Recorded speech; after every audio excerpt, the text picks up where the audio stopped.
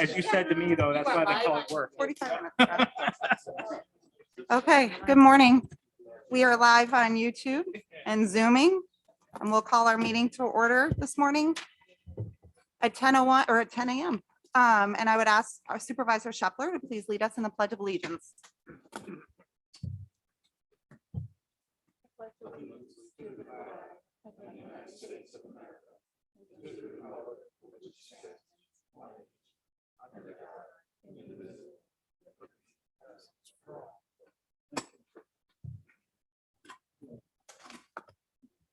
Thank you. I'll ask the clerk to do our roll call. Mr. Conover? Here. Mr. Leggett? Here. Mr. Diamond? Here. Mr. McDevitt? Here. Ms. Bramer? Here. Mr. Bruno? Here. Mr. Driscoll? Here. Mrs. Frazier? Ms. Smith? Here. Ms. Hogan? Here. Mr. Dickinson? Here. Mr. Merlino? Mr. Stroud? Here.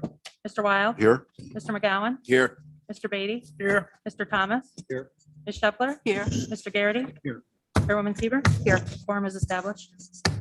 Thank you. At this point in time, could I please have a motion to approve the minutes of the October 15th board meeting and the November 5th special board meeting, which will be subject to correction by clerk of the board?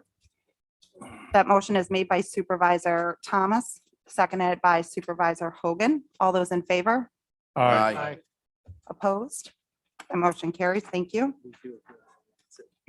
I want to just take a moment and thank everyone that's here today. I know we have a lot of public hearings and great public interest. In light of that, we also have an overflow room in our committee room where we are live streaming this meeting. So if it does come to the point where you want to be heard and you're watching it from the overflow room, you can, of course, come right in. But we wanted to make you aware of that in case you were more comfortable in a setting where we had additional space as well, which is right down the hall on the right-hand side.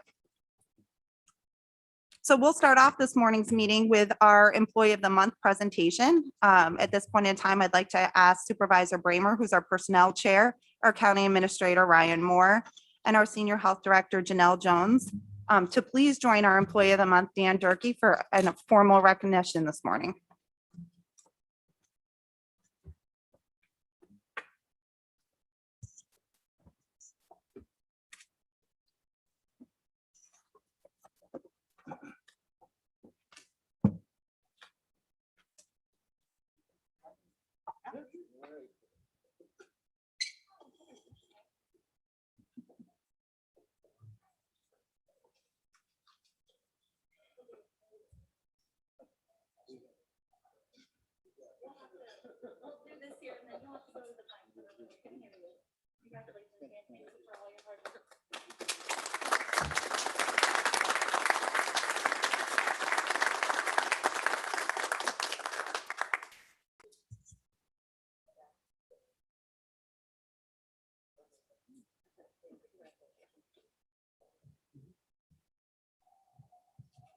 Congratulations, Dan. Just a little bit about Dan, for those of you that might not know him, which I know there would be very few. Dan graduated from Fort Edward High School and Potsdam College with a BS degree in community health. He started working with our agency in 2001 as part-time, transitioned to full-time in 2006, and we promoted him to 2012 as our senior health educator. Dan represents our agency and county in a very professional way. He's knowledgeable, provides a wealth of information and a variety of health topics for those of all ages throughout the community. He works closely with civic groups, organizations, creating presentations to meet their unique needs. Mr. Dan is very well known throughout the county and actually receives fan mail. That is a true statement. It's also very common for Mr. Dan's younger fan club members to run up to him and give him a hug and introduce their parents while he's out and about in the community. More telling than the evaluations and enthusiastic smiles is the feedback he receives from parents, telling them that many of their dinner conversations are about Mr. Dan's programs, what he says to do to stay healthy.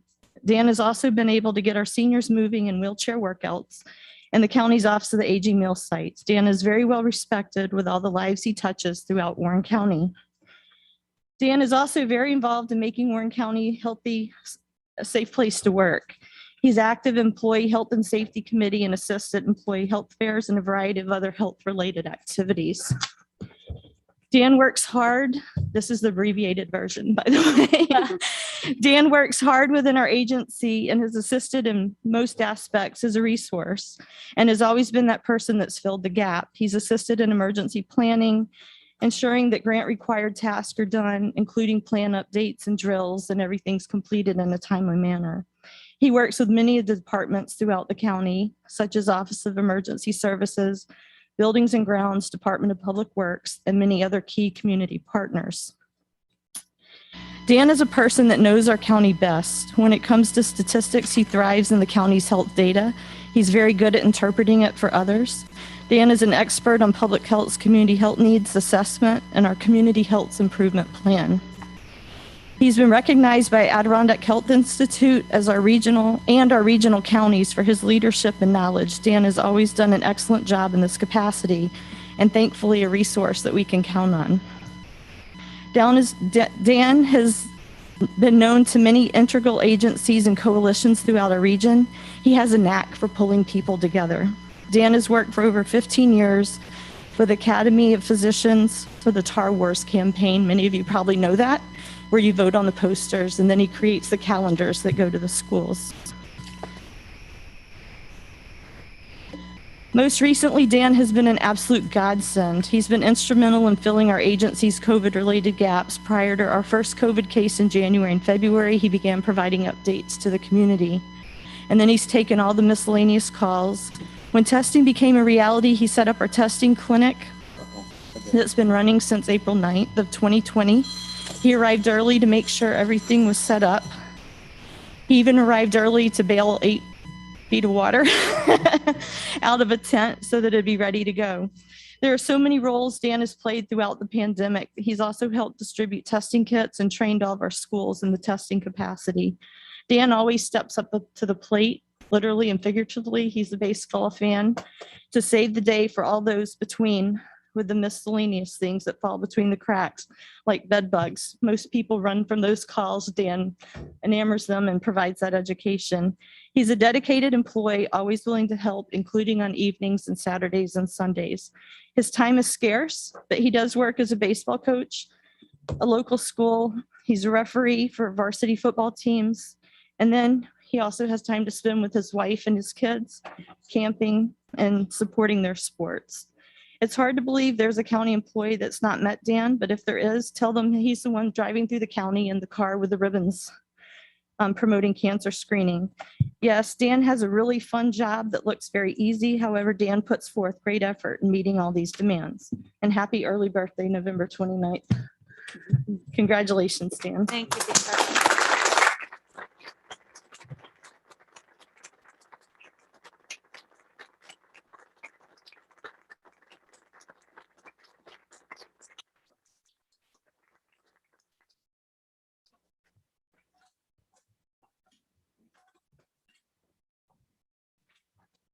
Thank you and congratulations.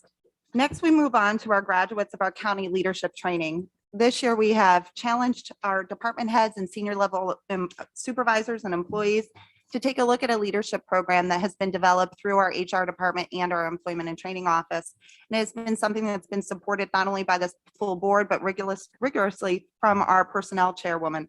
At this point in time, I'd like to recognize 3 more graduates which have taken the time, and I'm not sure if they're here in person today. If they're not, we'll make sure that we get these certificates to them from their committee chairs. But is Sandra Cameron, Anne-Marie Mason, or Valerie Weinshart here? Oh, Anne-Marie's here. Anne-Marie, come on up. But we will definitely, these individuals are from the Department of Social Services. Sandra is a senior resource clerk. Anne-Marie, of course, is our Office of Emergency Services Director. And Valerie is with Health Services and Assistant Director for Patient Services. On top of all their very difficult and time-consuming jobs, they have found the time to take this leadership training, which has been incredibly, I would say, it's an interesting process, but it's one that certainly has provided you with a lot of different tools. And we'd encourage all of our employees to continue to add these stackable credentials to their resume and these skills to their toolbox. So Anne-Marie, congratulations.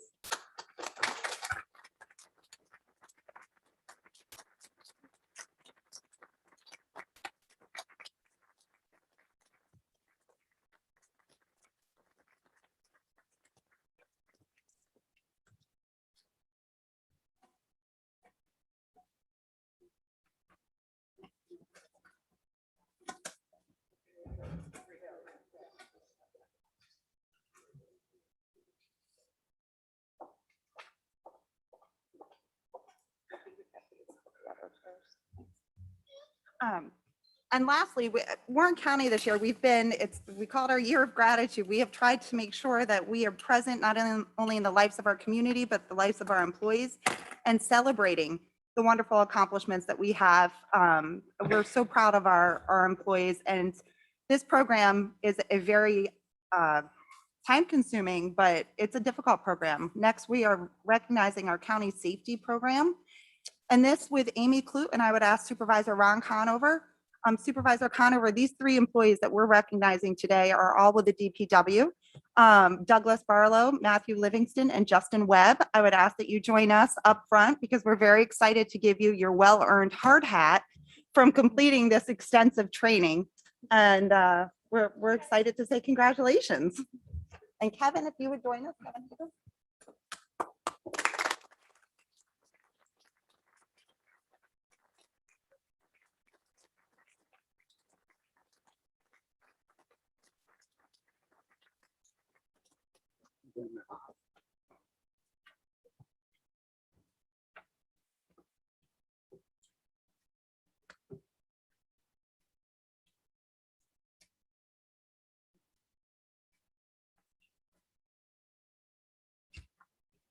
Amy, I don't know if you want to talk at all about the program briefly or.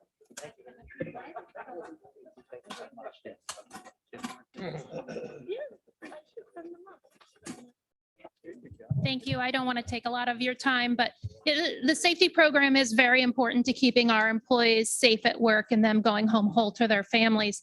We developed this program several years ago with our safety consultant, Needham Risk Management, and these gentlemen spent about 30 hours in training. We've had hundreds of graduates of this program at this time, and it's still going on. I send you guys all emails. So please sign up, please get your folks in, and everybody goes home safe from work. That's our goal. Thank you. Thank you, Amy. And great job with that program and continuing to recognize those graduates. We appreciate it. At this point in time, we have several public hearings on our agenda. And as it relates to the comments from the public, when we have public hearings, we take comment both by email, online, in person, any which way the public would like to provide us with their feelings on proposed laws. And I know that there are several comments as well that you'll put on the record, I assume, that we've got in ahead of time. There's a packet. Okay.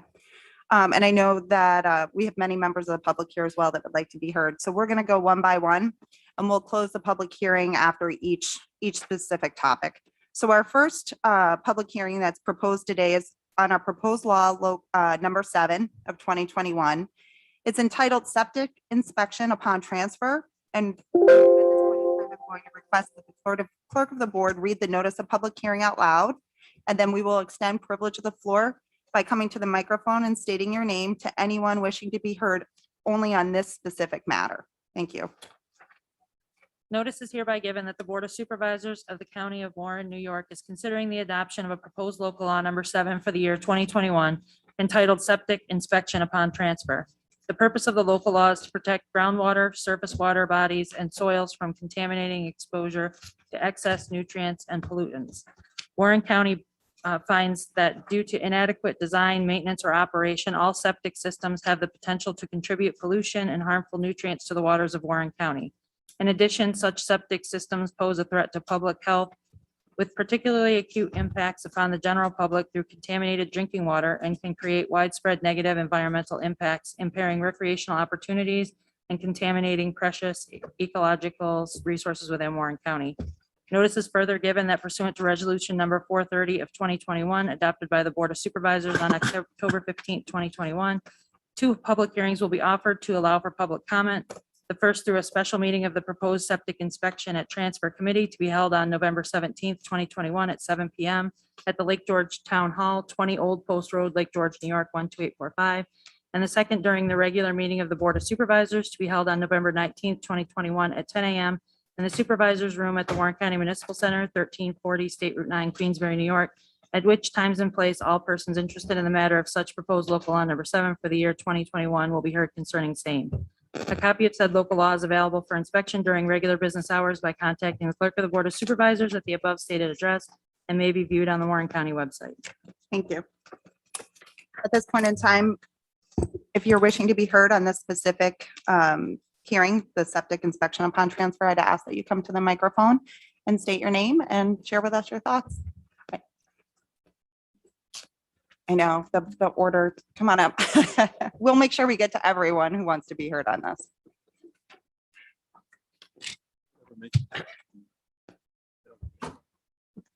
Good morning. My name is Tony Taverni, and in anticipation of this hearing, I had a laugh at my own expense. First time I did something like this was in the early 70s. It was in Herkimer, New York, and it was a Herkimer County Board of Supervisors. Since then, I've had 40 years of public service working for the local government, state government, and the federal government, either as an employee or as a consultant. And I appreciate the opportunity to speak here, and don't hold all that government experience against me, please. I'm president of the board of directors of Friends Lake Property Owners Association. Okay. And I'm going to start with a visual because I'm going to tell this in a story kind of way, but I'm going to make some very important points, I hope. So we're all on a rocket, and Elon Musk is driving the rocket, if you will. And we look down in this quadrant of the state, and we see these beautiful jewels because the sun is hitting them just right. There's great pendant, and around it, all these little diamonds. That pendant is Lake George. Those diamonds are the lakes. Friends Lake, Loon Lake, Schoon Lake, the other lakes around here. I'm sorry, I'm a little nervous. I'll forget the names of those lakes. I've done this a lot, though. Great. And this County Board of Supervisors, I believe, is the superintendent of those lakes. You're responsible for the lakes. You point to the federal government, you point to the state government, but you enforce the health laws, you enforce the zoning laws, and even the transportation laws. You're responsible for the salt that's put on the roads, and you do a good job. But you're also aided, and I can speak at least in Craig's district, you were aided by very active lake associations.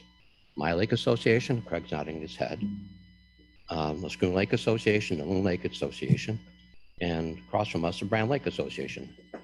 I think we do a good job. Craig thinks we do a good job, so I think that's very important. So looking back at what we've done in Friends Lake, we participated in the Citizens Statewide Lake Association program going back to 1990. I can tell you that over those 30 years, there has been no degradation based on what we sample in Friends Lake. In fact, as an unpaid consultant to Craig, I wrote a report for him a couple of years ago now, and I found data going back into the 1930s, and the water quality, as we measure it, has not changed for almost 100 years now, okay? However, something's amiss. We had an algae bloom in 19. We had a second algae bloom in 20. We've had 3 this year. Now, it's quite easy to say, that's global warming. That's outside the ambit of this organization. Well, you see these stories. You see, I think I read about I get this stuff in my news feed every day now. I think I saw 530 square mile algae bloom in Lake Erie. I've read about algae blooms in the Bering Strait and the Gulf of Alaska. I've read about algae blooms in other lakes, particularly in the Finger Lakes, which I'm also familiar with. So something's going on. But there's a fundamental question. If it was all outside your control, then every lake in the Adirondacks would be demonstrating algae blooms. We don't see that. In fact, a neighboring lake, to my knowledge, Brant Lake, has not had an algae bloom. Now, when I discussed this with Matt Simpson, who I know, and you know Matt's sense of humor, of course, he took all the credit and placed all the blame on my friend across the way here. But I'm going to say that again. Why does Friends Lake have a bloom? And why does Brant Lake not have one? One more time. Why does Friends Lake have a bloom? And why does the other lake not have one? That question now is being analyzed by the U.S. Geologic Service. They have taken 12 to 15 different samples of the summer and into October, Bar Lake and on the other lake. They've also taken samples, part of their study, on Caroga Lake, East Caroga Lake and West Caroga Lake. I forgot which one has and which one hasn't had, but that study is going on.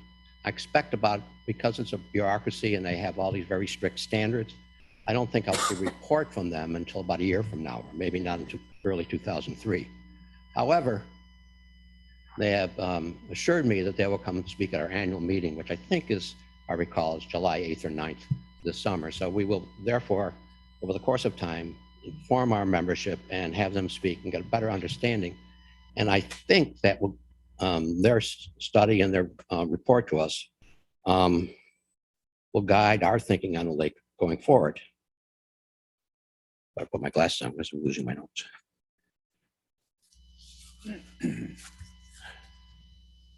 And Tony, I did want to let you know, may I call you Tony? Of course. Thank you. I did want to let you know, and I neglected to say this at the start.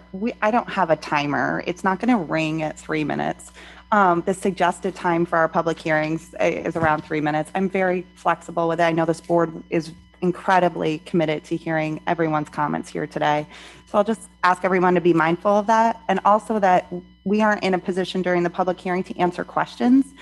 This issue will be debated later on today and discussed, and we have lengthy meetings, so it may not be for a while.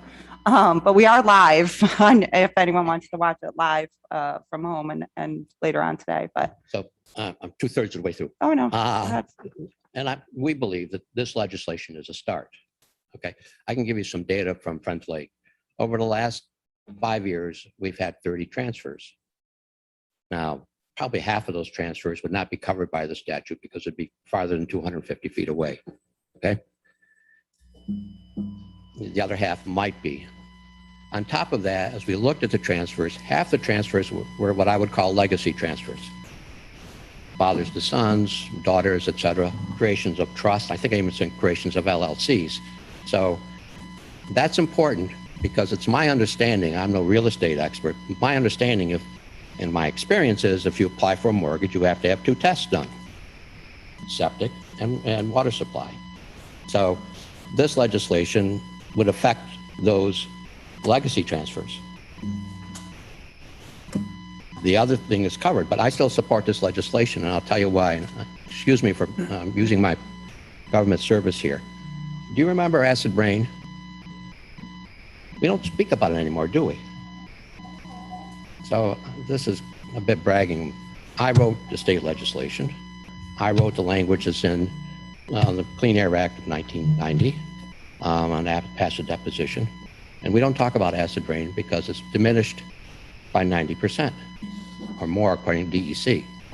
Now, I'm not taking credit for that. The credit for that goes to all the institutions for years before, including the institutions I work for, DEC, spent a lot of time on that issue. So it was not that controversial when it came before the state legislature or Congress, because there'd been so much information, people had been educated. There was a real symbolic impact of all those discussions. So I favor this legislation and other legislations that you may adopt because it gets the issue out there in the public. What we're trying to do really, I think, is convince the property owners that they have a responsibility, not just the ones that are transferring property. They have a responsibility to have their septic tanks tested and cleaned. Now, we put that in we do 4 or 5 newsletters a year and letters to them, but it'd be so important if just you guys keep talking about this issue. Frankly, I'm less concerned about the details that you do, but the conversations that you have, and that they're covered by the press in the back of the room, and it's continuing on this issue. That may be more influential than anything you guys can pass or the state government can pass, because it's going to fall down to individual responsibilities. Now, I have a couple ideas. They're probably half-baked, but it doesn't matter. It's just to have the conversation. So you're getting money from the federal government, as I understand, seeing things in a post-star. I'm going to call them Biden bucks, just to make it short, okay? So I'm going to suggest that you contemplate taking some of those Biden bucks. You have a program now to assist, I think, in certain sections of the county, to assist in upgrading septic systems. I'm suggesting you to look at that program again, take some of the Biden bucks and extend it to the entire county, and maybe you have to reduce it from $15,000 to $10,000. I don't know if this is a good idea or not. I didn't go through your finances. I'll leave that to you. That's your second thing. Lake George Commission just had a study done. You might want to set aside a few bucks, okay, on a matching grant basis for smaller lakes, like the 3 in Craig's district and your other districts, to match Lake Association monies to have those studies completed, okay? That's a different way of thinking than I see this, this legislative body do. So I've mentioned one Democratic president. Now I'm going to read a quote that I think applies here from our most famous, probably our best president. The dogmas of the quiet past are inadequate to the stormy present. The occasion is piled high with difficulty. We must rise with the occasion. As our case is new, we must think anew and act anew. No politician has ever gone wrong, quoting Abe Lincoln. That's President Lincoln's words, and I hope you consider them carefully. Thank you for your time. If I may, we've set up a committee. I was looking at this, and the president of that committee is here. And instead of, I think it would flow better if I asked him to do that. Can I have that permission from you, Of course, Madam Chairman? of course. And thank you for your ideas. And I know our chairwoman of the ARPA committee will be very interested in reaching out. It's Bob DeLuca. Yes, He's of on course. the topic of this. Yep. Bob, why don't you- Feel like I'm cutting the line, but. Yeah. That's okay. We haven't really formed the line yet. We know it's long.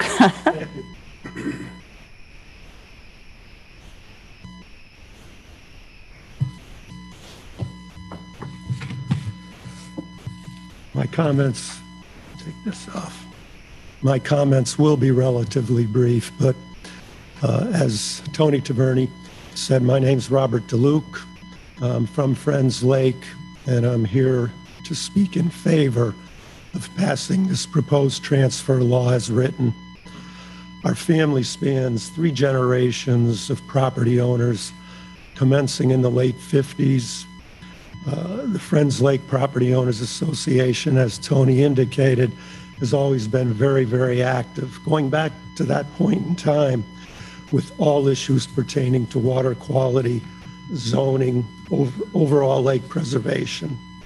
Specifically, as it relates to water quality, we've conducted yearly testing on the lake, initially for coliforms, but expanded to invasive species. We have a very active invasive species committee chaired by another member of the team, the committee that Tony referenced, Bruce France. He's been on the lake since before us, late 40s, I believe. We've all taken formal training on the recognition of invasives. In addition, we'll have professionals that we hire to come in and do professional surveys. And to date, we have no invasive plants in Friends Lake. Why do I give this background? It's really just to emphasize the point that the appearance of algae is a new and alarming occurrence. Again, as Tony said, commenced, I think 2019 was the first bloom. So there's a clear record here of a history of not having blooms. It's almost ironic we've been spending all this time and effort and training on invasive plant species, and up the algae comes up and hits us in the back. In any event, the committee referenced, we're pursuing several initiatives on our own, because this is not just about the septic law per se, but we're going to ramp up our voluntary testing, the tablets that we use going way back, and they would, turn up areas where we would eventually realize there were a few more coliforms there. We're going to learn from other lake associations. We've had outreach. Lake George in particular has been a terrific resource. We're going to learn as much as we can about the science. We're going to educate our people beyond just our members, but to go to all property owners and just do everything that we can besides the passing of this law, which we're supporting. What this will do, and I guess this is my largest point, is to put in place a legislation that will bring an awareness and an accountability to the forefront as it relates to these failing on-site wastewater treatment systems and their relationship to algae formation. It's clearly the science is pointing to that nutrient source, fertilizers, other things that I'm sure you're all aware of. We feel that this law is a first step forward in addressing the complexity of solving and controlling the algae problems that we're facing. I live streamed Wednesday night's meeting, Septic Law Committee, and there were many excellent suggestions put forth. Attorney Bramer in her remarks indicated that their committee had previously considered many of the suggestions that were made the other night. So, it's not that these suggestions haven't been taken into consideration. They clearly have. But in the end, they produced a document that they felt was a compromise. And that's the consensus of our committee. It is a compromise, but it's necessary and an appropriate one. We have started somewhere in dealing with such a complex problem. You can build on that. Laws can be changed. It happens every day. They can be amended.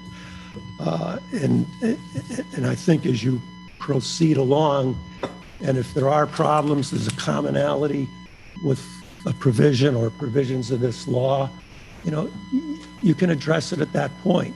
To me, that makes a lot more sense than trying to anticipate every conceivable part of a law before it's actually enacted. I dare say, if you spent some time, you had for example, going back to the other night, Wednesday night, say every one of those statements was incorporated in suggestions. You come back to another public hearing, you would have another list of suggestions. So you've got to start somewhere. Finally, if you want examples of what can happen when action is not taken and you kick the can down the road, so to speak, look at Saratoga Lake. Look at Ballston Lake. People are familiar with Saratoga, not so much with Ballston. They're actually on the endangered water list and have been for a while. They're improving since they've dealt with issues of septic. They've also got, they were voted, sewers are being placed, and so that, we don't have that. Friends Lake and these small lakes. Lake George, of course, is a different story, and they're fortunate. So in any event, you think about the economy of this area, and tourism is just such an incredibly important part of it. Ballston Lake, it's not, yet they've had an impact locally to their economy. In conclusion, just want to thank Chairman Bramer, her committee, the Board of Supervisors for all their hard work. I mean, obviously, there have been hours and hours and hours put into this, and I truly hope that this law is passed. Thank you. Thank you. Yes, sir. Whoops.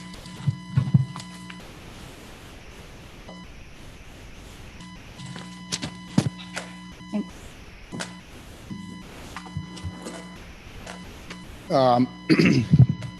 My name is John Carr. Some of you heard me speak on Wednesday about this subject. If I bore you with repetitive stuff, I apologize.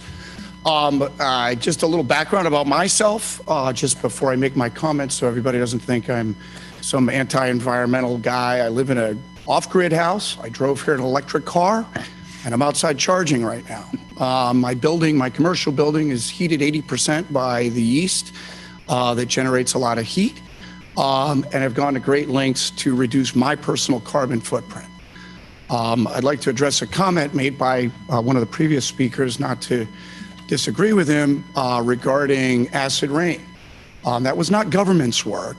That had to do with the price of natural gas versus the price of coal. And the price of coal became more expensive than natural gas. I'll get to why natural gas became so cheap in a minute, and it had nothing to do really, well, I guess it could have to do with government, but it had to do with economics and those individual choices.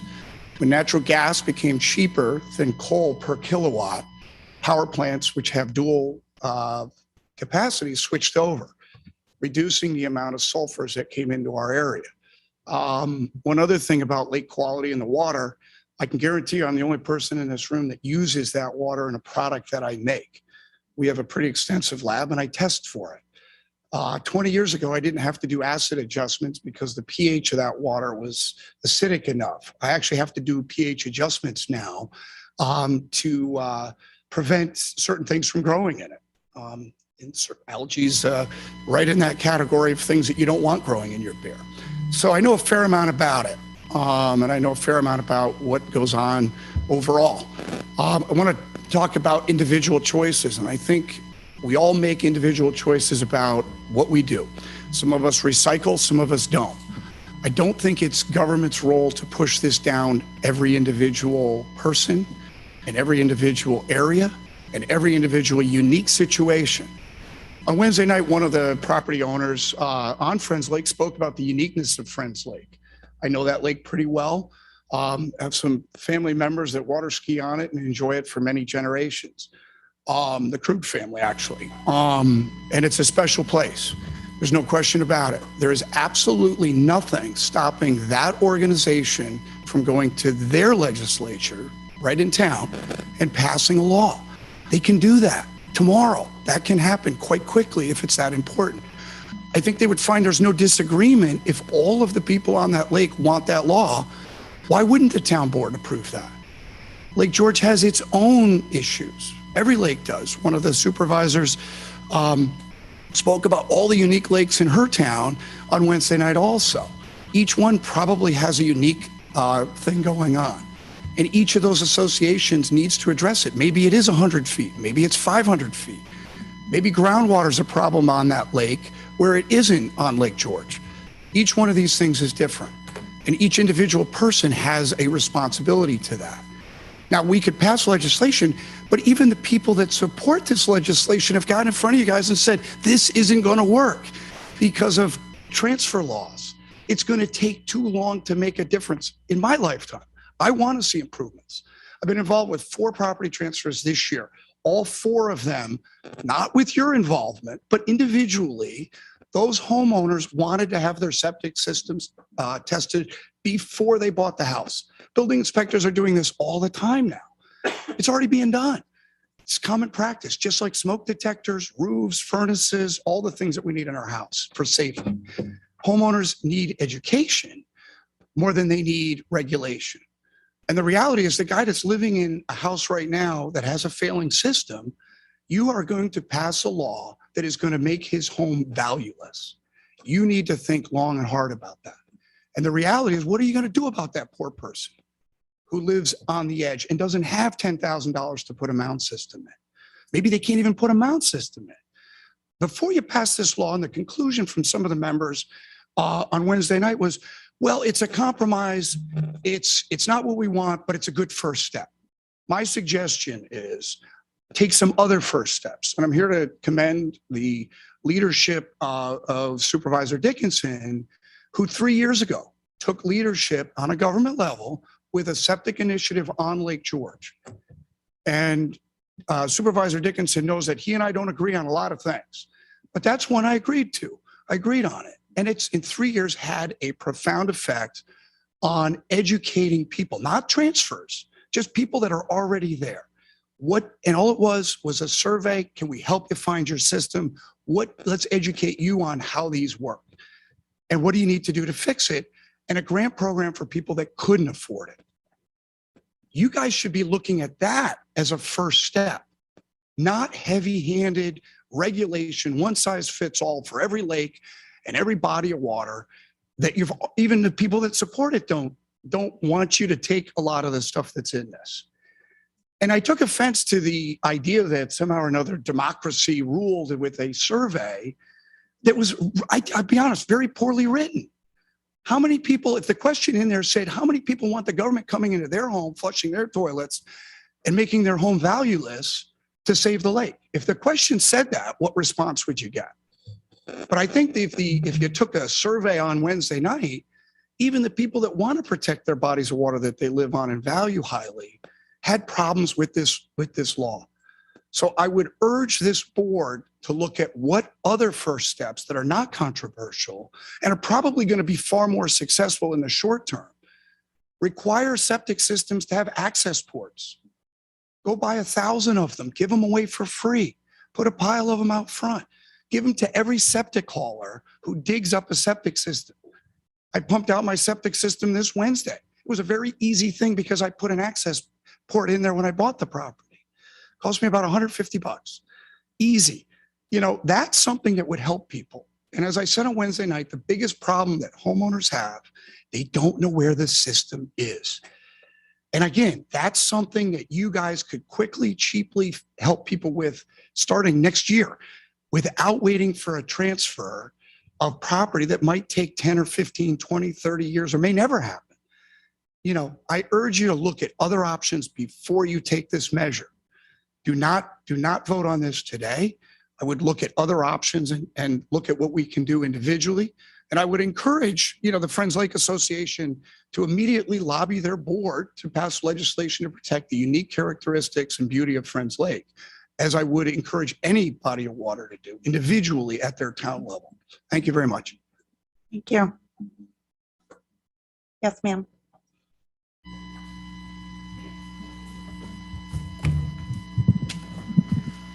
Those are all good speakers.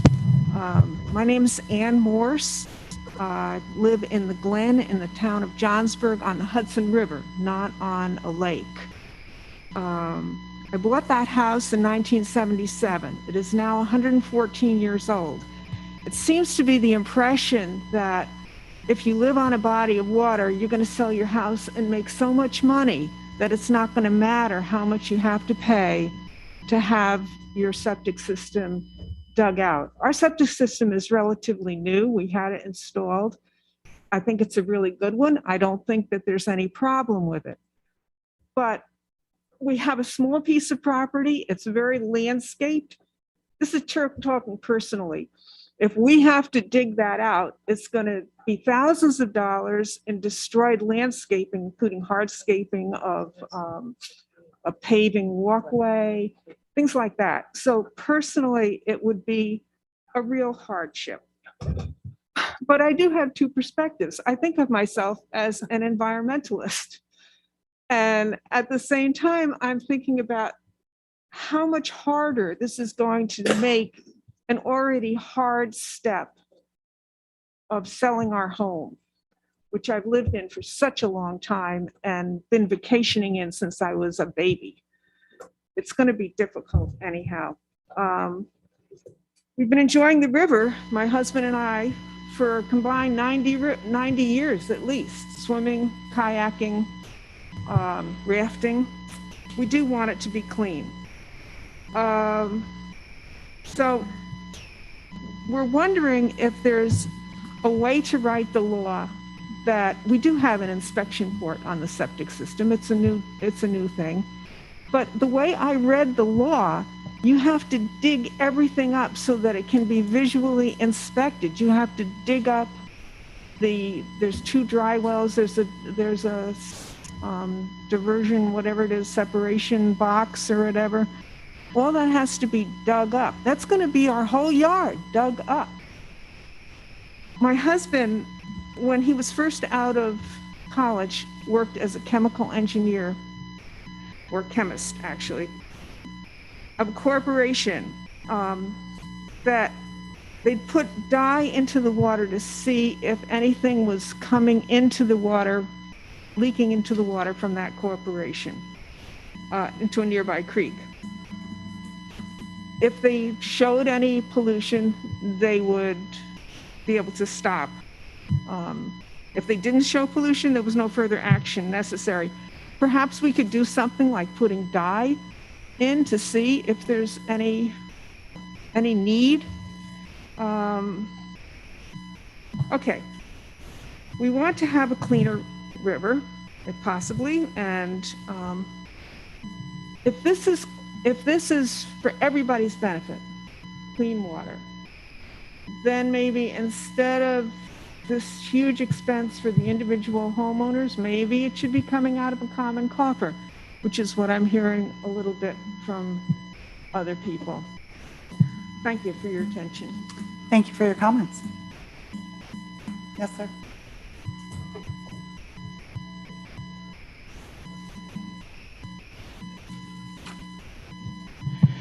You're probably gonna get sick of hearing about Friends Lake, but this is a real personal thing to me. I'm Gary Abeel, seasonal residence at 232 Indian Springs Road. Comments at your last month meeting were, lose the lakes, you lose the county. True. Of course, you're gonna lose tourism, you're gonna lose income taxes. or taxes, put it that way. It's better to act now and find out we should have acted sooner. True, because before it gets totally out of control, you're going to have sickness or whatever down in the water. People wonder why some don't. Some needs all bodies and tributaries. True. One fix is, but if the one guy fix his, but the next guy out of your area doesn't fix his, what good does it do? All right? That's my opinion. Another one said cost. True. You own a house, you have maintenance to pay for, either sewer costs and taxes or private septic pumping and replacement. The regular, or the early part of this thing when you started was have regular inspections to protect the environment and public health. True. The inspection on transfer is a nice idea, but the town of Chester has had theirs since 2005, and nothing has done one bit of good to about 600 feet of shoreline. In 2 years, gone from a normal to a forest of filamentous algae mat, which traps air and causes what looks like Christmas tree plantation on the bottom. Others are coming because the thin mat is already started to spread in other places around the lake, not just this one area, but around the lake. Only on transfer is too long a time period. When people pour grease from cooking, who knows what else, and use tremendous amount of water down the septic that is not pumped for 10 years or not even designed for the use it gets. These are owners who are members of the association that gets letters telling them about pumping their tank to keep their system clean. Some have been there more than 15 years, others a lot longer, and admit that they don't even know where it is, and evidently don't care because I don't see any result that they've even tried to look. In this case, the original owner had, in this case here that I'm going to talk about, the original owner had it installed in the 80s, sold the property in the mid-90s. And I got this screwed up. The septic system on there, the guy didn't even know where it was. Finally, me and other neighbors got him to go ahead and get it pumped this last summer and that. When the guy had it pumped, hometown told him it was probably 80% full of solids. They had another problem with this. The house is near the water, and it's on an ejector pump system now. That ejector pump system where the ejector sits is probably only 75 feet from the lake, if even that. That area was always wet, even as before they ever started to build down there. All right. Now, where the pump is located, that's got a steel tank on it, put in the 80s. God knows what that looks like down there, because they had to fill it with water to sink it to get it in there. All right. But he had it pumped, and everything looked all right when he's pumped. I didn't see where he had any backflow or anything else when the guy was pumping. And being on an ejector pump, pushing everything back up the hill, with that thing 80% full, God knows what he's done to the dry well next to it or anything else. If he's ever had any, big dumps in there where it really pushed water out through. And that is just one of them. The owners come from cities, buy the properties, don't have any idea what they have bought, and the rules of the town, county, and the APA. Contacted DEC, and their answer was, if no visible proof, in other words, a stream running down into the lake, they can do nothing. Friends Lake isn't the only one. Sent an email to Senator Steck. He says the state has looked into it, but it's done nothing because of the cost. Well, then I guess it's okay just to make potty holes out of all the lakes, and who really cares about the clean water? The loss of property values will be, as a car dealer has said out here many times, huge. But places that are being built with assessments of over $1 million, some almost 2, on what I even call what I own is what I even call as a tear down, with an assessment of $426,000, all right? On 1/3 of an acre of land where the next septic system is only going to be a total pump out. So, and even if you were to sell it, it's tear down. What kind of a building are they going to be able to put on 1/3 of an acre of land? So who's going to really want it? So now I got this potty hole out in front of my place, all right? That's going to knock the price even down. Back in the 60s, some of you wouldn't even been here then and that, but the area was getting really populated and the state started looking into it. The towns, the counties weren't doing the job that they thought they needed for environmental controls and the rest of it, and your APA was formed in the early 70s. People said it was too strict, hurt homeowners, because they could not sell the property with the restriction and every other thing you can dream of. Well, time has passed, and I hate to think of what problems that would have developed today. I really don't like big government, but since the people won't do what they should, I don't see any other way when a few can be ruined by so many. Thank you. Thank you, sir.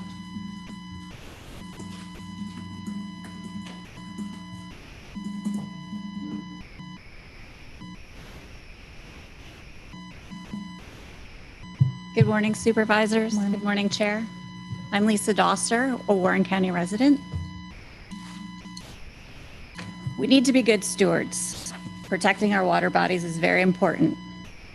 If this law is adopted today, realize as we go forward that we remain flexible in revision.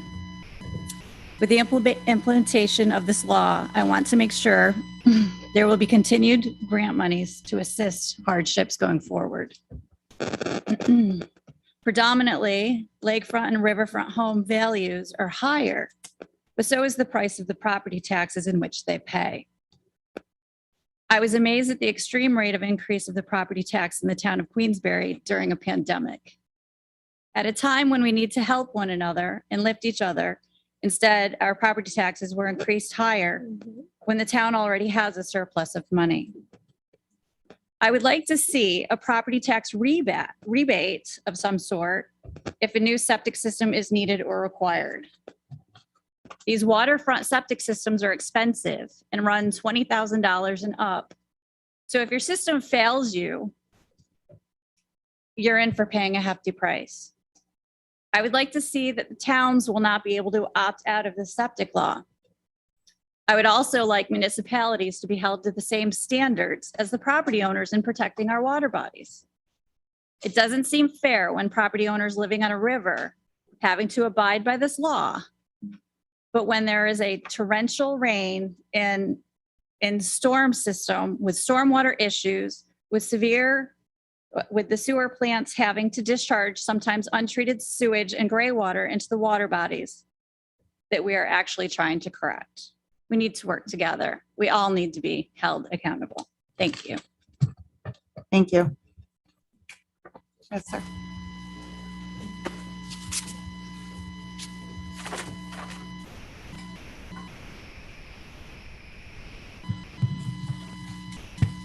Good morning. My name is John Caffrey. I live in Glens Falls, and I'd like to urge the board to adopt this law as a first step towards protecting the water quality of our lakes.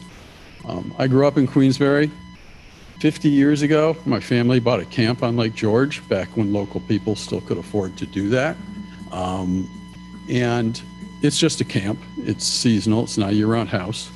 But we've managed to hold on to it for 50 years. It wasn't always easy for us to do financially. But what we have done twice is replace the septic system. When my parents bought it in '71, in the first couple of years, they built a new septic system. I hate to think what was there before that. It certainly wasn't really a septic system. And this one had an actual leach field and everything. But about 15 years ago, we realized there might be a problem with it. The water table seemed to be high. In the spring, there'd be a puddle, sometimes even ducks swimming on it. And then we started seeing gray water coming out of the ground, and we knew there was a problem. So we sucked it up, and we spent over $30,000 to replace the system with the largest mound system you ever saw because the water table is so high. We basically lost our backyard to it. Nobody made us do it, but we did it because we thought it was the right thing to do. And my point is not to tell you my family history, but that if you live on a lake, it's a privilege to be able to be there. And you shouldn't complain when you have to spend money to fix your septic system in order to keep from polluting the lake that other people use, enjoy, and swim in. And nobody has the right to pollute the lake just because they can't afford to do it. If you need to fix it, you'll find a way. There's lots of ways to fund these things. Whether it's a government grants, like some towns have, whether you get a home equity loan, whatever. There's ways to do it. The water quality on the Lake George is certainly getting worse. There's algae where we never had algae before. Something needs to be done. This is just the first step because a lot of places don't turn over that often.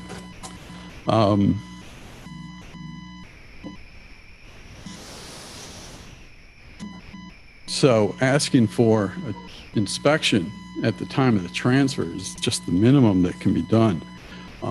I think the board should amend this to remove the opt-out for certain towns.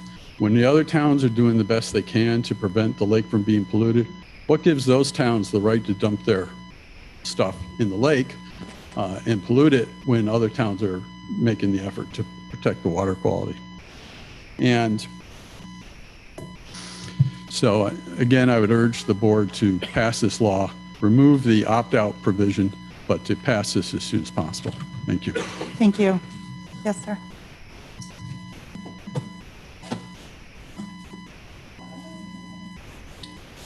Good morning, everyone. My name is Richard Morse. I'll be very brief. Seems like all I'm hearing people talking about is lakes. And in the newspaper, for years, I've been reading about the damage happening to lakes. I suggest you amend this law to focus on lakes. And then if you can get this up and running, if there is a need to address the river, the Hudson River, the Schroon River, then you can focus on that. But there's no demonstrated need that I know of right now. There is a need for lakes. I suggest you focus on lakes. Thank you. Thank you.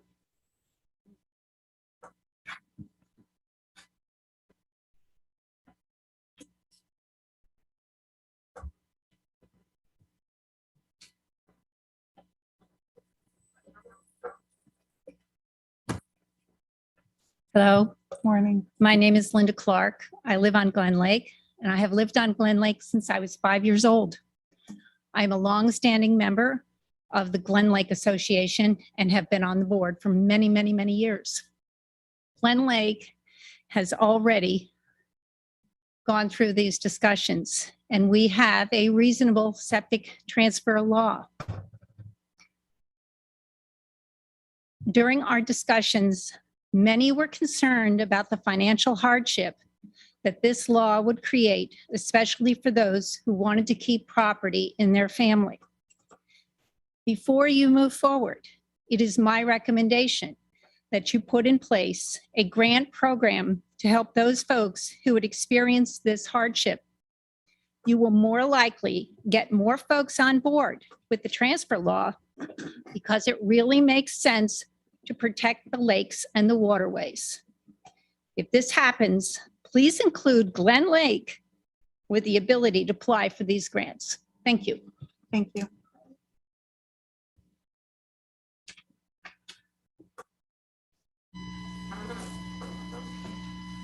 Yes, sir. Good morning.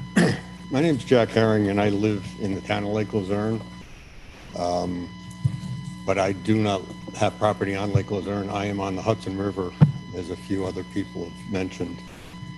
I'm not a betting person, or a gambler, but I would bet that there's probably not a person in this room right now that doesn't want to see clean water or septic-free water,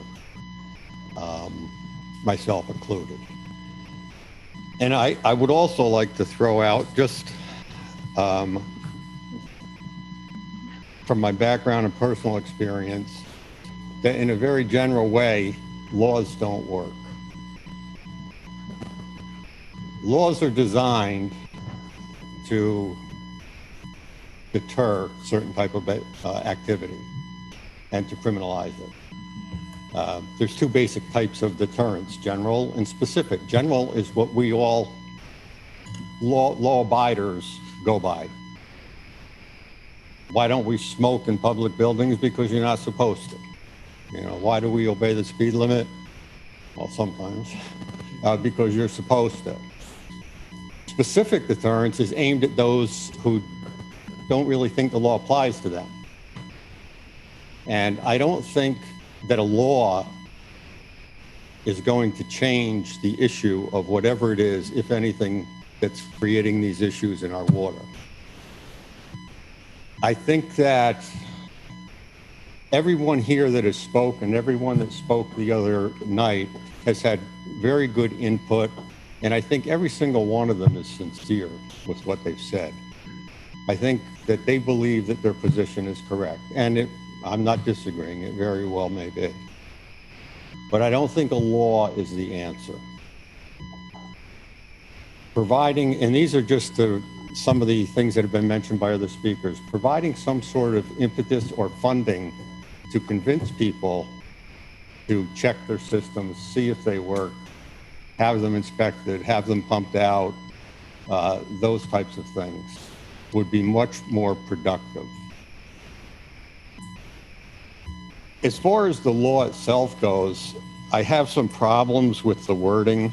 I mentioned when I spoke the other night about the compliance section, where the code enforcement officer is authorized to come inside your premise, and that their permission to do so is presumed.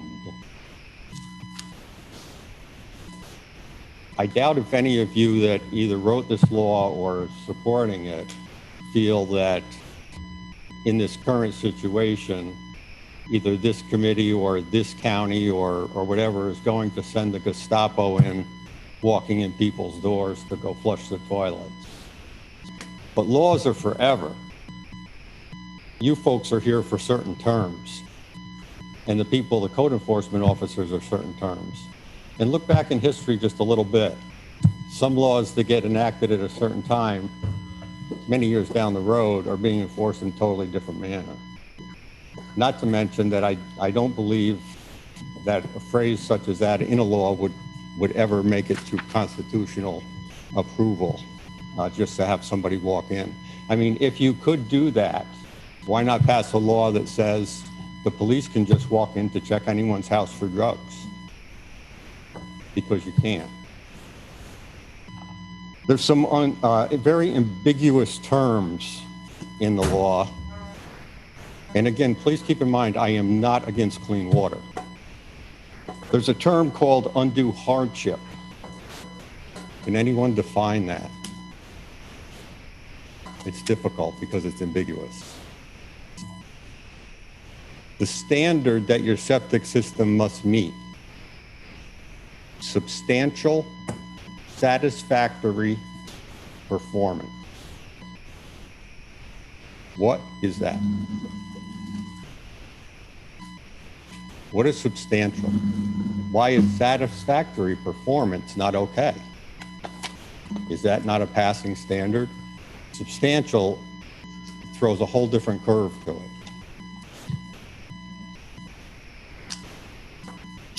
There's a lot of issues I don't feel have been addressed at all and will pop up immediately if this law is passed.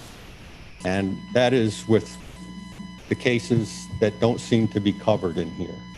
The area of the Hudson that I live on is heavily populated. I'm right by the confluence of the Sacandaga and the Hudson where they meet. And of course that runs all the way down to Corinth. It's about a 5-mile spread.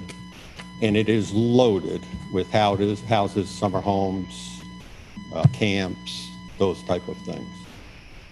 And I think it's probably safe to say that very few would meet a 250-foot setback. And it's also very safe to say that there's probably well over 100 of them that can't even make a 50-foot setback. What do we do with those? How does this law work for them? How do you inspect the septic system that's 20 feet from the water? How do you tell someone they can't have that when they only have 20 more feet to work with, which still can't be near the water?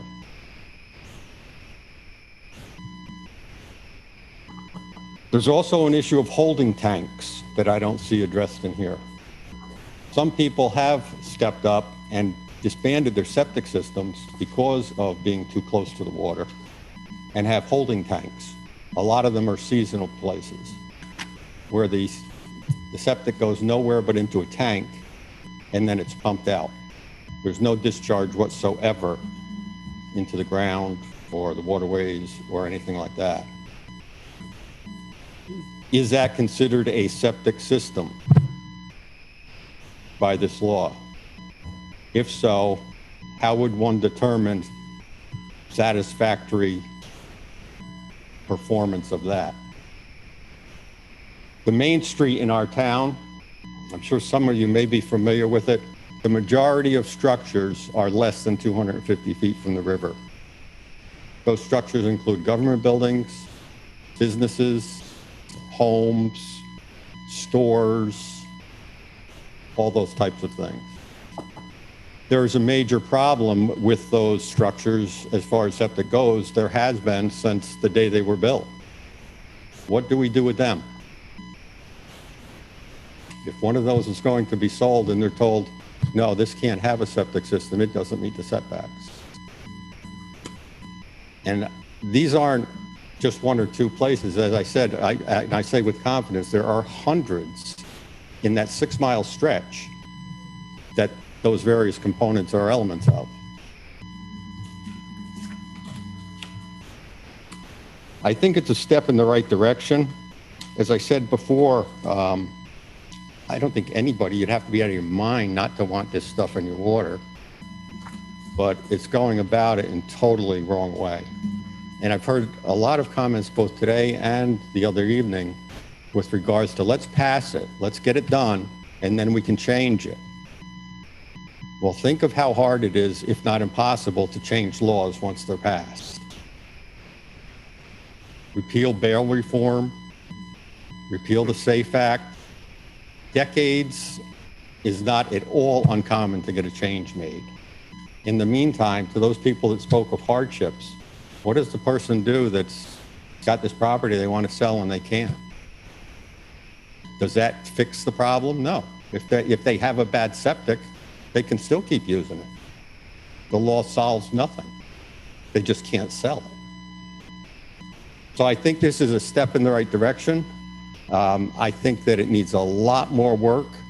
It's reassuring to see so much public input. And I would encourage you to not vote at this time, but to take everybody's comments into consideration and delay this project and formulate another manner of attack. Thank you. Thank you. Yes, sir. Sir. Okay. Thank you.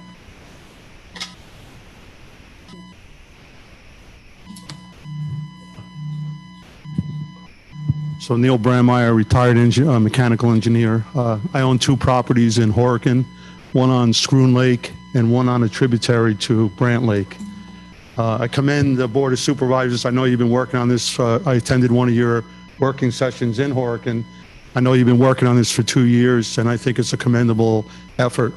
I do think reducing pollution due to wastewater systems is very necessary.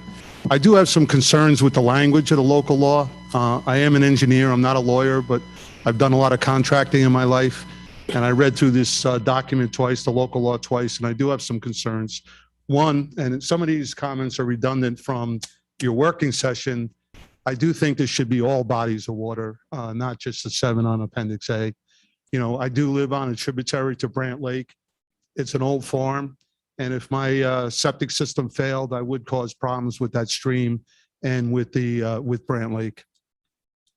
Two, as I mentioned in the working session, I'm not sure how this pertains to alternate systems. We heard a gentleman speak about holding tanks. You have incinerator systems where everything could be above ground. The incinerator could be above ground. The holding tank could be in a basement. You know, does that require an inspection, and how would that be handled? The third item that I had a question about was, is remediation contingent upon transfer of ownership? So I assume real estate contracts will either have a new inspection clause for septic tanks, or this will be under the contingency clause of inspections. I put my house up for sale and the system gets inspected, it fails, the buyer backs out because it's a contingency clause, and now I decide not to sell my property. Do I still have to remediate? And then lastly, I was speaking to a friend who is a civil engineer, he's a PE, he designs septic systems. And one of his comments was, because he's come across this in other towns that have already enacted their local laws, how do you do these inspections without damaging the system?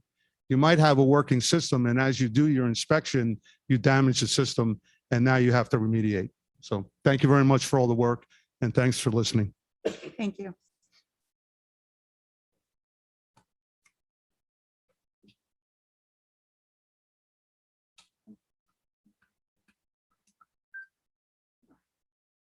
Hello, my name is Travis Whitehead, Queensbury, and a septic transfer law is not a radical idea. There are septic transfer laws statewide in many of the states that border our state.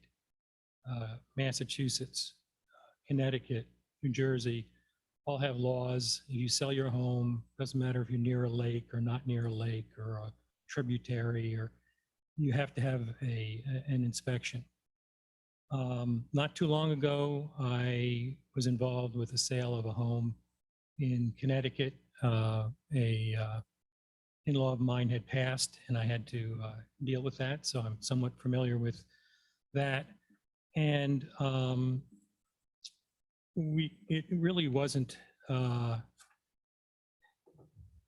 anything that you would be. It's something that should happen. What actually happens is the person that would pump your system, maintain your system, merely has a form to fill out, and then that gets filed with the clerk on transfer. If there's a problem, he will not give you a passing grade. You'll have to go ahead and do things with it. But it requires no inspection beyond, that from a town official or a county official or anything like that.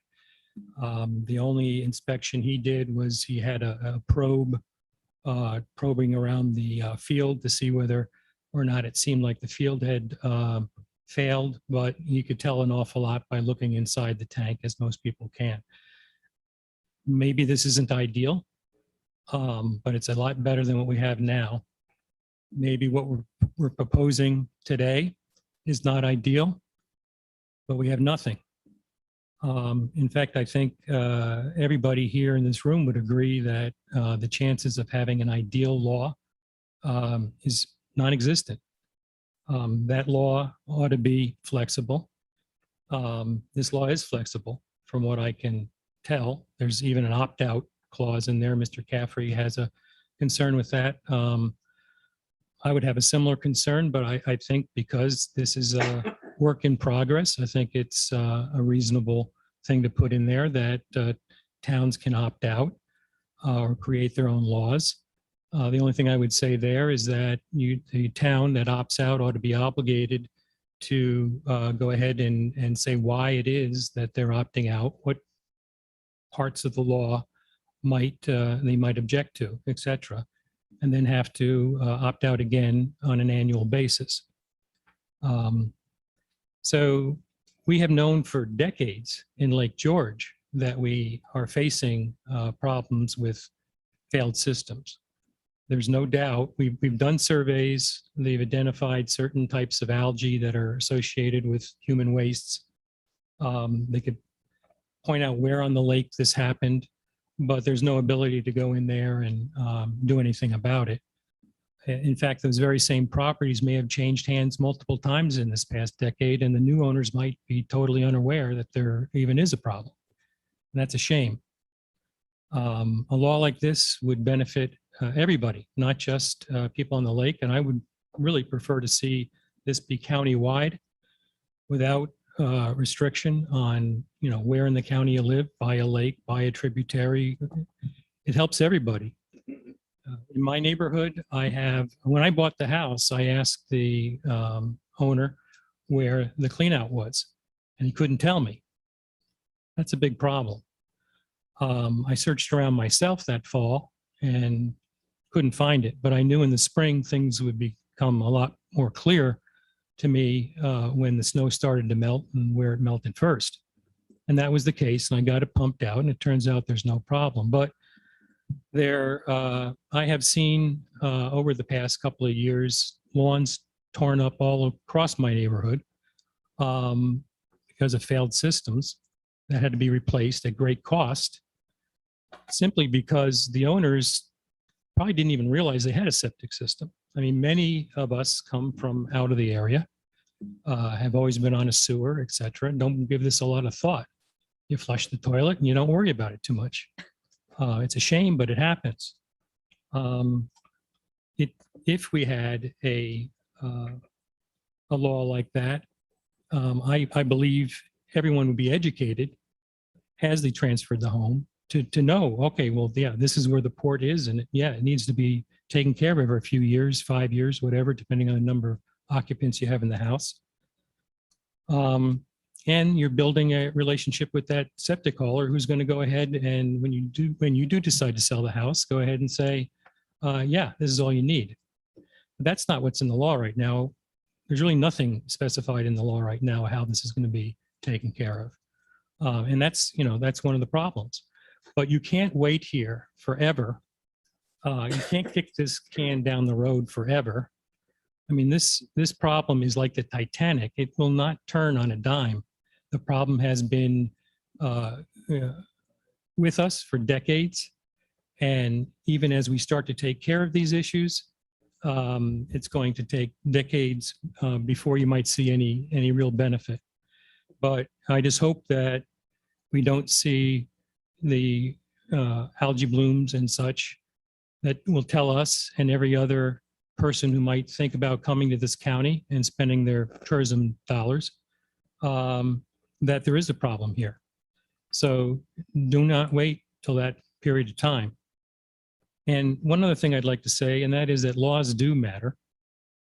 Someone earlier said that the improvements we see with acid rain had nothing to do with legislation. Well, you can look at the Federal Clean Air Act of 1990, and you'll see what they did on limits for sulfur dioxide emissions.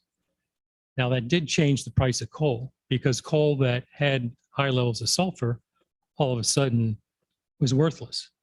And that coal that didn't have high levels of sulfur became very expensive, maybe more expensive than natural gas, which also doesn't have the problems with sulfur. So, but it was the legislation to put limits on the sulfur dioxide emissions, which caused the sulfuric acid, which caused the problems we have.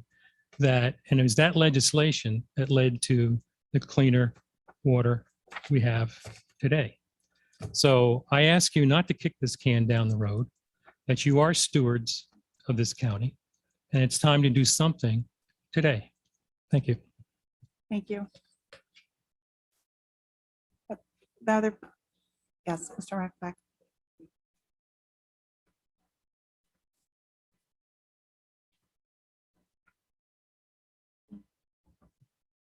Good morning, Madam Chair, members of the board.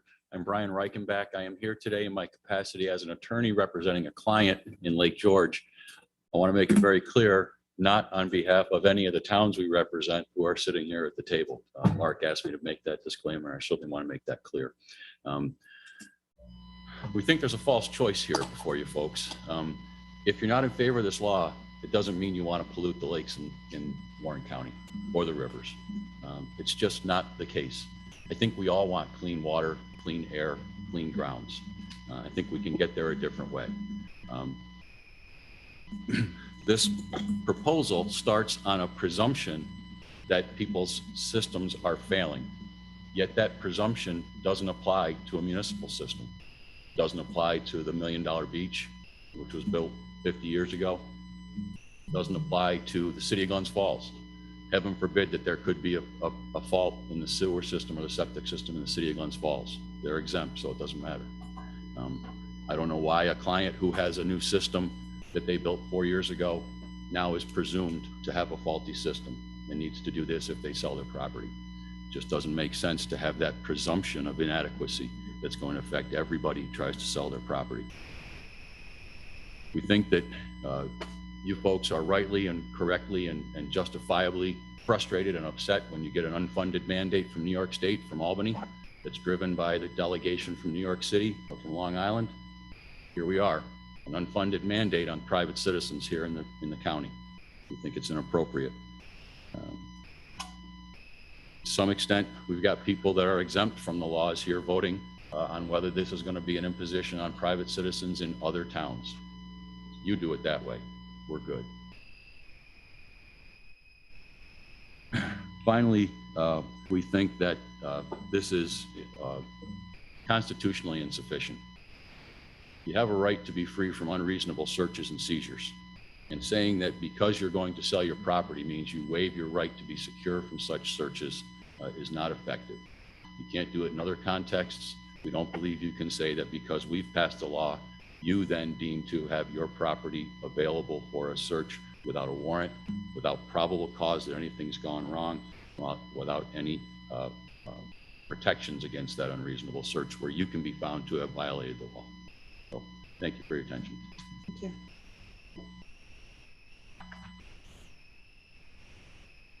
Anyone else?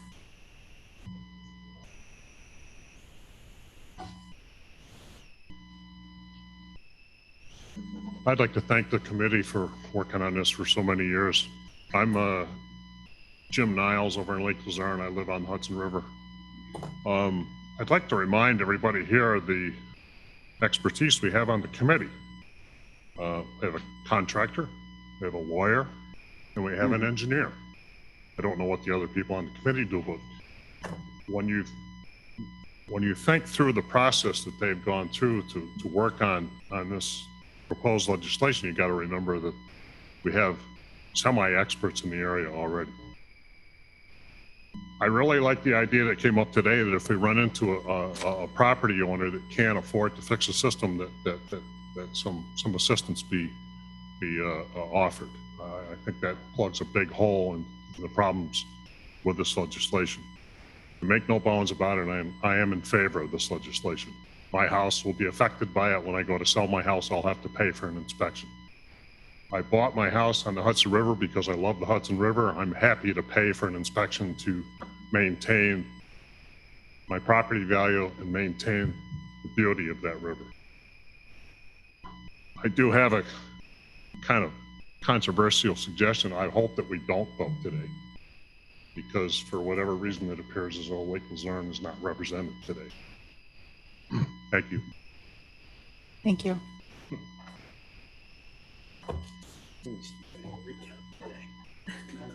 there anyone else wishing to be heard on this? Yes, sir.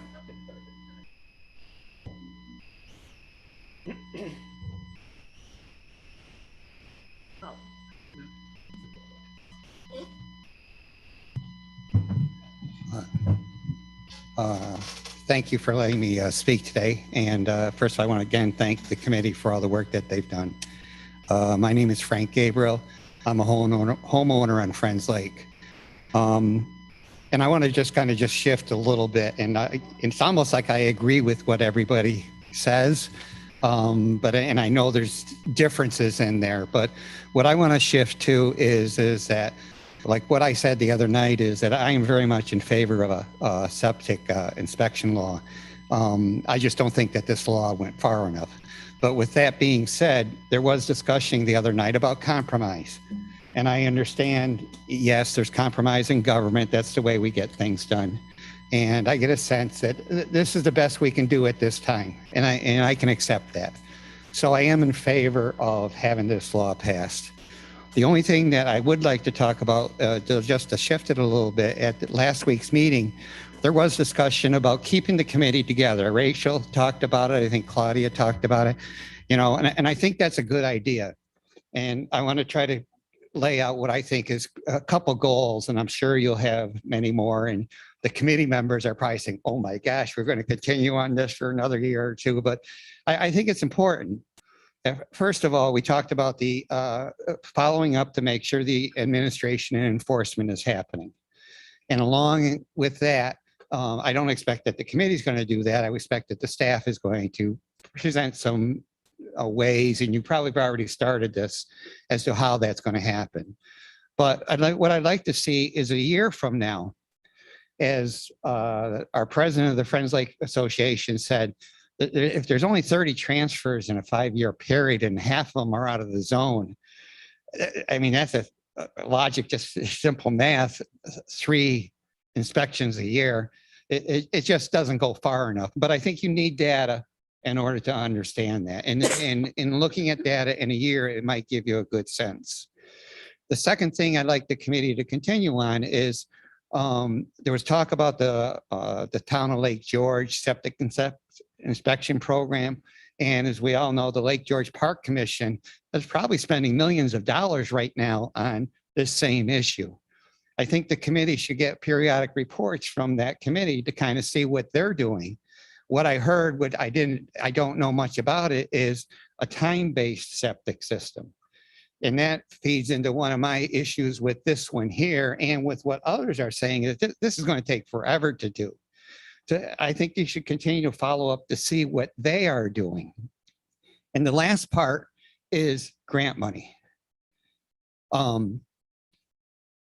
The federal government just passed this huge infrastructure bill. I would have loved to see in there $5 million given to Warren County so they can do a complete assessment of all lakefront properties, very similar to what is done with the town of Lake George. I mean, that's how I know, like Craig says, our community is not a rich community. There's not a lot of excess funds, but you have strength in numbers here. I mean, Senator, is it Schumer or I don't know what he is. Schumer, I believe a few years ago, provided significant money for water testing or other resources. I mean, start now. Let's start getting, as a community, a budget together. Have the towns hire a consultant and share in the cost of that consultant to put together a budget. And then as a group, with the number of people that we have here to address, this is a serious issue. You wouldn't be talking about it if it wasn't serious. The Lake George Park Commission wouldn't be talking about it if it wasn't serious. Get grant money in these gigantic bills. And we know if we can't get anything in this bill today, there'll be another one. The government likes to spend money and say we're doing good. Attack it today as a group. Hire a consultant who knows what they're doing to put together the funding, and then constantly pressure the government and even state to provide funding to do a comprehensive study. Okay, we don't know what the conditions of the septic systems around the lake, but we do know they're old. We do know algae is becoming more of a problem. But start today so that in a year from now, okay, there's millions here to help the towns here to do a complete study. Thank you very much for your time. Thank you. Is there anyone else in person that wishes to be heard? Good morning.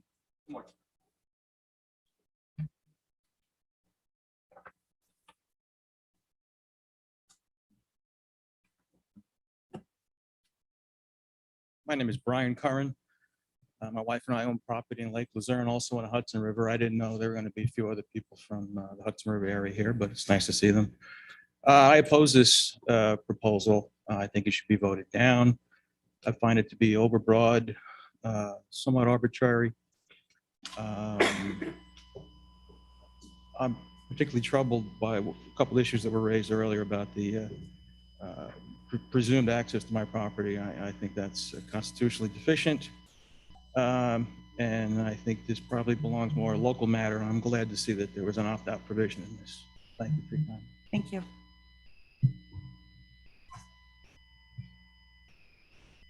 Anyone else in person? Okay, hearing none. Mr. Lehman, do we have online comments for our public hearing regarding this particular proposed law? Good morning, Chairwoman Seymour. We do have a couple online comments here. One from a person identifying themselves as Kate Lapham. Thank you for creating this remote option for participation. This law is an important practical first step in protecting our lakes and waterways from sewage contamination. I hope that it will pass as a first step and this board will continue to build on it to further protect the waterways, lakes, and wetlands of Warren County. Another possibility for sellers who cannot afford repairs would be a concession to the buyer with a requirement that they bring the septic system into compliance within a specified time after closing. And that was all from Kate Lapham. We also have a comment here from a user identifying themselves as LG Girl. I am far more interested in a sewer system that surrounds Lake George, paid for by the county/state that places every homeowner on the system. It is the only real solution to saving the lake. And that's what we have online. Thank you. Again, there were many other comments that were emailed in and sent in, and our clerk has made those comments available. So at this point in time, I will close the public hearing as it relates to proposed local law number 7. We'll move on to our next public hearing. That is a public hearing open on proposed law number 8 of 2021, entitled a local law amending local law number 2 of 2021, establishing the Office of Emergency Services for Warren County. And at this point in time, we'll request our clerk of the board to read the notice of public hearing. Notice is hereby given that the Board of Supervisors of the County of Warren, New York is considering the adoption of a proposed local law number 8 for the year 2021, entitled a local law amending local law number 2 of 2021, establishing the Office of Emergency Services for Warren County. The purpose of this proposed local law is to amend local law number 2 of 2021 to remove language requiring Warren County Board of Supervisors approval of certain personnel appointments, including the appointment of the Hazardous Materials WMD Coordinator, which is created through this law, and removing the Fire Coordinator oversight of the Warren County Cause and Origin Team. Notice is further given that pursuant to resolution number 431 of 2021, adopted by the Board of Supervisors on October 15, 2021, a public hearing will be held by the Board of Supervisors in the Supervisors Rooms located in the Warren County Municipal Center, 1340 State Route 9, Queensbury, New York, on November 19, 2021 at 10 a.m., at which time and place all persons interested in the matter of such proposed local law number 8 for the year 2021 will be heard concerning same. A copy of said local law is available for inspection during regular business hours by contacting the clerk of the Board of Supervisors at the above stated address and may be viewed on the Warren County website. Thank you. At this point in time, is there anyone here in person that would like to be heard on the proposed local law? Seeing none. Mr. Lehman, are there any online comments regarding this? Good morning. No, there are no online comments regarding this public hearing. Thank you. At this point in time, we'll close the public hearing on proposed local law number 8 of 2021. Our next public hearing before us this morning is declaring the public hearing open on proposed local law 9 of 2021, entitled a local law reapportioning the weighted vote of the Warren County Board of Supervisors amongst 20 members.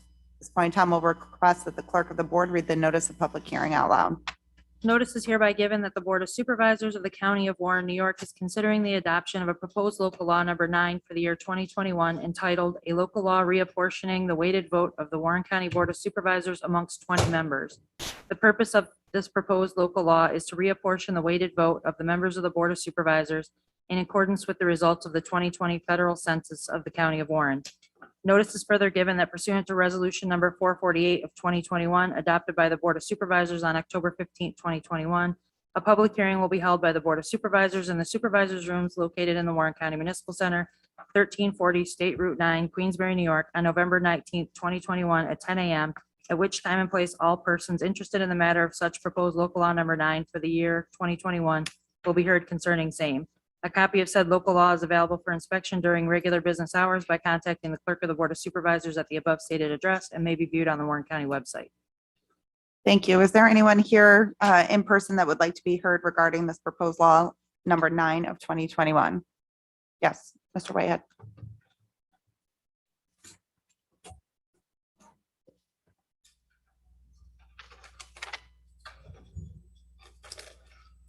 Travis Whitehead, Queensbury. Regarding 20 supervisors, 21 supervisors, clearly 20 is more than enough. It's clear that it's difficult for even 20 people to agree on anything, as we can see on this septic law that's just been discussed.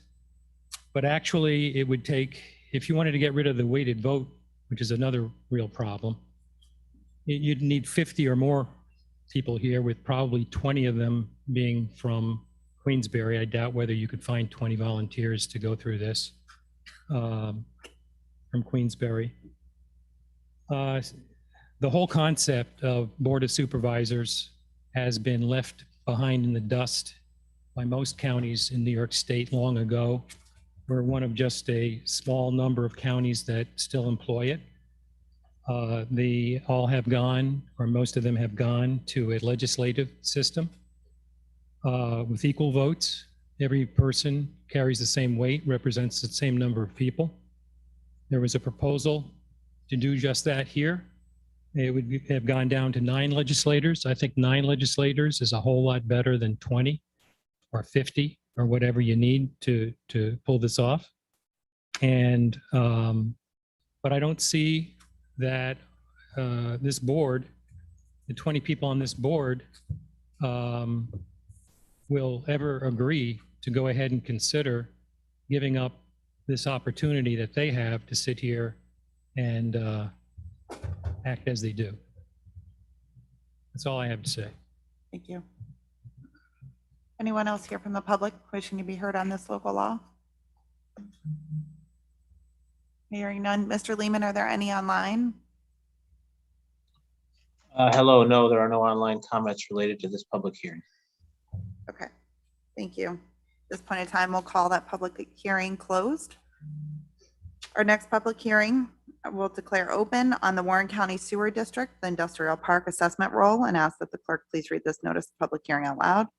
The Warren County Sewer District Industrial Park has completed its annual assessment of the cost of the increase and improvement of facilities apportioned to the Warren County Sewer District by reason of the intermunicipal agreement for South Queensbury, Queensbury Avenue Sanitary Sewer District.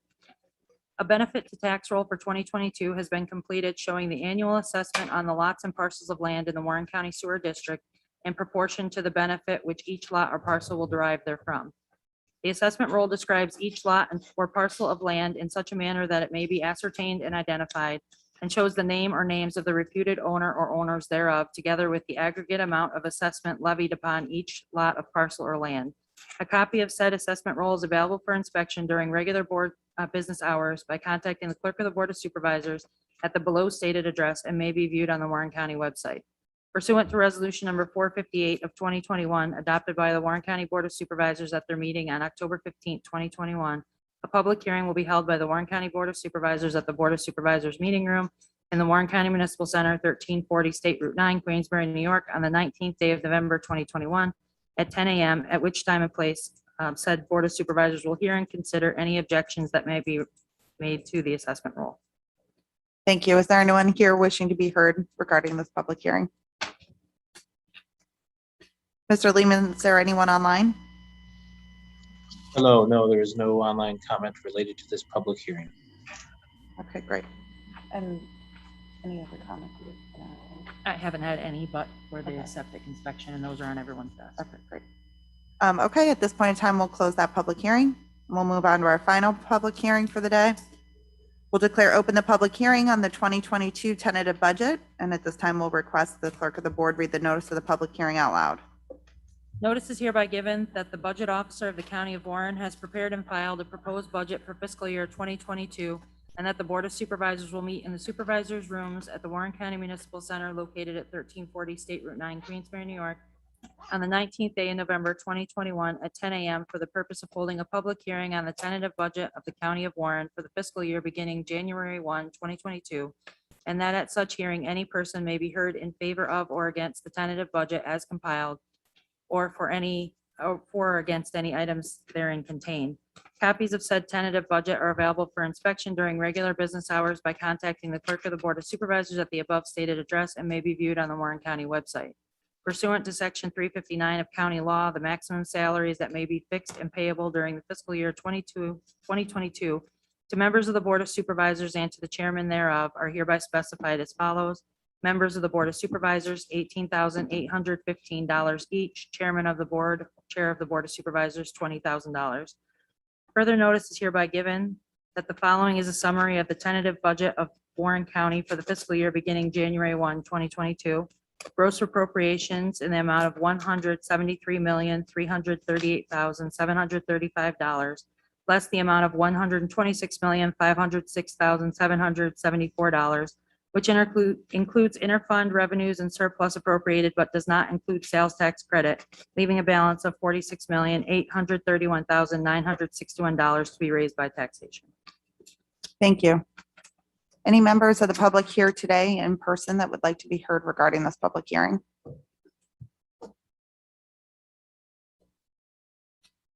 Mr. Lehman, is there anyone online? There is no comment on this public hearing online. Okay. All right, so seeing no one in person or no one online, we will close the public hearing as it relates to the 2022 tentative budget.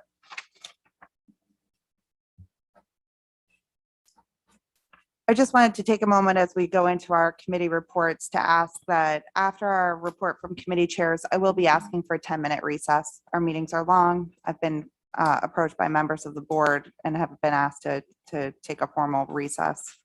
And that seems to be a good spot to do it. So that being said, for those that are here in the public, we have a privilege of the floor right before we start debate on resolutions. You'll of course be asked for any comments before that privilege, before we start debate on resolutions. So those comments are limited, again, with a suggestion to 3 minutes, but limited only to the resolutions before us on the floor. Towards the end of the meeting, we have privilege of the floor and public comment. Once again, we'll go to our public first, and that privilege of the floor is on any topic. And again, we would just ask that you have it limited or as close as possible to the 3 minutes at that point in time. So that being said, report by the chair.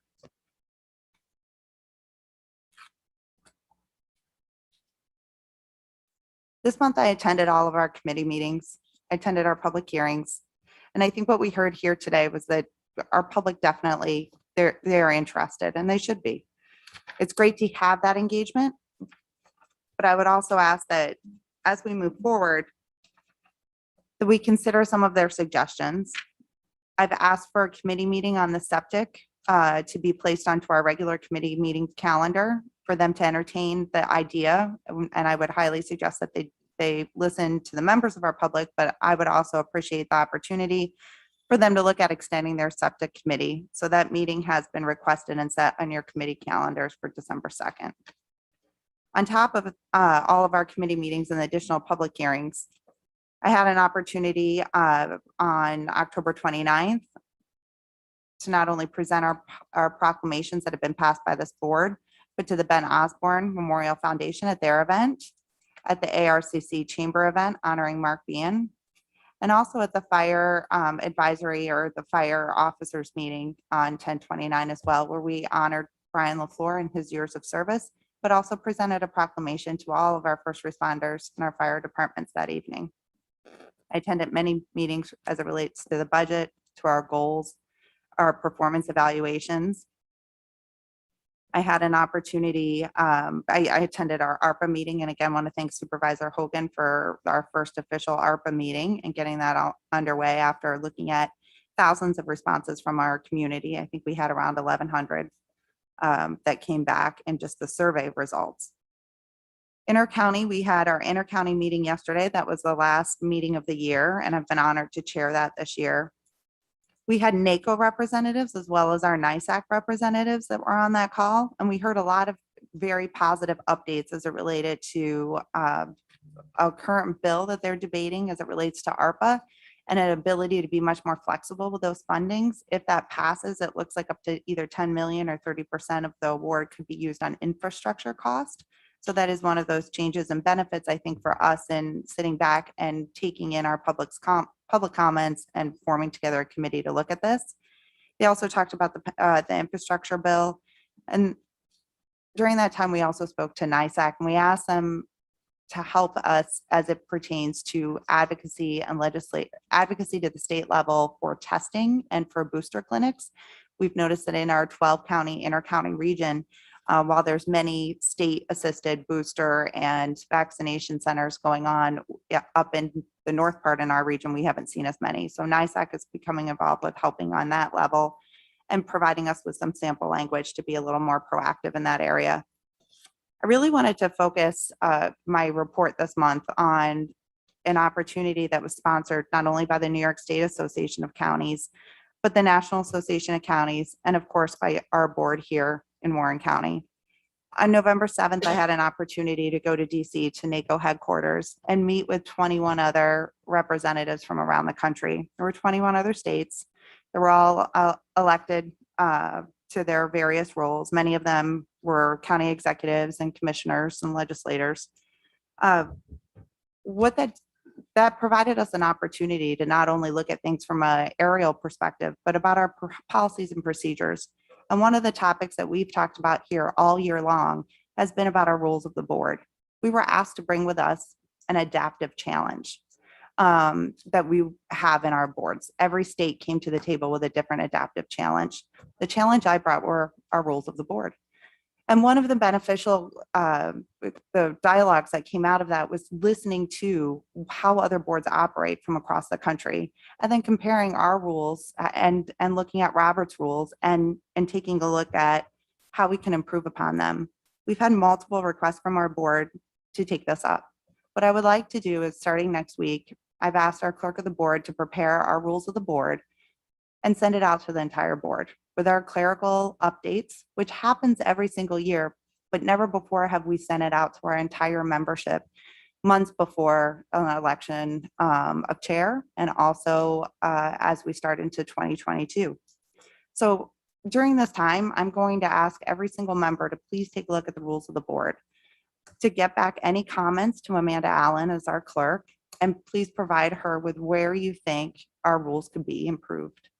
In the past, this has just been a decision that's been made by the chair, by our county administrator, and by our county clerk and our county attorney. Of course, every year we vote on these rules. This year, we've had a lot of time to be able to get caught up to speed on Robert's rules and how our rules of the board impact those. An idea came up about talking or having a committee look at the governance study. You know, we go out for many other studies, and it is very common in other places in this country to have, and many other boards, to do a governance study, to take a look at how effective our rules are and to take into account all of our perspectives. There's been requests made to look at municipal home rule. That request has been fulfilled. I know that our county administrator is happy to talk about that process, but we're also going to put that process in this email. It's a lengthy one, and it is one that we've confirmed will probably, if passed by the board, whether it be at the end of this year or the beginning of next year, you're still looking at a June at the latest possible date to entertain that, should the board decide that they want to move forward with asking for a municipal home rule. And we hope that in the process of providing all of this information to you, that you will be able to take an opportunity to really study those rules, to look at them and provide us with quality feedback on what you would like to see happen.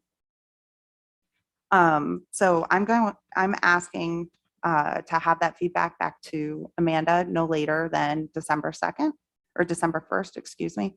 And then we'll compile everyone's feedback into a chart, and we will also ask any incoming members on the board as well to take a look at these rules. They will affect our incoming members as well. That will then be voted on, as we all know, in January. So this board will have a very difficult time tying in another board to the standing rules, since they are voted on every year for what we agree to be our conduct and our rules and to abide by.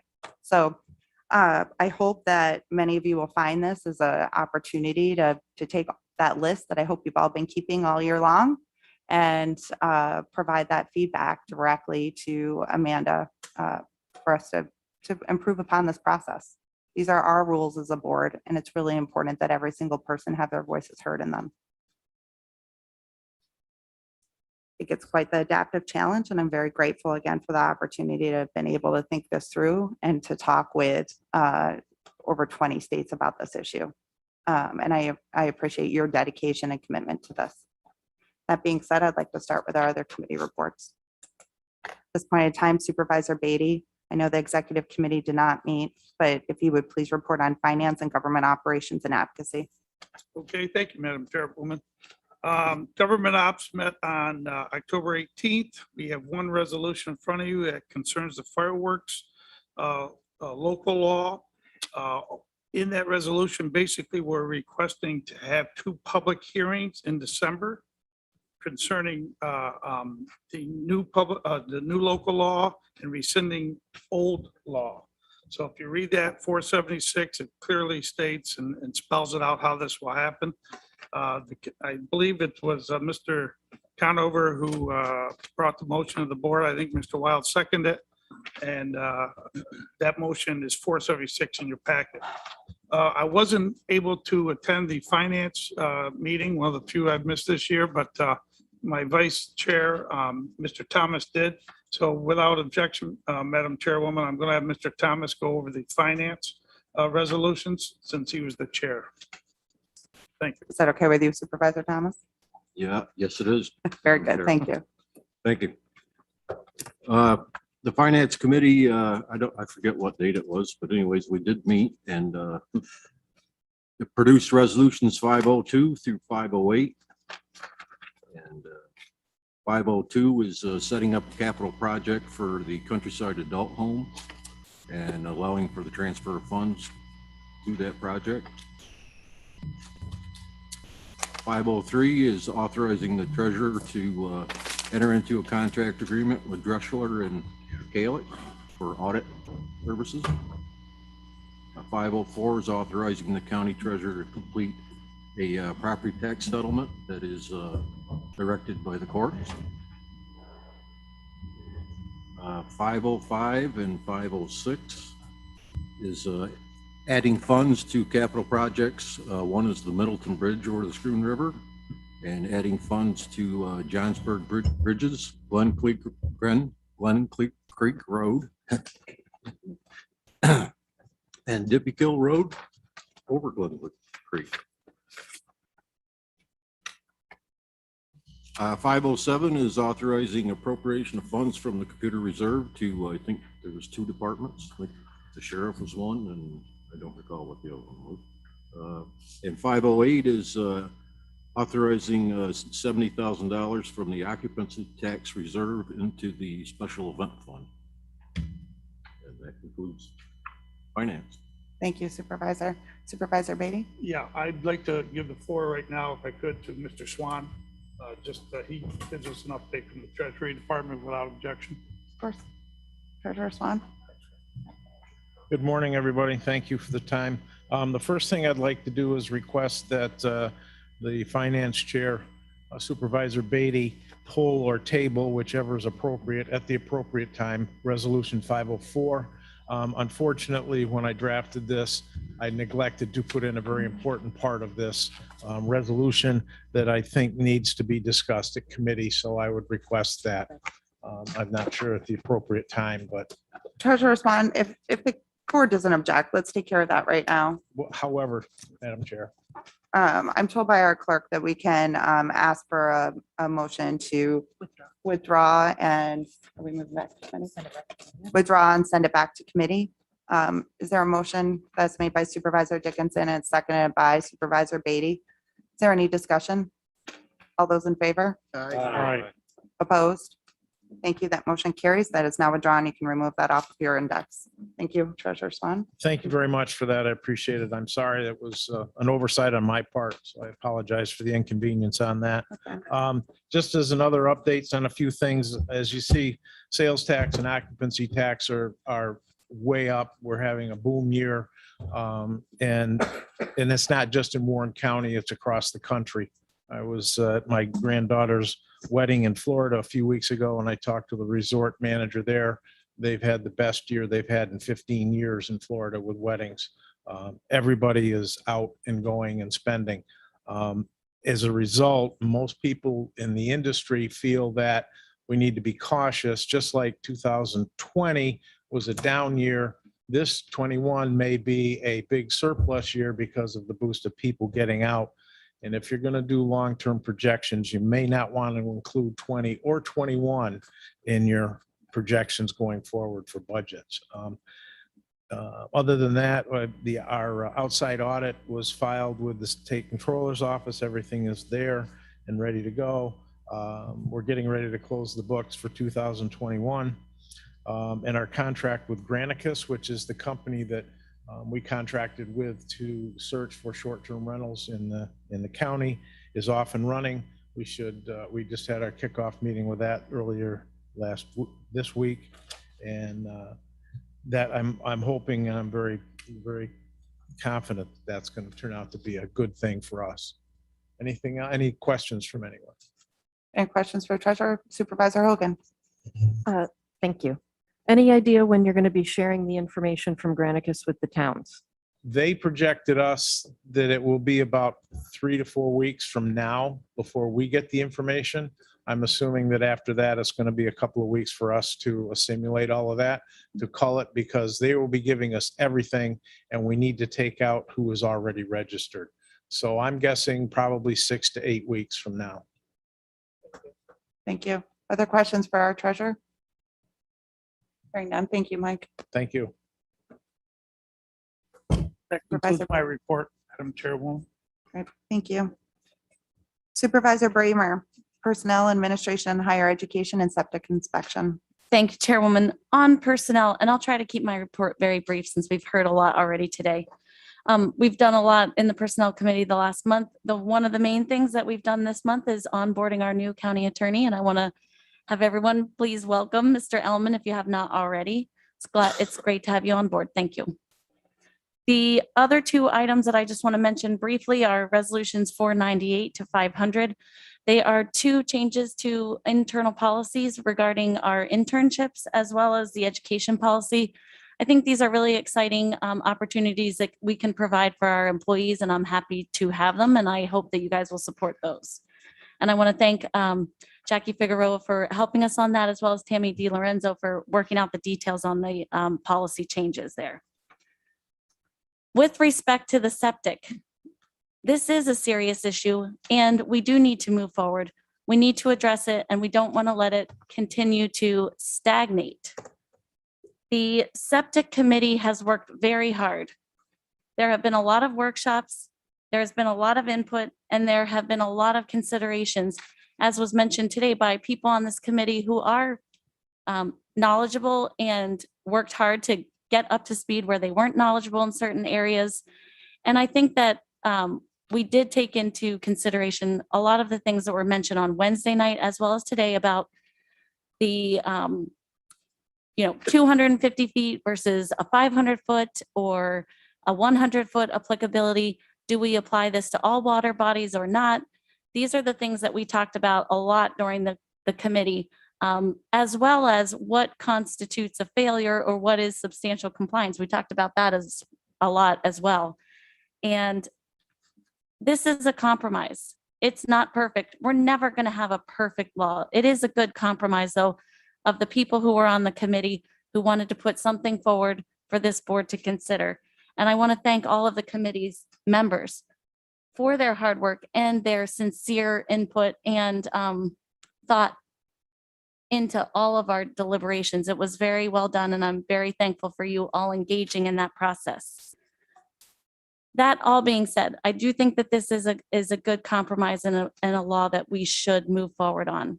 That being said, we got a lot of really good comments on Wednesday night as well as today. And I would like to think that the committee members are willing to continue looking at this and take into consideration those comments, see if there's anything else that we need to tweak. And I hope that the Board of Supervisors members would appreciate a little bit more time to think about the comments that were made and what we need to take a look at before we pass the final law. So as we did just a moment ago, I think the appropriate language I would like to use here is a motion to withdraw and refer back to our septic committee. Thank you. Is there a second to that motion? Supervisor Dickinson, I'll give you the second on that.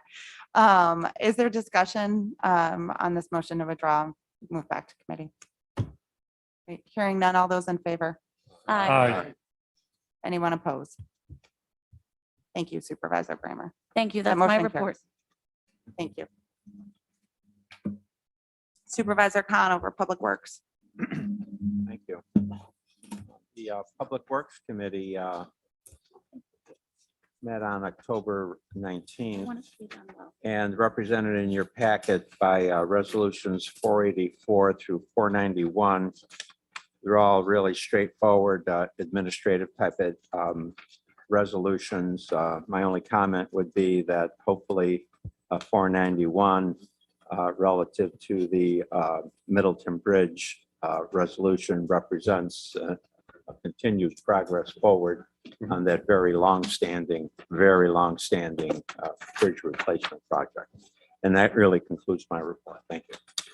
Thank you, Supervisor Conover. Supervisor Diamond, Public Safety. Thank you, Madam Chair. Public Safety met in the month of October. There's two resolutions in front of you today, 482 and 483. 482 is a resolution that's amending the agreement with the Queensbury Union Free School District for law enforcement and raising not to exceed $98,667.79. Previously, it was set at $87,000. Next item on your agenda for approval today is Resolution 483, authorizing an agreement with the New York State Division of Criminal Justice Services to establish an escrow account to pay for criminal history record searches associated with civil fingerprinting processing for pistol permits applications when registered by the Warren County Sheriff's Office, with a minimum amount set of $300 and the remainder will be set by the sheriff. That concludes my report. Thank you. Thank you, Supervisor. Supervisor Dickinson, Environmental Concerns and Real Property Taxes. No report. Supervisor Driscoll, Extension Services and Human Services. Thank you, Chairwoman. The Human Services Committee met on October 18th. Coincidentally, only one resolution came out of that meeting. It's regarding Countryside Adult Home, and it's authorizing extension of agreement with Action Septic Services. Kind of a coincidence that we're addressing that today, to provide inspection, cleaning, and repair of kitchen and laundry, sewer lines, and other additional sewer lines at Countryside Adult Home. That's the only resolution coming out of here. I encourage people to support that. The committee will next meet this coming Monday, November 22nd, on or about 11:35. I encourage members to attend or to join us if you're able to via Zoom. Also, Cornell Cooperative Extension will be holding its next monthly meeting this coming Monday evening. I believe begins at 6 o'clock in Warrensburg, and members can also attend that via Zoom. Each month we get a report from Dr. Seeley, and it's very informative. I encourage other departments maybe to look at that format of breaking down departments or programs and services that they offer, and highlight accomplishments and what they're involved in. It's very informative, and I'd be happy to share that forward that to anyone who is interested. As chair of the Human Services Committee, I just want to take a brief moment to make a point that's very near and dear to me. We've heard some wonderful numbers from Treasurer Swan this past month.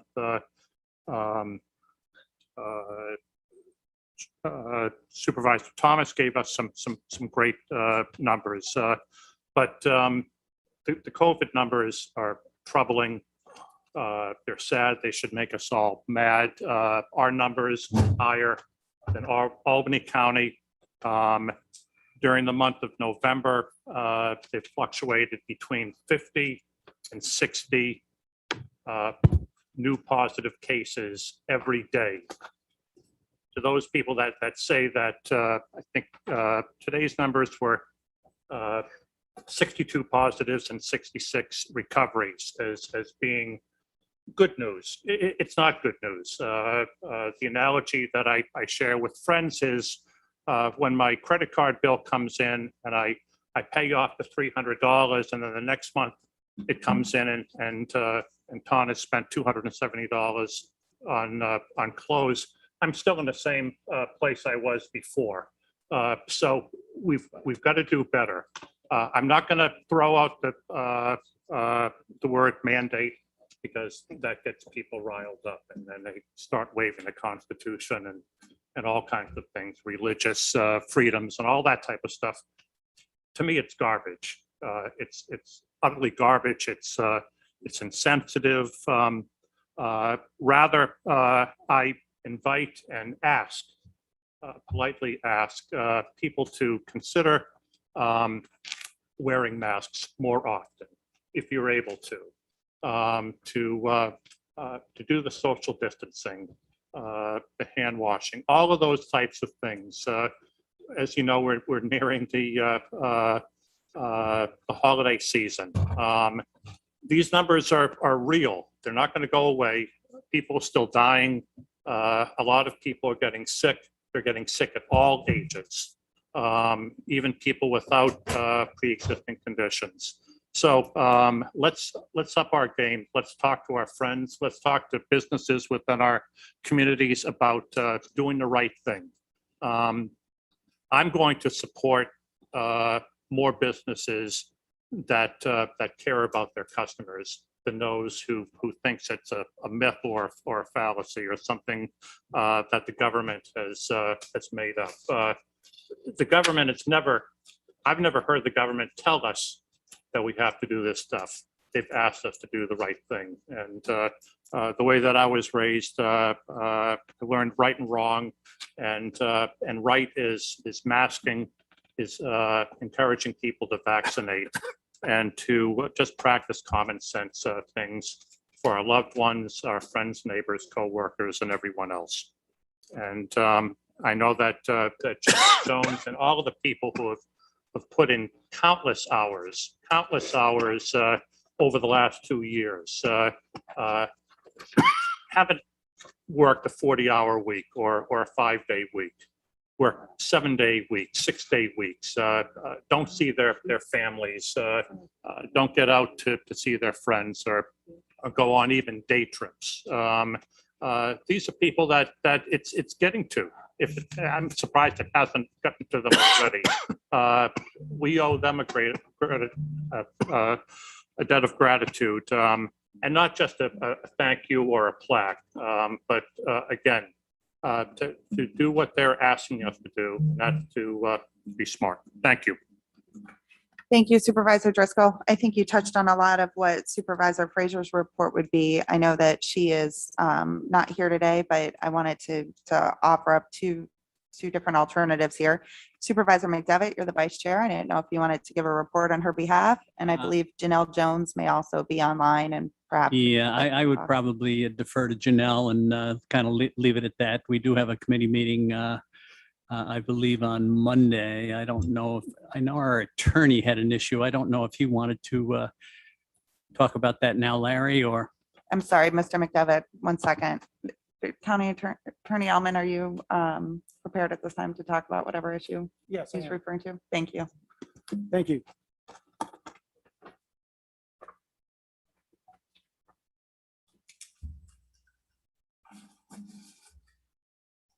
It came to the attention of my office from Janelle Jones this morning that a prior resolution passed by this board, resolution number 367 of 2021, which addressed a contract for services from Quadrant Biosciences, Inc. And the purpose of the contract was to obtain and provide, in part, COVID test kits for local school districts. The company Quadrant made some material changes to the contract. One of those changes one of the terms of the contract. And therefore, we felt it was best to ask for an amendment to Resolution 367 of 2021. Specifically, the material change that was of concern is that Quadrant Biosciences will no longer provide any services concerning testing of wastewater specimens at the cost of $200 per specimen, which is a material term which will be stricken from the resolution should there be a motion to amend by the board.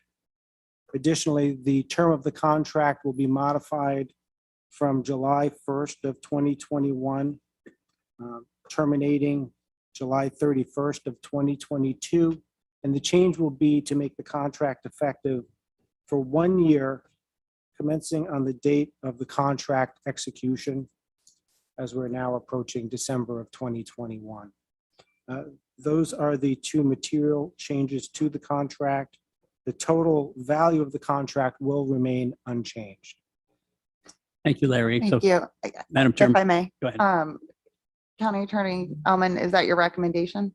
It is my recommendation, and I'm not sure if Ms. Jones has any other comment that she'd like to provide at this time.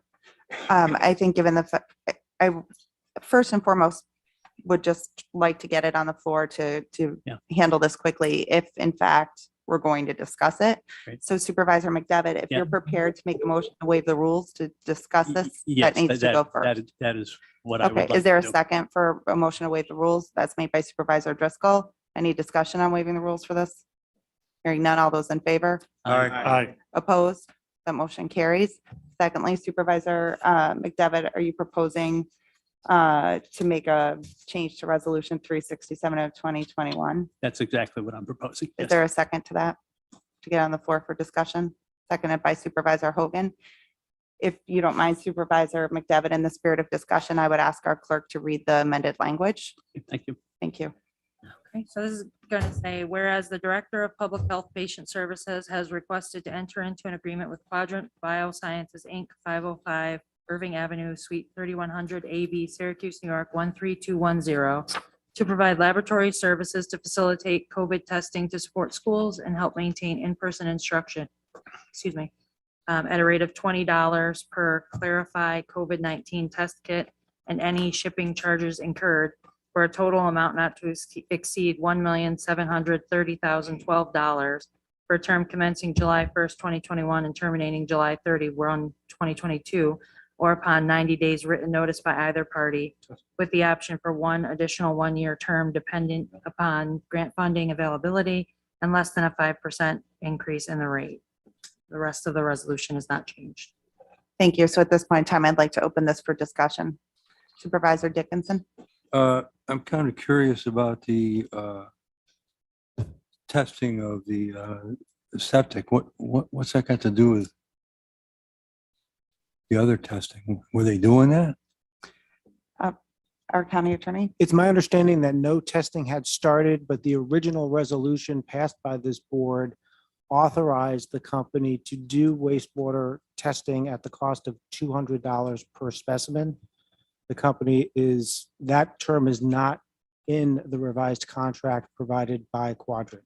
So my question is, why did we ask for it? What were you trying to do with it? I'm not sure. One moment, Supervisor Garrity. County Attorney and then our county administrator to respond to your question, Supervisor Dickinson.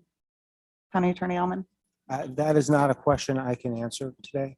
County Administrator Moore. Yeah, the contract was for COVID testing, so it's a way to, in an institutional setting, to test a larger amount of people, so you determine whether COVID's present in the institution. Chairwoman Seaver. Yes. Hi, Janelle. I was just coming over to you. Would you like to weigh in on this discussion?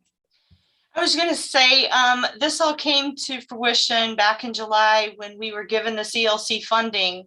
And the ELC funding covers wastewater testing in addition to these kits. Both of these were services that were offered by Quadrant.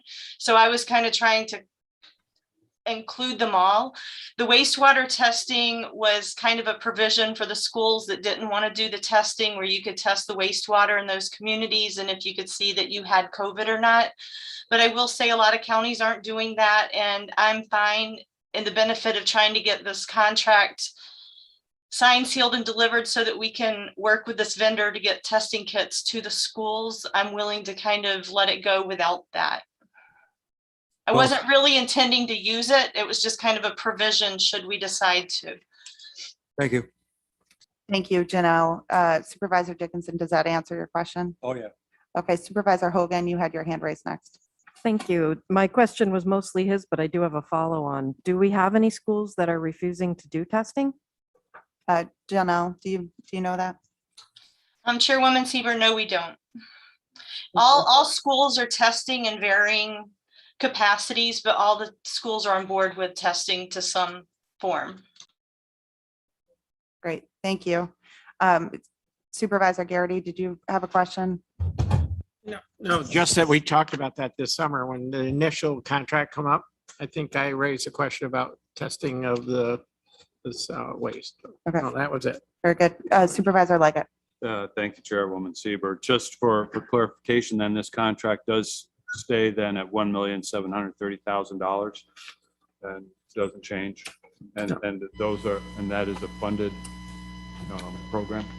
I'll ask our clerk to confirm that in the resolution change. Will be, yeah, the total amount has not changed from the initial to the amended draft. I couldn't speak for the grant part, but Janelle probably. Great. Janelle, would you mind answering that for Supervisor Leggett? We're anticipating the amount of the grant's not changed. The grant is there to cover testing for schools, and I think we have more than plenty of grant funding to cover this initiative. Supervisor Leggett, does that answer? Great. Are there other questions regarding this? Okay, hearing none, I'd like to call the vote on the amended resolution as read by the clerk of the board. All those in favor? Aye. Anyone opposed? Abstain? Thank you. That carries. And now that will be amended in your packet for consideration during voting today. Supervisor McDevitt, were there any other comments? I am done. Thank you. Great. Thank you very much. Supervisor Garrity, tourism and occupancy tax and EMS. Yes, thank you, Chairman. There are 3 resolutions, 492, 493, 494 in your packet. They're all vetted by committee, and I ask your approval on 492, 493, and 494. Thank you. Thank you. Supervisor Hogan, Economic Growth and Development. Thank you, Madam Chair. Economic Growth and Development met on October 18th. We have resolutions 470 and 471. Also reporting on the ARPA committee, we met Monday. It was a good introductory meeting. The next meeting will be the 7th of December, and we'll hear from the county treasurer regarding revenue recovery. And finally, I want to thank our inter-county representatives for acknowledging the inequalities in vaccine and testing, especially in rural parts of the county, and thank you for your advocacy. Yeah, thank you, Supervisor Hogan. Supervisor Leggett, Criminal Justice. Thank you.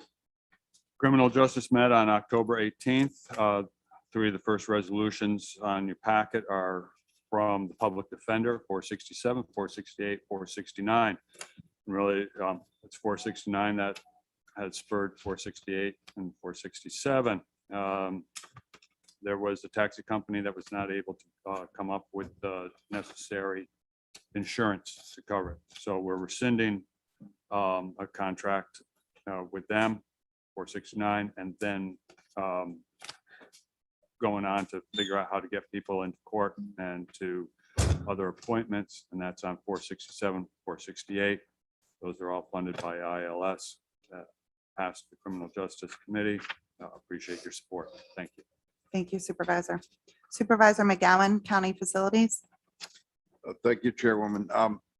We did meet October 19th. There was more discussions. I have to say that I'm very thin on the list today of resolutions, but we did meet. We actually had a great meeting with discussions, and I'm sure we'll have some resolutions coming out in the future. But as of today, that's all I have. So thank you. Thank you. As it relates to county facilities, I just wanted to take a moment to make you aware of a development that took place since we've been here this morning.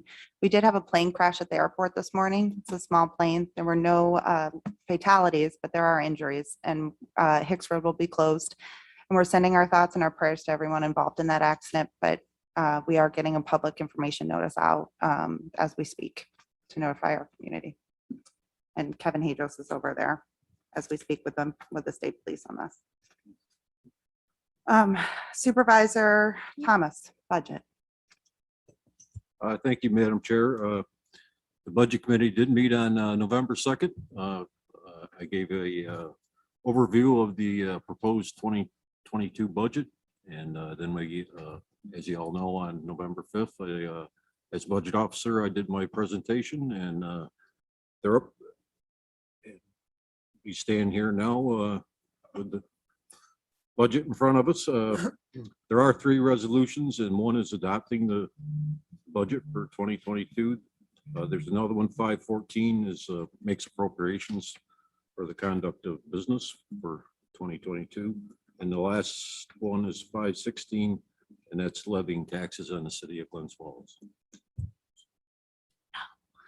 That's where we are. Thank you, Supervisor Thomas. And I know I speak on behalf of all of us when we say thank you for your hard work. And I look forward to talking about that budget here in a little while. At this point in time, I would ask just for a brief recess for 10 minutes that we would come back at 12:35.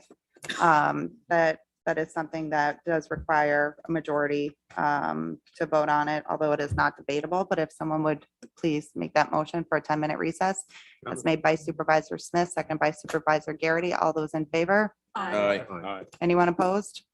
Thank you. We will see everyone back at 12:35.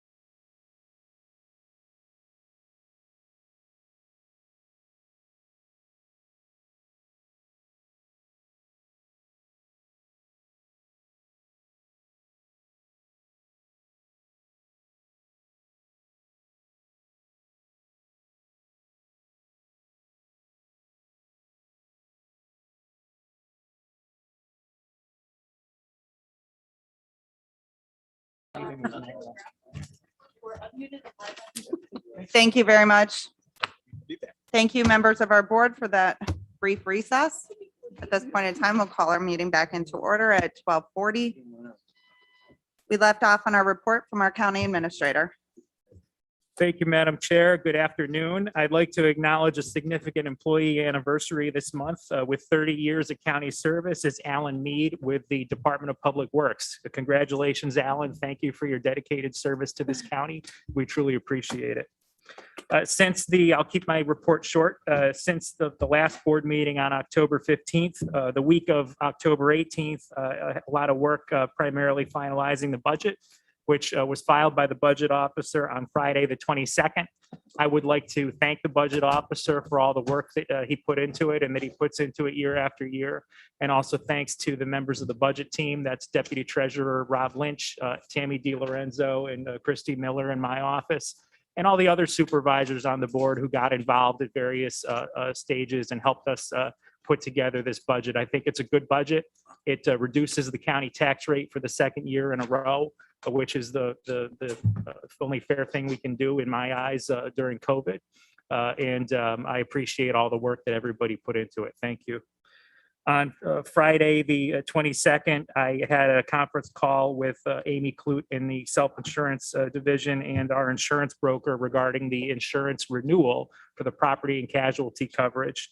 The pricing from our current provider, Zurich, came back a little higher than the broker would like. So the broker is shopping those policies around to other companies and as well as trying to get Zurich's price down if at all possible.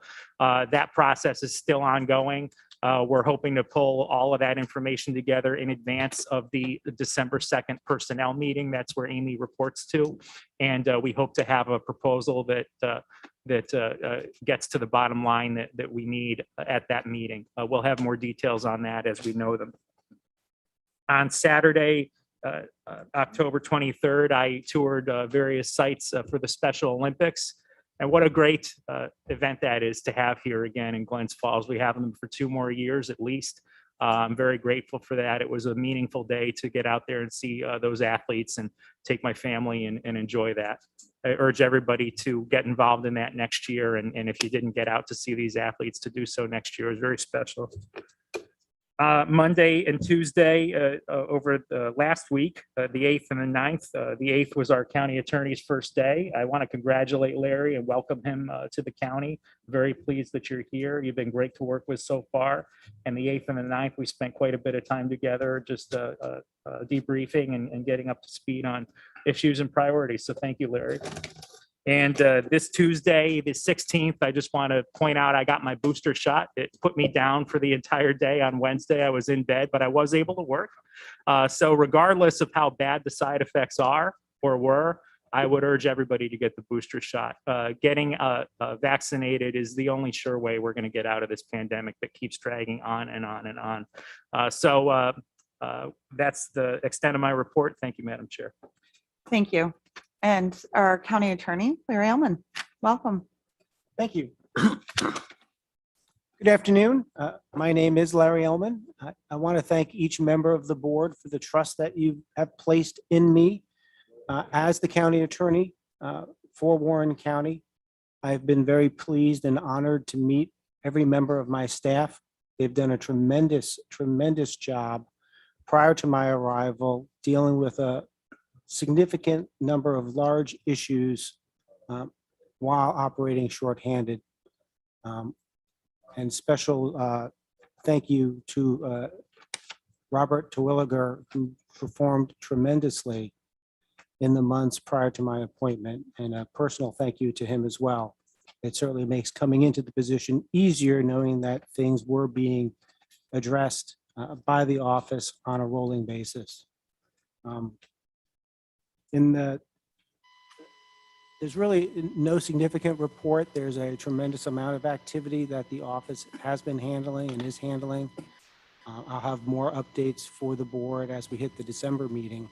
The one issue I did want to address, and I spoke with Supervisor Dickinson during the break to apologize not catching him prior to the committee reports. is a request for an amendment to Resolution 273. That's the resolution addressing the conveyance of lands from the tax foreclosure sale auction that was held October 16, 2021. My office was informed this week, possibly yesterday, that one of the properties that are listed in Schedule A, which is in fact the last property that's listed on Schedule A, it's tax map number 211.13-1-43, 49 Elm Street. The bidder is Ball Rentals Limited. The request to amend that resolution would be to remove that property from the resolution. The reason for the removal is that the titled owner for this particular parcel of property passed away prior to the starting date for the tax foreclosure auction. Prior to November 10th of 2021, the day before Veterans Day this year, there was an open question in this part of the state of New York as to what impact the death of the titled owner would have on a tax foreclosure sale. New York State, and this is a very short continuing legal education class, New York State is divided up into 4 judicial districts. Our district is the 3rd district out of Albany. The 4th district in Buffalo took the position that as long as the requirements of the statute for tax foreclosure are strictly filed, there will be no defect in the proceedings. The 2nd department, which is out of Brooklyn and covers Long Island, took the position that it is not possible to foreclose on a titled owner for property when that individual has died before the start of the tax foreclosure proceeding or any lawsuit. So whether it was a contract action, a personal injury action, or as in this case, an action for tax foreclosure, the titled owner died prior to the start of that action. Second, while a title search was properly performed on this property and on this owner to include a search of the surrogate court records, no person connected with the decedent started any action before the surrogate court to appoint an estate or an administrator. Therefore, the search of surrogate court could not determine that this individual had died because there was no public record of it. So while Warren County followed all statutory requirements to the letter of the statute concerning this particular property, the decision that came out a week ago Wednesday from our 3rd department makes clear that they're adopting the 2nd department rule, which is the rule that says if the titled owner died before the action commenced, you cannot legally proceed despite satisfying the requirements of state statute. So therefore, the action against the titled owner and providing notice to the titled owner was defective. And the action against this particular parcel was defective. And we will need to proceed against the property if the taxes are not paid as it comes up next year for tax foreclosure proceedings again. Madam Chairman. Supervisor Dickinson. So I take it you want us to amend this resolution? Yes. Okay. Are you making that Yes. amendment? So is there a second to this amendment? Supervisor Bramer. So let's open this up for discussion. And just to be clear then with our county attorney, you're asking the resolution 473, that's correct? To make an adjustment to remove off the Schedule A, the property for 49 Elm In Warrensburg, correct. in Warrensburg, New York. Discussion. Supervisor Hogan. Do we need to waive the rules first? I don't believe so. This is a resolution that's before you today. Thank you. Supervisor Garrity. I'm just assuming you haven't been able to reach out to the purchaser. County Attorney. The purchaser was the individual who did the due diligence and notified us of the material defect in our proceedings. Okay, because I Mhm. believe he was on the Mhm. property yesterday cleaning it up. I have the bidder. Well, maybe not, maybe it wasn't the bidder, but somebody was on the property yesterday cleaning it up. So I just make you aware. I believe we got notice yesterday of the defect. I'm not 100% sure, but it was certainly this week. It might have been yesterday. Yeah, I just don't know, but we saw somebody was on there. Supervisor Garrity, do you have any other questions for our county attorney? No. Are there other questions related to this discussion? Hearing none. All those in favor? Aye. Anyone opposed? Abstained? Great. That carries. Thank you very much. Your resolution 473 is now amended in your packet. County Attorney Excuse me? Alvin. Chairwoman, may I? Sure, Lexi, is it, I assume it's in relation to this amendment? It is. Without objection? Go ahead. We're going to have to, I think, have a resolution in order for the treasurer's office to refund the deposit. Thank you for bringing that up. Our treasurer is here. Let me just double check with him. Treasurer Swan, do you believe that we'll need a resolution to refund the deposit? Nice catch, Lexi. Do I take that now? All right. Could I please have a motion to waive the rules to get this onto the floor? That is by Supervisor Hogan, seconded by Supervisor Dickinson. Any discussion? Hearing none. All those in favor? Aye. Anyone opposed? Abstained? That motion carries. Now let's see if we can get a resolution on the floor to refund the deposit as it relates to 49 Elm Street in Warrensburg, New York. That motion's made by Supervisor Dickinson, seconded by Supervisor Hogan. Discussion? Treasurer Swan, is there anything you want to add with that? It should just be a straight refund. Okay, Lexi, any thoughts? I also, I guess, want to question that there is a buyer's premium that they had to pay to the auction company. I don't know whose responsibility is that to refund that money to them as well. That's a good question. I'm going to give it to our county attorney. We're going to have to look at that issue. I don't know the answer to that today. Treasurer Swan, is there anything with that? No. Okay, so Lexi, it sounds like that might be one we're going to have to come back to, but for purposes of this resolution, is it sufficient to just have the refund of the deposit or that's all? Okay. Anything else, Lexi? Not at this time. Thank you. Okay, Supervisor Dickinson, So who's going to do that? who's going to make the refund? Who's going to make that determination? Is that our county attorney? My office will We'll make a determine that decision, issue then and we'll we'll have- coordinate. Okay. Thank you. Thank you. Supervisor Conover? Yeah, it'd be satisfactory to the board to add to the resolution, to those proposing it and for the appropriate people to make such adjustments as appropriate.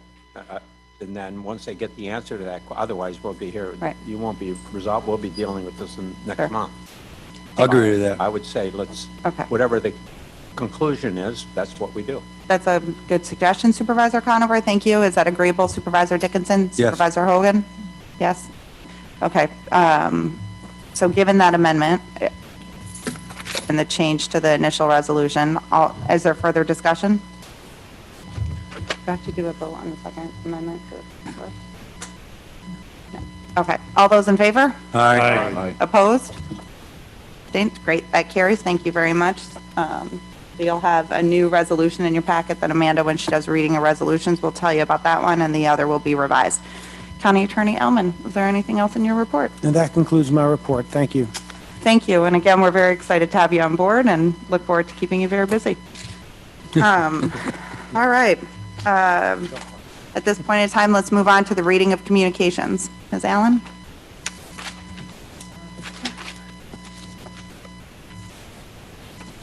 We have basic financial statements, required supplementary information, supplemental information, and, federal awards information for year ended December 31, 2020, and the independent auditors' reports from Drescher and Malecki. Those were distributed in hard copies previously to all board members.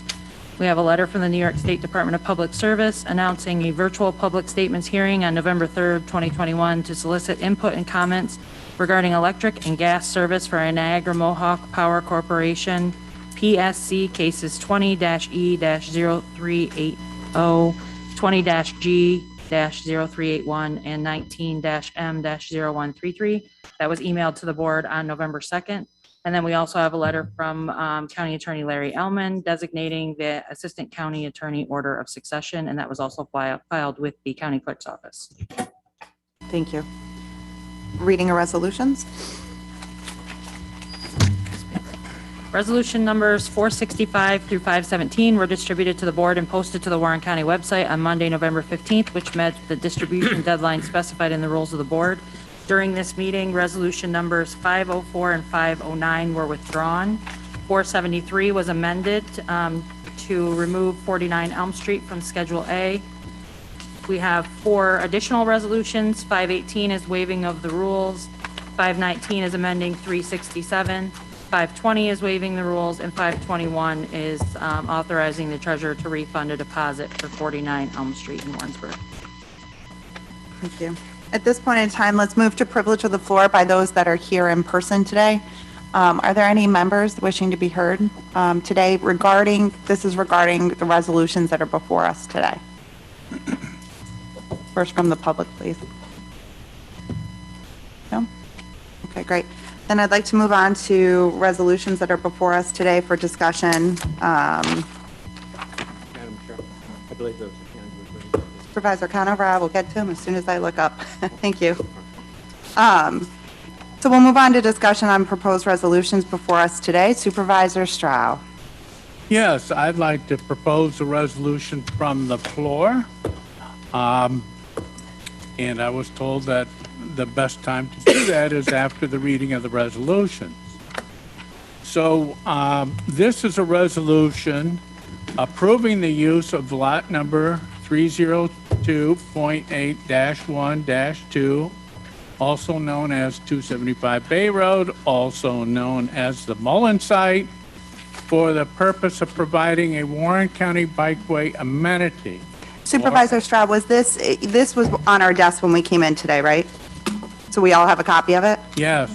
Okay, so at this point in time, what we need to do is waive the rules since everyone has seen the resolution. I'd like to, I'm just going to explain why there is a need to waive the rules, that they can go The ahead discussion- and know what they're waiving the rules on. right, but Supervisor Stroud, to your point, you've handed this out ahead of time. You've read the name of the resolution. Right now, it's just to waive the rules. I just want to explain to supervisors who had not gotten a chance to read the material that they have on the desk and to the public why this is a particularly good resolution and should come to the floor for a vote today.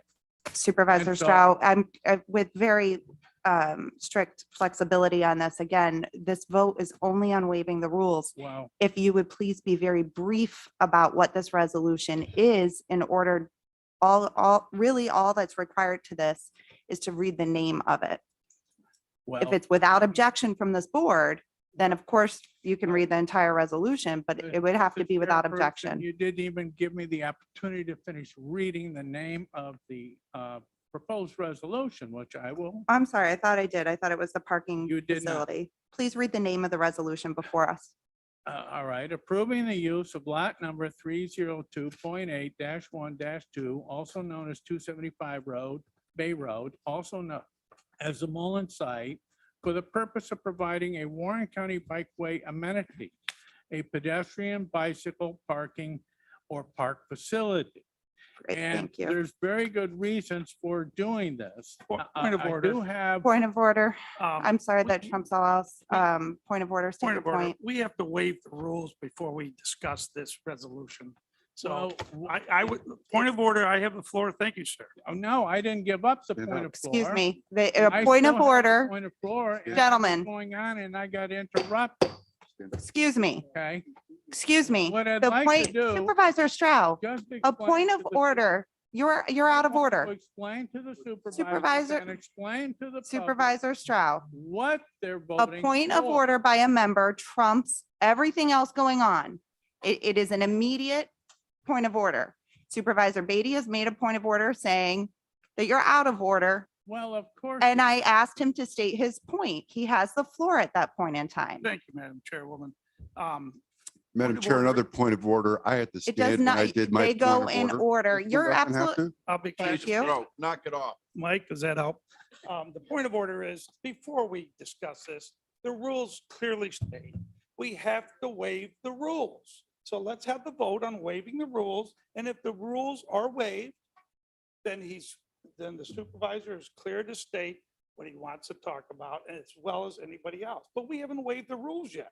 So we can't go into discussion on any resolution without the rules being waived first. It's as clear as that. Thank Now, you. wait a minute. thank you. Excuse me. I They're need not to going rule on the waive point of, rules excuse me, until they know what they're waiving the rules for. Supervisor Stroud.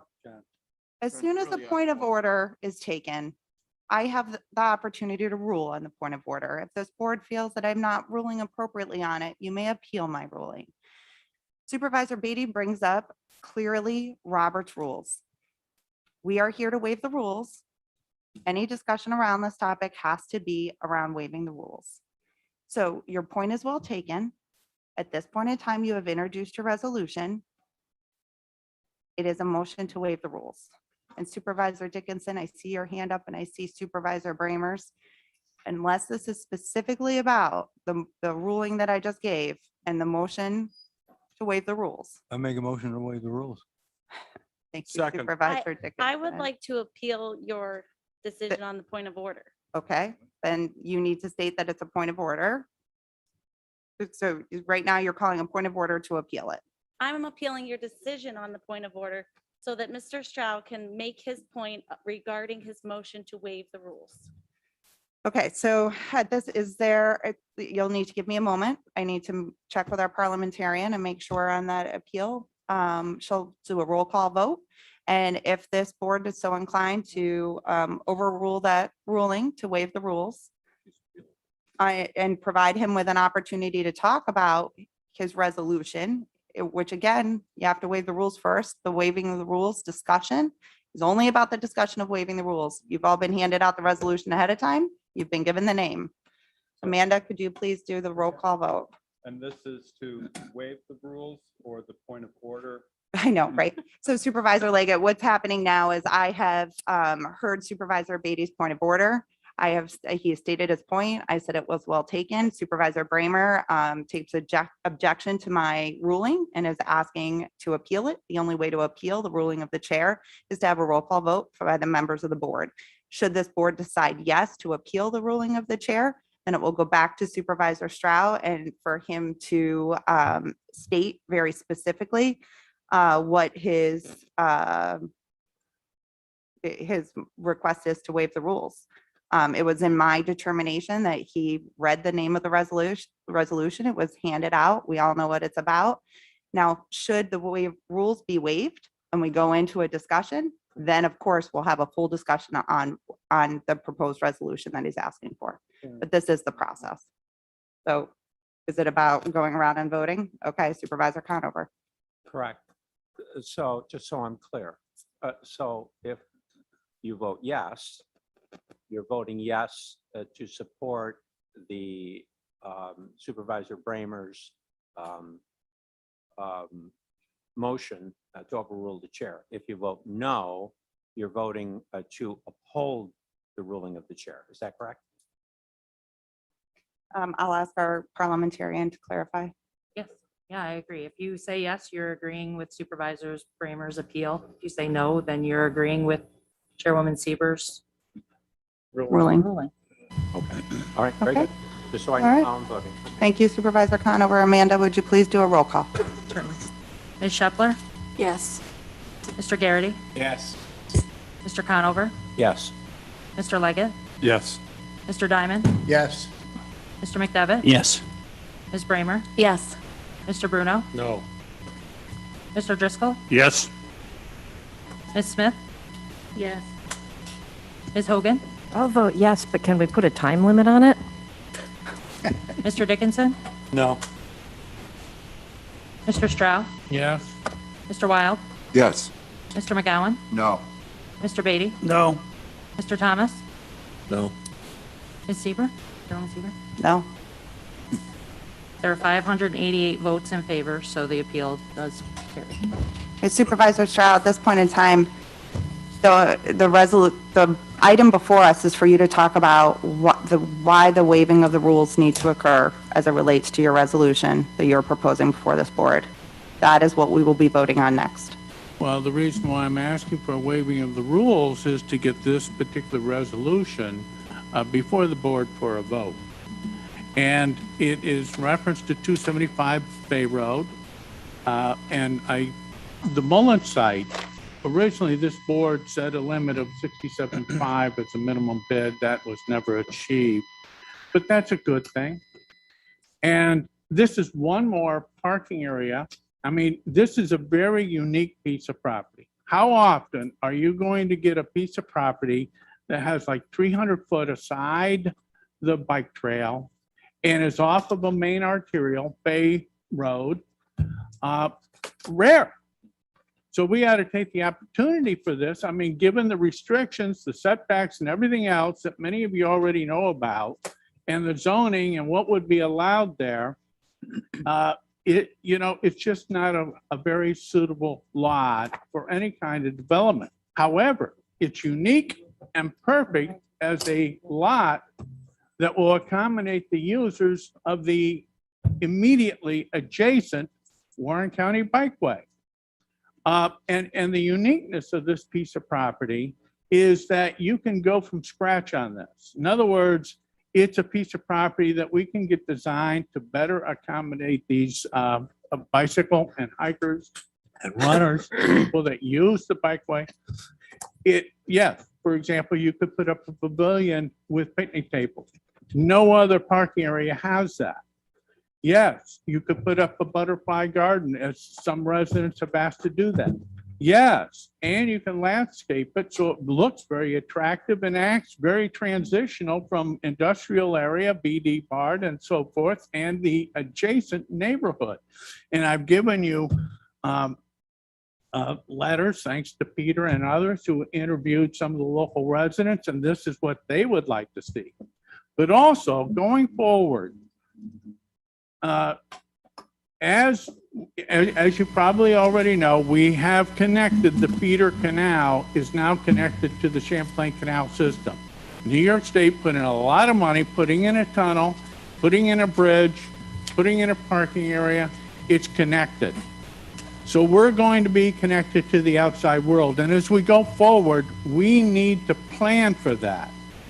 And having an additional parking area is ideal, and a parking area that you've got from scratch so that you can put the facilities that you think the users of the bike trail and the people coming from the Champlain Canal Trail and the people coming from the Erie Canal Trail, they're all interconnected now, a facility that would be perfect for them to use. And people say, there's too many parking areas. If you look at all the trails, they have multiple parking areas, many of them within, for example, the Rush Pond Halfway Brook Trail. We have 5 parking areas. We're looking to put 2 more. In any event, Craig is asking me to make this short, and I will.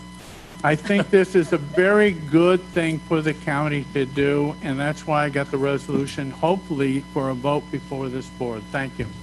Supervisor Dickinson, Do you need a resolution to waive the? I believe you made a motion to waive the rules, and then there was a point of order. So we're back to your motion to waive the rules. Yeah. Was there a second? Yep.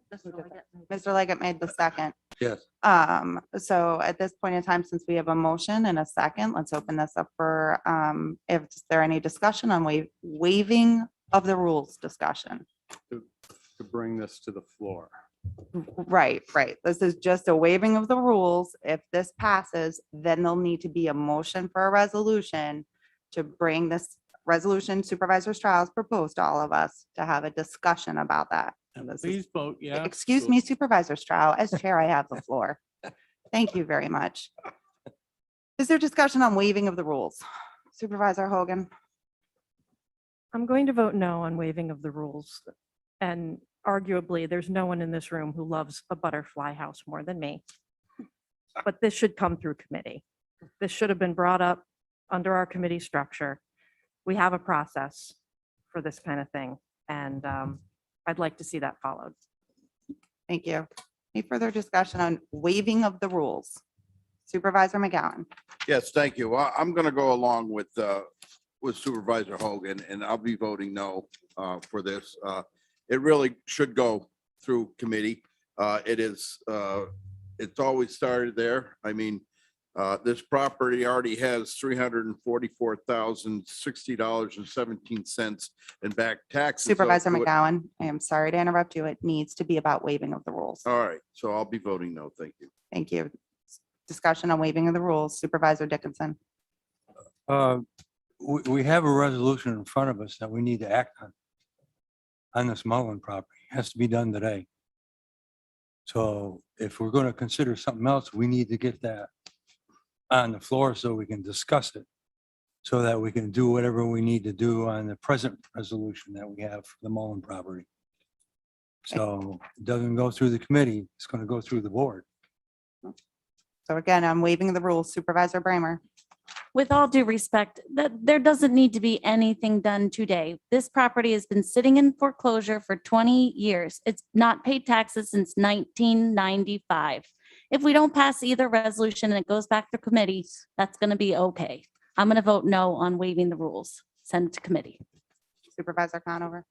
Yes, I'm going to vote yes on waiving the rules, and but should that fail, I look forward to the people that love butterfly houses to see that Waiving they, of the rules. to see that they vote no on 474. Waiving of the rules only. Thank you very much. Supervisor Conover. Supervisor Stroud, only waiving of the rules discussion. Yes, I urge everyone to waive the rule so that the others here can speak. If you say no to waiving of the rules, you're saying no to the others who are here to speak, hopefully in favor of this proposal. Thank you. Any other discussion on waiving of the rules?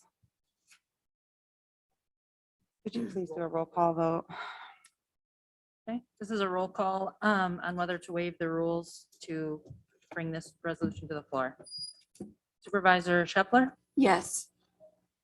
Mr. Garrity, Yes. Mr. Conover, Yes. Mr. Leggett, Yes. Mr. Diamond, No. Mr. McDevitt. Yes. Ms. Bramer, No. Mr. Bruno, No. Mr. Driscoll, Yes. Ms. Smith, Yes. Ms. Hogan, No.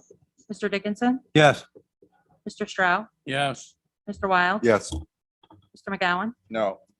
Mr. Beatty, No. Mr. Thomas, Yes. Chairwoman Seaver. No. Okay, the motion fails. It does require a 2/3 majority vote of 667 votes, and only 522 were achieved. Moving on to discussion of other resolutions that are before us today. Supervisor Wild. Thank you, Madam Chair. 476. 476 is the fireworks local law and setting a public hearing. And I'd like to make a motion to modify this. The reason being is that I requested that we have an evening meeting to make it easy for the public to show up. It's scheduled for 5 p.m. That's not really conducive to having it easy for the public to show up if they're still at work. So what I'd like to do is propose that we move that from 5 p.m. to 7 p.m. And I'm looking for a maybe a motion in a second, help make that happen. I'll make the motion if I can get a second. That's seconded by Supervisor Dickinson. So can I have discussion on that amendment from a 5 p.m. to a 7 p.m. public hearing? Is there any discussion on that? Okay, hearing none. All those in favor? Aye. Any opposed? That motion carries. Supervisor Wild's 476 will now be amended so that it includes a 7 p.m. evening meeting. Thank you, Madam Chair.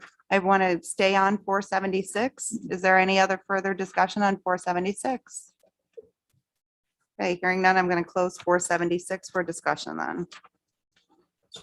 Supervisor Bramer. Thank you, Chairwoman. On 470, I have a concern about this agreement with, between Glens Falls and the Planning Department. And my concern is that other municipalities do rely on the Planning Department for certain services. And I talked to the mayor yesterday, I talked to Andrea, and I'm still not convinced that what we are asking for in the city is above and beyond the services that the city may be able to obtain, quote unquote, for free from the Planning Department. Supervisor Bramer, are you asking any of our staff here a question, or you want to make that stated on? I just want to make sure I'm addressing your question if you have a question in there. I think there are still outstanding questions. Okay, I'm not looking for answers right this minute. very good. Supervisor Diamond? Thank you, Madam Chair. I'd like to speak to Resolution 470. And I just want to go on the record saying that the city of Glens Falls has their own community development entitlement program similar to what the county has. The city also has maintained GIS service over many, many years. The city's not objecting to paying their fair share of community development entitlement monies to Warren County or GIS. So if you look at the history of what the city has paid over time, the city has paid $49,000 to community development and GIS in Warren County, although having their own program. We did that in years 2020, years 2021, and in 2022 budget, it's $55,000. We got it. We know we have to pay our fair share. But to Supervisor Bramer's point, we're asking, or I'm asking, for a waiver of these fees, a one-time waiver, knowing that we do not have a GIS employee. However, we are looking for a GIS employee. So I'm asking the board to waiver this fee of $50 an hour or $15,000 a year in an effort to work within the city. The city has paid their fair share, just like highway, road repairs and everything else the city does internally, independently of the county. Here's an example where the county could step up until they hire an employee and waive the fee. So that would be my request or amendment to this agreement today, that we waive the fees of $15,000 to the city in Glens Falls in light of the fact that over the last 3 years, we've paid to Warren County's Community Development GIS services close to $150,000. Is there a second to amend Supervisor Diamond's request on 470? I see a second by Supervisor Bramer. So let's hold off on the initial discussion on 470, and now we're going to discuss, before we vote on that, the discussion about the waiver. So that's what the discussion now is going to be about before we call that vote. Is that what it's about, Supervisor Conover? Okay, Supervisor Conover. Thank you. I'm inclined to support the amendment. I mean, the assumption is that they have the time or they wouldn't be contracting with anyone. I mean, if the argument was that our planning office doesn't have the time to provide these services, at least on, as Supervisor Diamond has pointed out, at least on a short-term or interim basis for the city, why wouldn't we just provide it? So I'm inclined to support the motion. I think it's reasonable.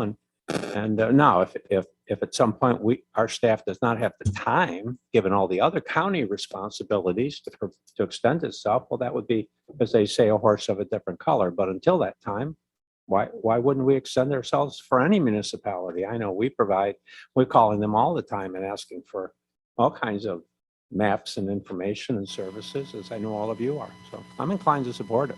Okay, thank you. Supervisor Hogan, regarding the amendment. Thank you, Madam Chair. I've asked for someone from planning to come over and discuss this because there are more details than I think we're aware of. So before we have too much more discussion, can we please wait for somebody from planning to come and give us? Is that a motion to lay this on the table until planning comes? Yes. Thank you. Is there a second to lay it on the table until planning comes? Made by Supervisor Bramer. All those in favor? Aye. Opposed? Nay. One opposition? Any abstention, recusal? Nope. Okay, then that carries. We'll wait for planning to come in and we'll come back to that at the time they're here. So now we are back to motion or discussion on other resolutions before us today. Supervisor Stroud. Yes, I'd like a roll call on resolution 474. And I urge my fellow supervisors to please vote no on that. That is to sell that Mullen property for 18,000. So if the next step is to go through committee, as Supervisor Hogan and others have suggested, that's fine. That's what I will submit for next, is for this resolution to go before the committee. So I would not want to have that carpet pulled out from under me. So I'm asking for a roll call on 474 and urging my fellow supervisors to please vote no on 474. Thank you, Supervisor Stroud. We'll get right back to the discussion on 474. We did have a motion to lay on the table until planning joined us 470. At this point in time, I see Sarah's here. I'd ask you to take the podium. Thank you for coming down. This discussion that has transpired regarding 470 has had support for an amendment to be made for a one-time waiver for the 15,000. Supervisor Diamond, am I getting this correct? Yes. And if, Not to exceed 15,000, but at a $50 an hour rate. okay, and so that's what's in front of us today, talking Okay. about So 470. I if you wouldn't think mind. there may have just been some misunderstanding about what this particular resolution was. We provide basic GIS services for all the municipalities at no charge, and we've done that for many years. We do that for the city of Glens Falls. However, we're also aware that the city has some additional GIS needs beyond what many of the other communities have. For example, they have extensive infrastructure. In the past, the city has actually had a full-time GIS person who managed the infrastructure data. That position has been vacant for a number of years and unfilled. And our proposal was just to essentially fill that staff position as a shared services agreement. So the intent was to save the city money by not having to fill that particular position and for us to serve that role for the city. So I apologize if that was not clear at our committee discussion. But that's the intent of this particular shared services agreement. If you wouldn't mind staying with us for just a few minutes, I'm sure there'll be Yeah. some questions. Supervisor Diamond. Thank you, Madam Chair. I'd like to add some clarity to those comments. The city has had an employee over the last 10 years servicing the city in a manner of GIS. So it's just a matter of whether the board has the willingness to waiver the fees. We're not here, and I guess I've demonstrated or explained to you what the city has done in the past as far as community development GIS services, what they paid for. And I don't think this is an unreasonable request. They are speaking with the mayor today. He is looking and seeking an employee to come in and do the GIS services. So if that's the city's choice to do that, to fill that position, that is absolutely wonderful. By our account, this was just an attempt to help fill that gap at the city for a less expensive cost. But we're totally happy if the city chooses to fill that GIS position. Okay, Supervisor Bramer. Well, getting back, thank you, Sarah, for coming and the clarification. But I guess getting back to Supervisor Diamond's point, can not the planning department help us during this gap time without charging the city? When we do provide funding towards the planning department, and we typically don't use their office very often. I mean, we do use it at some, as other municipalities do as well. I'm going to ask Sarah if she's comfortable in answering that, but also our county administrator may be able to clarify that too. Sure. Yes, we have regularly provided services for the city and as well as for the rest of the municipalities. We certainly would not stop assisting the city. This was just a recognition of the fact that we would be stepping into a role to potentially do a substantial amount of additional work that was previously done by a city employee who's no longer on staff. Okay. I think this is addressing the majority of the questions, but Supervisor Hogan. So I just want to be very clear. If we withdraw this resolution today, the planning department is not going to be expected to fulfill the duties of what was once a full-time position. Correct? What was your question? Supervisor Diamond. If we Also, if we withdraw this resolution today, no, we're not, the city of Glens Yeah. Falls is not going to so ask this board to fulfill a full-time position. No. The motion in front of us was amend, not withdraw, but it was to amend just for this 1 year to provide a waiver. So for 1 year, the request is that the planning department fulfill the duties of the GIS at no cost. We're up to 1 year. Because like I have a zoning officer opening right now. I think I'm not comfortable. The question, I guess the point that I was trying to make is that the city has paid over $150,000, significantly more than your community has paid to planning and GIS.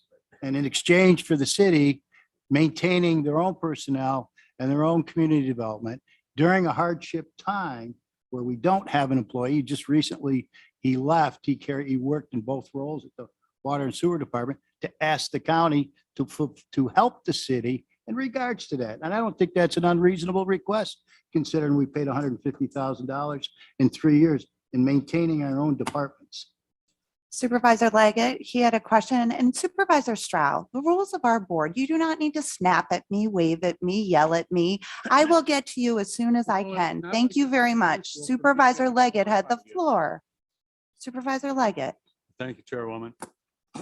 On this resolution, it's resolved that Warren County enter into an agreement. Is there an agreement already formed, a draft agreement, so we know what the particulars are Thank you, Supervisor Leggett. of what Sarah. that is? And also in the resolution, that this is on an as-needed basis. So for the concerns of the supervisor from Glens Falls here, it's not as if Glens Falls has to pay $15,000 a year, but as it's needed. And then I also wonder on Glens Falls needs that, for example, they have a particular grant that requires a certain amount of GIS product to be delivered, and that this is, in the spirit of shared services, the most economical way for them to fulfill that. And it would otherwise be farmed out to a private consultant, GIS firm in the area. So, and that would be the above and beyond the normal services that are provided, because Glens Falls does have the funding through grants to do that. And I'm not aware of that. I don't know if Sarah would be able to. No, that's a good question. Sarah, do you think you could address Supervisor Leggett's concerns? So I think that was the intent, for us to less expensively provide above and beyond GIS services for the city in cases where they would typically either have a staff person to do that or hire a consultant at, typically more than double the rate of our shared services agreement. I did include a draft of the agreement, not the legal, terminology, but a draft of what we were proposing in that went through our committee at our committee meeting in October, and I can definitely get you a copy of that. Okay. Are you satisfied, Supervisor Leggett? Yeah, thank you. I know, Madam Chairwoman, you of all people like to see the agreements before we move on them, and this is not before us. Thank you. Supervisor Stroud. Oh, well, thank you. I think what Supervisor Diamond has put before us is very reasonable. If you look at the burdens that the city has and the benefits that it provides the rest of us, and Queensbury always works closely with the city, I think providing this service to the city up to a certain amount and so forth is very fair and very warranted. So Thank I would you. support it. Thank you. Supervisor Conover? Yeah, just once again, I think if the language in the discussion and the language in the resolution is on a short-term interim basis until the city gets back up to speed, I can support that. Okay, further discussion about the amendment. Supervisor McGowan. I agree. Like I said, there is no I in team. And I like the fact that we've shared. One of the things that I picked up that Sarah has said is there's a lot of extensive infrastructure in the city that is above and beyond that a lot of the other municipalities don't share because of their age and that. And, you know, and my concern is I don't mind at all helping out the city, but, you know, what happens right now, you can't find anybody to work. What happens if they don't find you know, a GIS person or something? Is that fair to all the other municipalities that, you know, to pay in and to do this? So you know, where do you draw the line is not the city would take advantage, but I would hate to see that, you know, our planning department has to jump it. Are you rushing me? No. I'm sorry. All dialogue is welcome to come through the chair per our Robert's rules. Thank you very much. But Supervisor McGowan has just the want to floor. make sure that, you know, we're all comfortable and outside. And I know the infrastructure in the city is much older than all the other municipalities. And that kind of share services could go above and beyond the fairness of all the other, but I have no problem supporting and helping the city, but you know, hopefully they would be able to fill their GIS person pretty soon. Okay, Supervisor Beatty. Yeah, I believe, Mr. Diamond, you said they're interviewing already, right? I said they're going to be looking for I'm someone. sorry, They've had a Supervisor GIS document. employee in the past, and I think, can I speak? Yes, please. Mr. Leggett has pointed out on an as-needed basis. Maybe the city won't call, maybe it'll be once or twice, but I was just thinking that maybe in an effort to have intermunicipal cooperation, the $50 an hour or not to exceed $15,000 is not going to bankrupt the city of Glens Falls, but I was just asking to waive that fee in a cooperative effort, that's all. Thank you, Supervisor Beatty. Okay, I just want a clarification. So they're looking, they're not interviewing, but if the other towns are comfortable with this type of agreement, knowing that they may have less time with the county GIS department, then I'm comfortable with it. If they understand that, then I am. So, you know, if they know that their projects may be pushed back a little bit, I'm fine with that. I want to help Glens Falls. I'm a big Indian fan. So, okay, thanks. Is there further discussion on the amendment? Yes, Supervisor Hogan. Wayne is here. I think he has something to say. Oh, thank you. Mr. Lamont. Okay, a couple of points I'd like to clarify. The County of Warren is not an entitlement community under the Community Development Block Grant. We do not get entitlement money. We do not get community development money. That was stated earlier, and that's that's not the case. The other thing is, it was stated that the county or the GIS received $150,000 from the city. I checked. In the past 5 years, we have billed the city zero. The department has not received any money for GIS or community development work from the city. So I just wanted to kind of clarify that. Supervisor Madam Chair, Diamond. Thank you. Yes. If you look closely at your budget, Wayne, and how your budget is drafted, the city of Glens Falls is responsible in 2020 for 9% of the total costs in your budget. So what I did was I took your budget in 2020. It's a simple multiplication, and I came up with the number of $49,000 that the city of Glens Falls pays to Warren County for planning, even though we have our own planning department along with GIS. So when you stand there and tell me the city tax dollars are not paying any contributing money, you're incorrect. In 2022, the city, based on the levy that's going to be adopted, it's going to be 8.75%.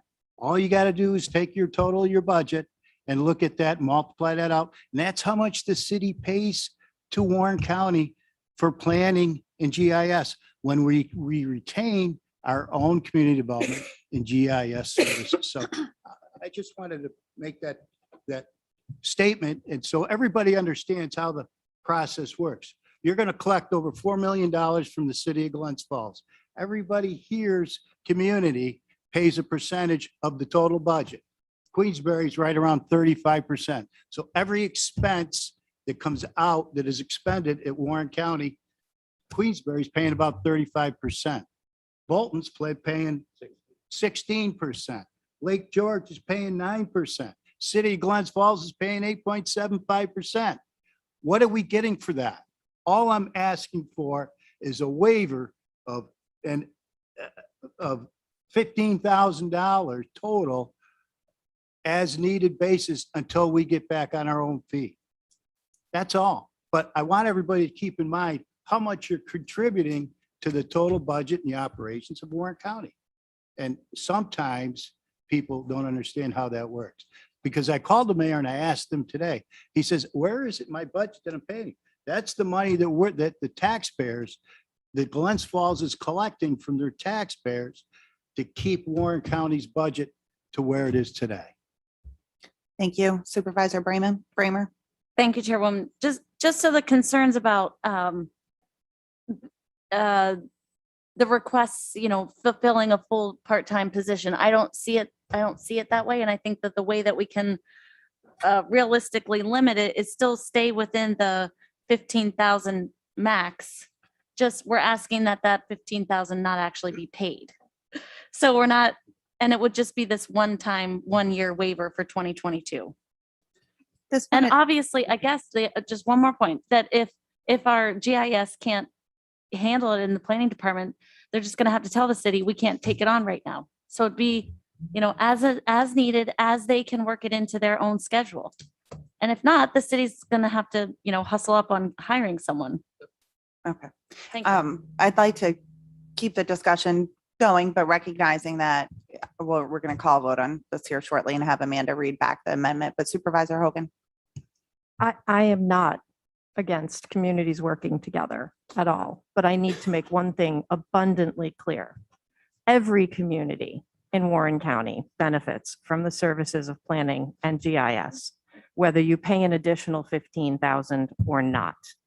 Every single community utilizes their services every single day. And I think I'm pretty accurate in saying that. So to be clear, with or without the 15,000 extra dollars, the city of Glens Falls is getting service from Warren County Planning and from their GIS. What they are asking is for our GIS to go above and beyond. And if you're comfortable with that, that's great. But this was an agreement that came through committee. Again, as I said earlier, this discussion should have happened at committee. It shouldn't have come up today. So that's where I stand. Supervisor Driscoll. Thank you, Chairwoman. Earlier today, our county attorney suggested that possibly we changed the dates on a contract with health services from, I think it was July to which date the actual contract begins. A year out. I think I'm kind of hearing that that's what the city is looking for, just to hold on to the bill until we have that individual in place. I think that's what I'm hearing the request to be. Thank you. Supervisor Leggett. Thank you, Chairwoman. As on all things, there's a ripple effect, and what we have before us today is a budget to be adopted, and in that budget is the planning department's budget that has taken into account perhaps the need to cover some costs in there. So an action taken at this last minute affects a lot of other things, and I'm not willing to upset the apple cart at this point in time. The town of Chester does at least 6% in contributions, and Supervisor Diamond, I'm fortunate to sit between two men that are good at math on municipal affairs here, but it's not always that simple because funding comes from a different area. So it's not a straight percentage that 9% goes to of the planning budget as attributed to Glens Falls. So I'm not in favor of this amendment, knowing from a town that could use an assistant zoning administrator at this point to help support some of the things that are going on in the town. I would be more than willing to pay the planning department if they had capacity to help us out, because it's of value. It's of value to the town that we would be willing to pay, because we would be doing it with somebody else. Thank you. Thank you. Is there further discussion on the amendment? Otherwise, I'd like to do a vote on this. Supervisor Shepard? We're going to be voting. Absolutely. Thank you. Yep. So the motion as I have it is made by Supervisor Diamond and seconded by Supervisor Bramer to amend Resolution 470 to waive the fees of $50 per hour, not to exceed $15,000 per year to the city of Glens Falls for 1 year. I'm assuming that's for 2022 or beginning immediately for 1 year. Supervisor Diamond and Bramer. Is it immediately or for 2022? This resolution says it's for a term commencing upon execution by both parties and terminating upon 30 days written notice by either party. So would the 1 year start when the contract starts, or are we talking for 2022? I think when the contract starts. Supervisor Bramer, thank you. So at the time the contract starts. I think given all the discussion, I'm just going to ask for a roll call vote here and let's get this done. Could I ask one quick question? Yes. So if you hire somebody January 1st, we don't pay anything? Supervisor Diamond, did you want to answer Supervisor Dickinson? I guess what I'm saying is that this contract calls for the city to pay Warren County. And if the city of Glens Falls has personnel, which has GIS experience or background, we're not going to pay you anything, but we're not going to require any services from you. Right now, Okay, thank you. we don't have any services. Yeah, thank you. You know, it's just a matter of when they Mhm. put Got it. somebody on the payroll.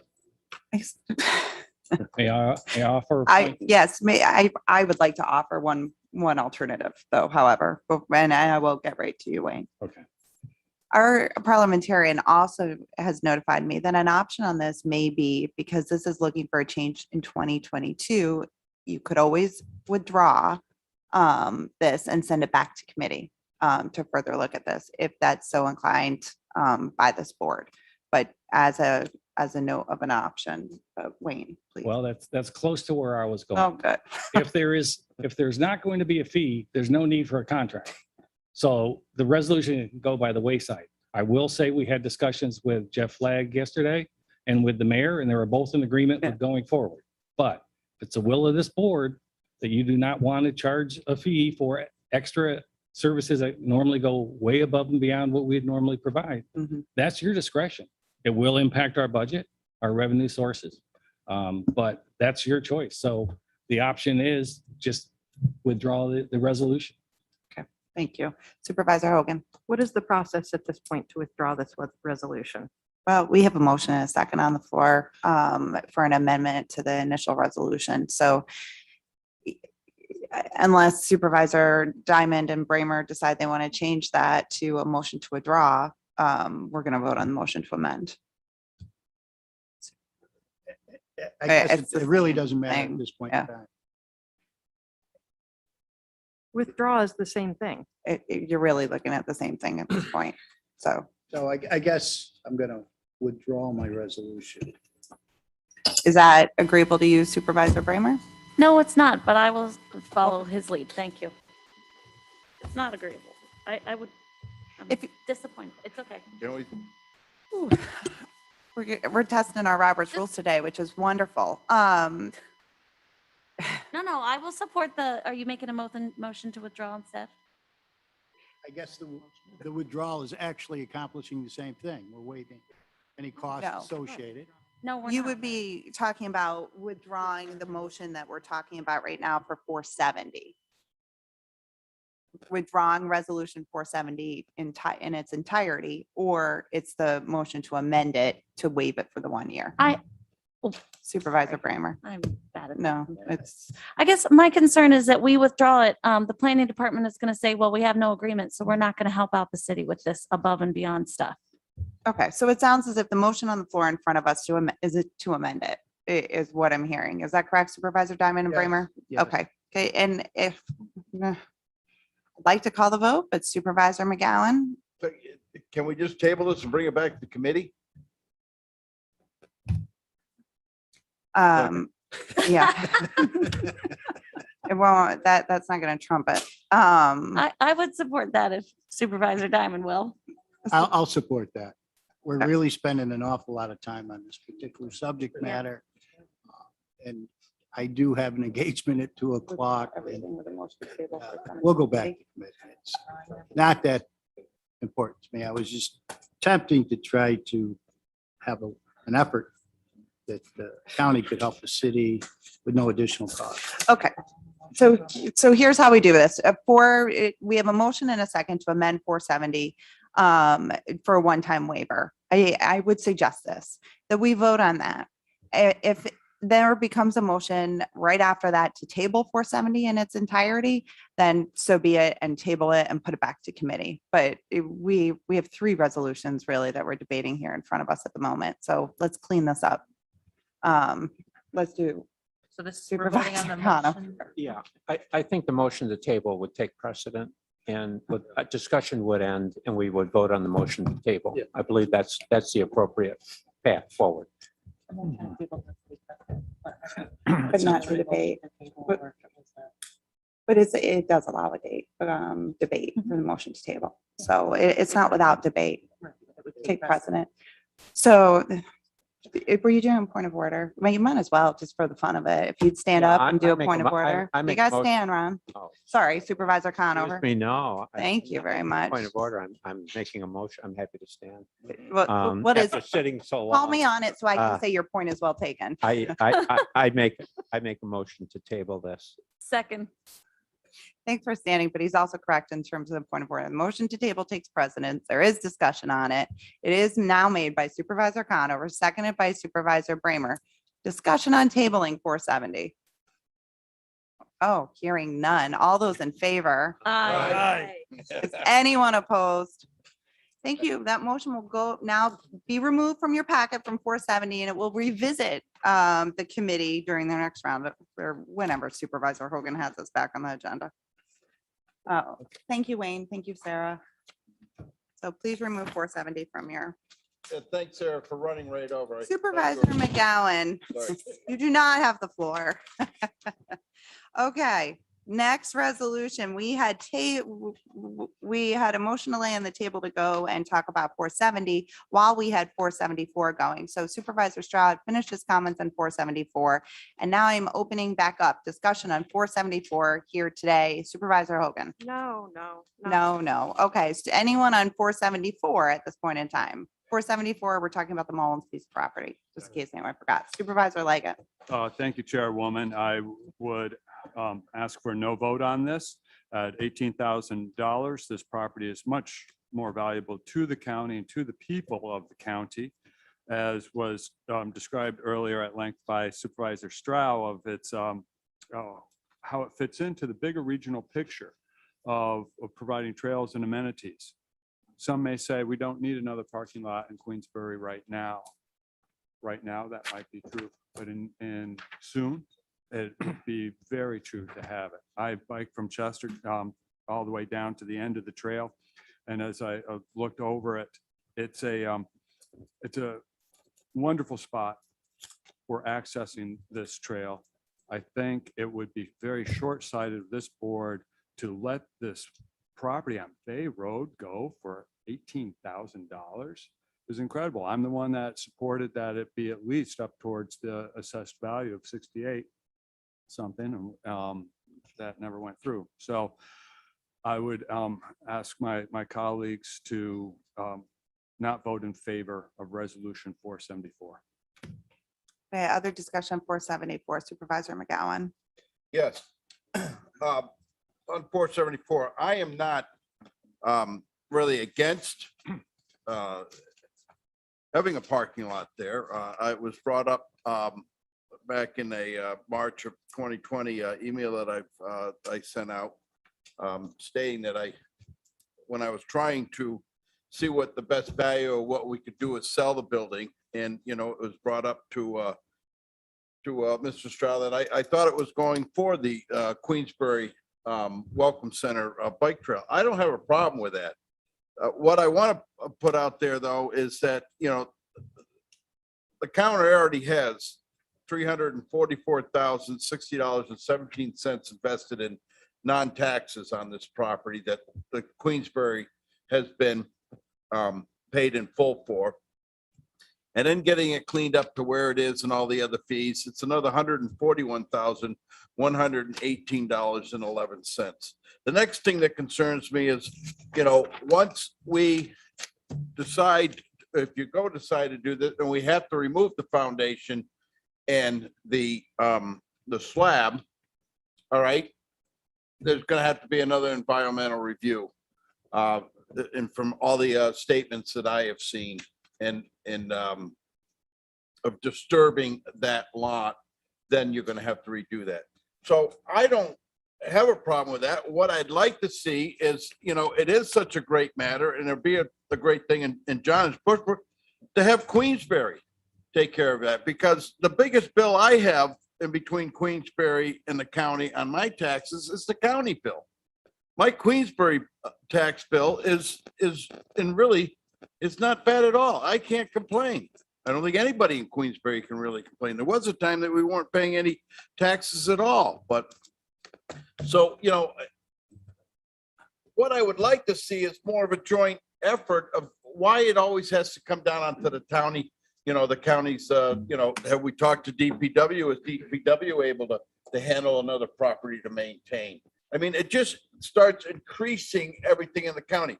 Being prepared for the future, I agree with it. I am not against, you know, the bike trail or anything, but is when do we have to say is enough that the taxpayers have to keep paying for stuff?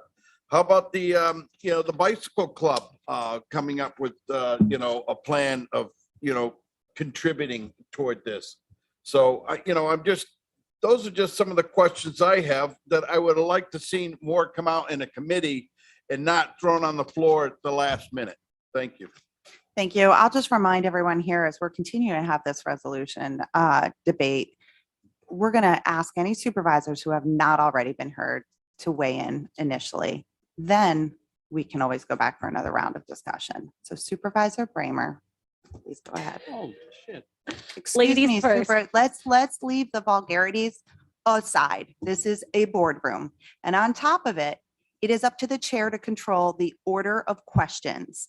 Please refrain from swearing. Supervisor McDevitt. Supervisor Bramer, the floor is yours. Thank you, Chairwoman.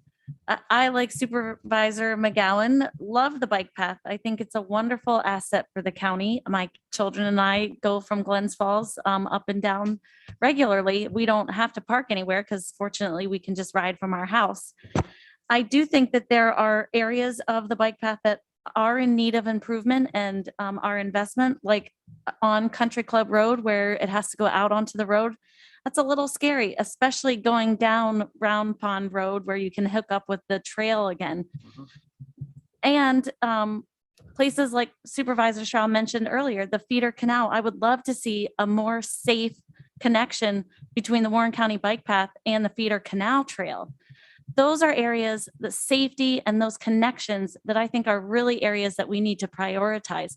There's only so many things this county can do and only so many areas where we can work on the bike path. In my mind, those are priority areas, and I would like to see us move forward with those before we work on additional parking areas. Those are my primary concerns. Thank you. Thank you. Supervisor Conover, you had your hand up. Yes, I'll be voting no on 474. So that this matter, the resolution, Mr. Shaw's resolution can be dealt with in committee, and that concludes my remarks. Thank you. Supervisor McDevitt. Thank you very much. Over the last couple of days, I've knocked on some doors in terms of the people, the taxpayers, the residents that actually live and pay taxes near John's proposed parking and bike path facility. One of those was Brian Blackburn, the owner of Blackburn Gallery. Brian has been there for over 30 years. He has looked across the street at the Mullen Building, has looked at what the county has done with the property to date, and he basically, after some discussion, has basically said the following, and I'll just quickly read what he has said. I would like to state my strong support for the proposed bike trail parking facility for the empty lot on Bay Road. As I sit at the gallery every day, I see a lot of activity for the bike trail. Several times a week, cars are parked along the side of busy Bay Road on the west side while using the bike trail. This creates congestion at the crossing. Currently in this area of town, there is not a dedicated parking facility for the bike trail. So basically, here's a guy, taxpayer, involved citizen, lives in Queensbury. Dad, is a famous Adirondack artist. Real people, real understanding of the property, and he believes that we need a gentle use of that piece of property. Another person I spoke to, a partner in the law firm of Wilsensky and Pleat, her name is Tara Ann Pleat. She basically said, we absolutely support Supervisor Strauss' proposal. She believes it's in the best interest of all concerned. So what we have here are individual property owners, real people that understand the property surrounding them, people that pay taxes every day, people that pull the wagon, they don't sit in the wagon.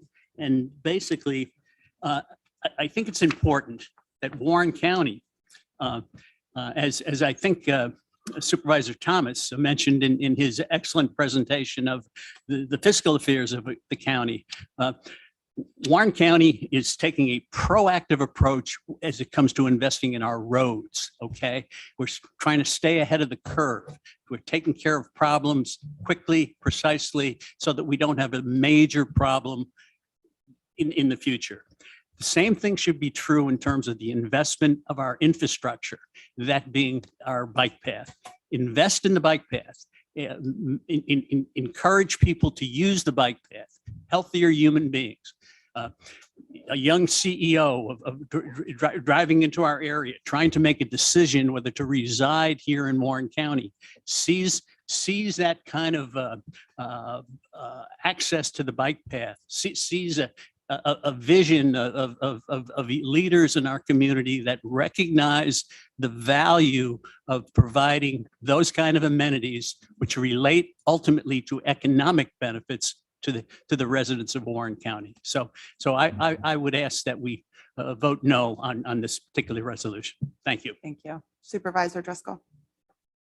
Thank you, Chairwoman. Supervisor McDevitt made some of my comments, so thank you. I'll be briefer. A lot of my best votes are when I've heard from constituents as well as other people that I know and live in the area. Just yesterday, I had a conversation with a resident of the town of Queensbury, whose family has had a very successful business in the city of Glens Falls for many years. He and his family are bicycle enthusiasts. They've biked throughout New York State, other states in the United States, and even outside of the United States. He reminded me of the amount of money that he and his family, as well as acquaintances that they've made bicycling throughout the area, bring into the area, into the economy. Hotel rooms, restaurants, brew pubs, clothes shopping, all those types of things. It seems to me, and all the other comments that I've received from people, I haven't received any others asking us to accept that $18,000 bid. So I'm going to be voting no also. Thank you. Is there anyone else who hasn't been heard that would like to be heard on this? Supervisor Smith. I just want to say that I'll also be voting no, because I don't think that we should let this go for $18,000 when it's worth a whole lot more, certainly to our county, to encourage more tourism and business coming from the bicycle trail. So, Thank you. Other supervisors that haven't been heard, Supervisor Beatty. Yeah. You know, we're all stewards of the taxpayer dollar. You put this out to 65,000 people and say, hey, do you want another bike trail, less than 8/10 of a mile from one right now the county owns, and that's never even half full, that's never used? But let's build another one. Let's keep the money off the tax rolls. Let's spend a couple $100,000 to pave it. Let's spend $50,000 to put some restrooms up. But wait a minute, there's one less than a mile away. What are you guys doing? You know, it reminds me a little bit of the boondoggle up at the airport.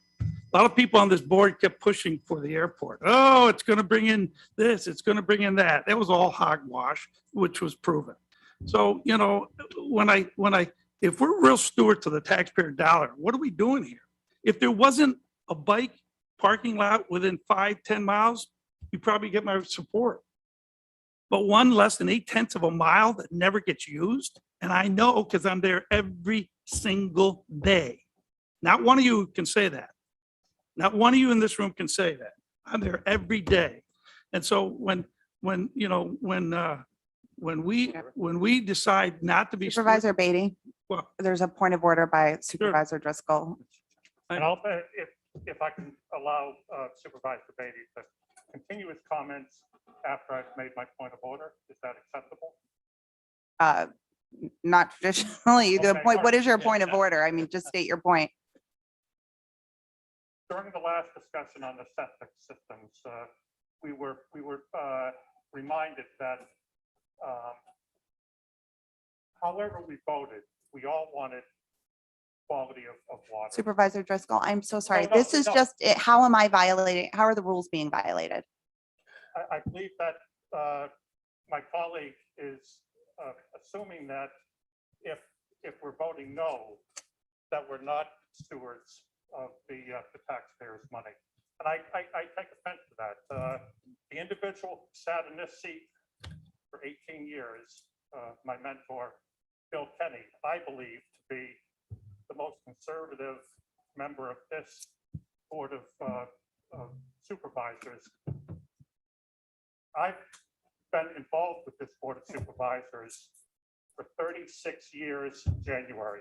I don't think there's any member here that can Supervisor claim Driscoll, that. I am happy to come back to you when we go to the second round of discussion, but as it relates to any rules being violated while Supervisor Beatty had the floor, and when someone has the floor, they have the floor unless there's a point of order for the rules being broke. I would say that either if you're withdrawing your point of order for the rules not being broke, that's fine. But if you're keeping it, I would tell you that unfortunately, I do not believe that your point is well taken. I do not believe that he's violated the rules. And I would ask that Supervisor Beatty have the floor. Thank you very much. Supervisor Beatty. Thank you. No rules have been broken. I haven't broken any rules. I'm stating from a fiscal standpoint how it makes sense to have two bike trails, or two bike parking lots within 8/10 of a mile. Fiscally, that doesn't make a lot of sense to me. And I don't think it does to most of the taxpayers. Here's the solution. Queensbury is awash in money. Why doesn't the town of Queensbury buy the Mullins property out of foreclosure? Case solved. Well, to me, now, I wouldn't be for it, but the town of Queensbury can do what the town of Queensbury wants to do. So to ask the county, people up in Hague or other places that don't even use the bike trail, don't come down this far to support that, then, you know, that's a stretch for me. And let's just remember, it's just not the $18,000. It's every year getting taxes from that property. And who says that person wouldn't build something? I had an individual call me yesterday. In fact, I was in a meeting with Dan Bruno having a cup of coffee, and a person came up and said, geez, I'd love to build a building there. He missed the whole auction. I said, well, it's already over with. But, you know, he said, so there are people out there, this individual happened to miss the deadline, the auction, but there are people wanting to actually do something in a positive taxpayer funded way. on the tax rolls.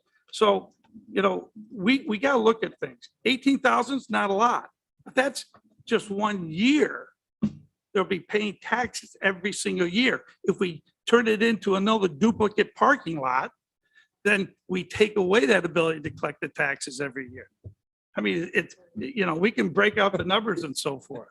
So to me, it's just too much of a duplication. And just like the airport was a boondoggle, this is almost like a baby boondoggle on a much smaller scale, but it doesn't make financial sense to the taxpayers. So, thank you. Are there other comments from supervisors that haven't been heard on this topic? You all have the constitutional right to debate. I have a comment and I haven't been heard on this topic, and I have every right to make a comment. As it relates to this piece of property, we have talked about this for years. We have hashed this out in committee. I took time to call the chairman of that committee and have an in-depth conversation with him this week. I also have taken time to talk to the previous chair about this.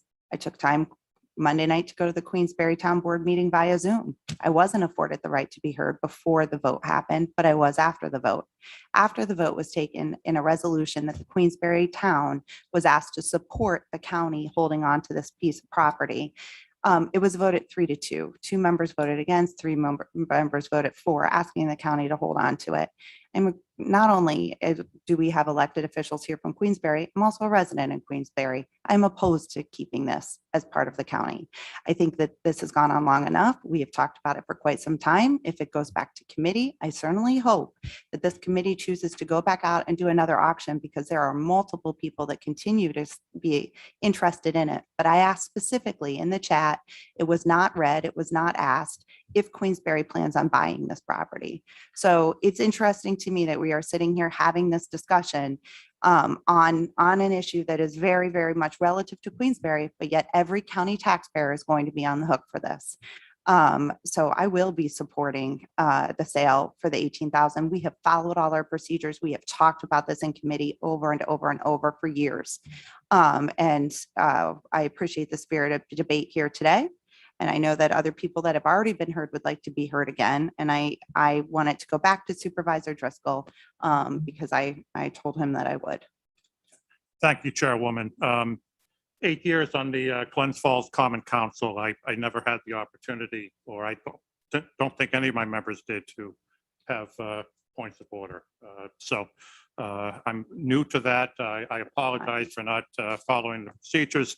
And I certainly understand Supervisor Beatty's comments. I just feel it's unfair to say that one individual is more concerned about taxes than any of us. I would hope that when we put ourselves out there and campaign for office and talk to the public and want to do the people's business, that all of us are concerned about the health and well-being of our residents. And we want to manage their money efficiently and honestly. And that was just my point. It's hard to say. I also think how many registered people or adults in our county would favor that. 51% versus 49, 70% versus 30. Who knows? I mean, how can you guess that? I mean, a sampling of a few people that you've had coffee with, certainly that's a good start. But I don't think it's fair to say again that that we're not concerned about spending the people's money, and that we don't have the best interest of Warren County at heart. I think we all do. We just have different paths to get there. Thank you for the opportunity to speak. Thank you, Supervisor Driscoll. Supervisor Leggett. Thank you, Madam Chairwoman. Warren County's total assessment roll has increased by over $237 million in the past year alone. An $18,000 lot is a spit in the ocean on what that makes to any taxpayer in this town.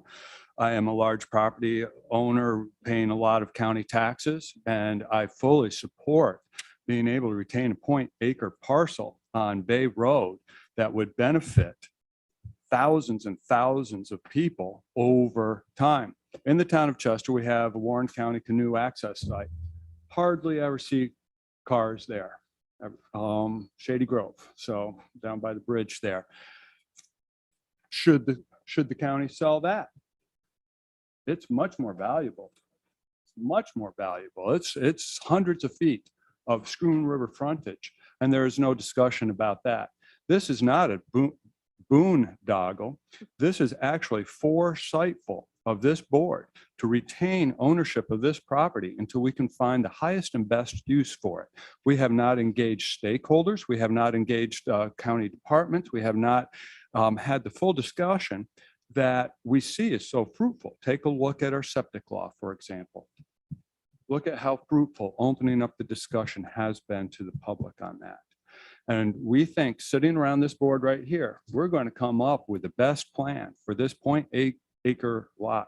We're not going to.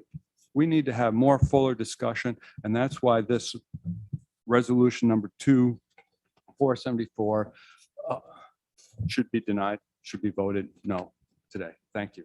Thank you. Supervisor Beatty? Did this go through committee? Yes.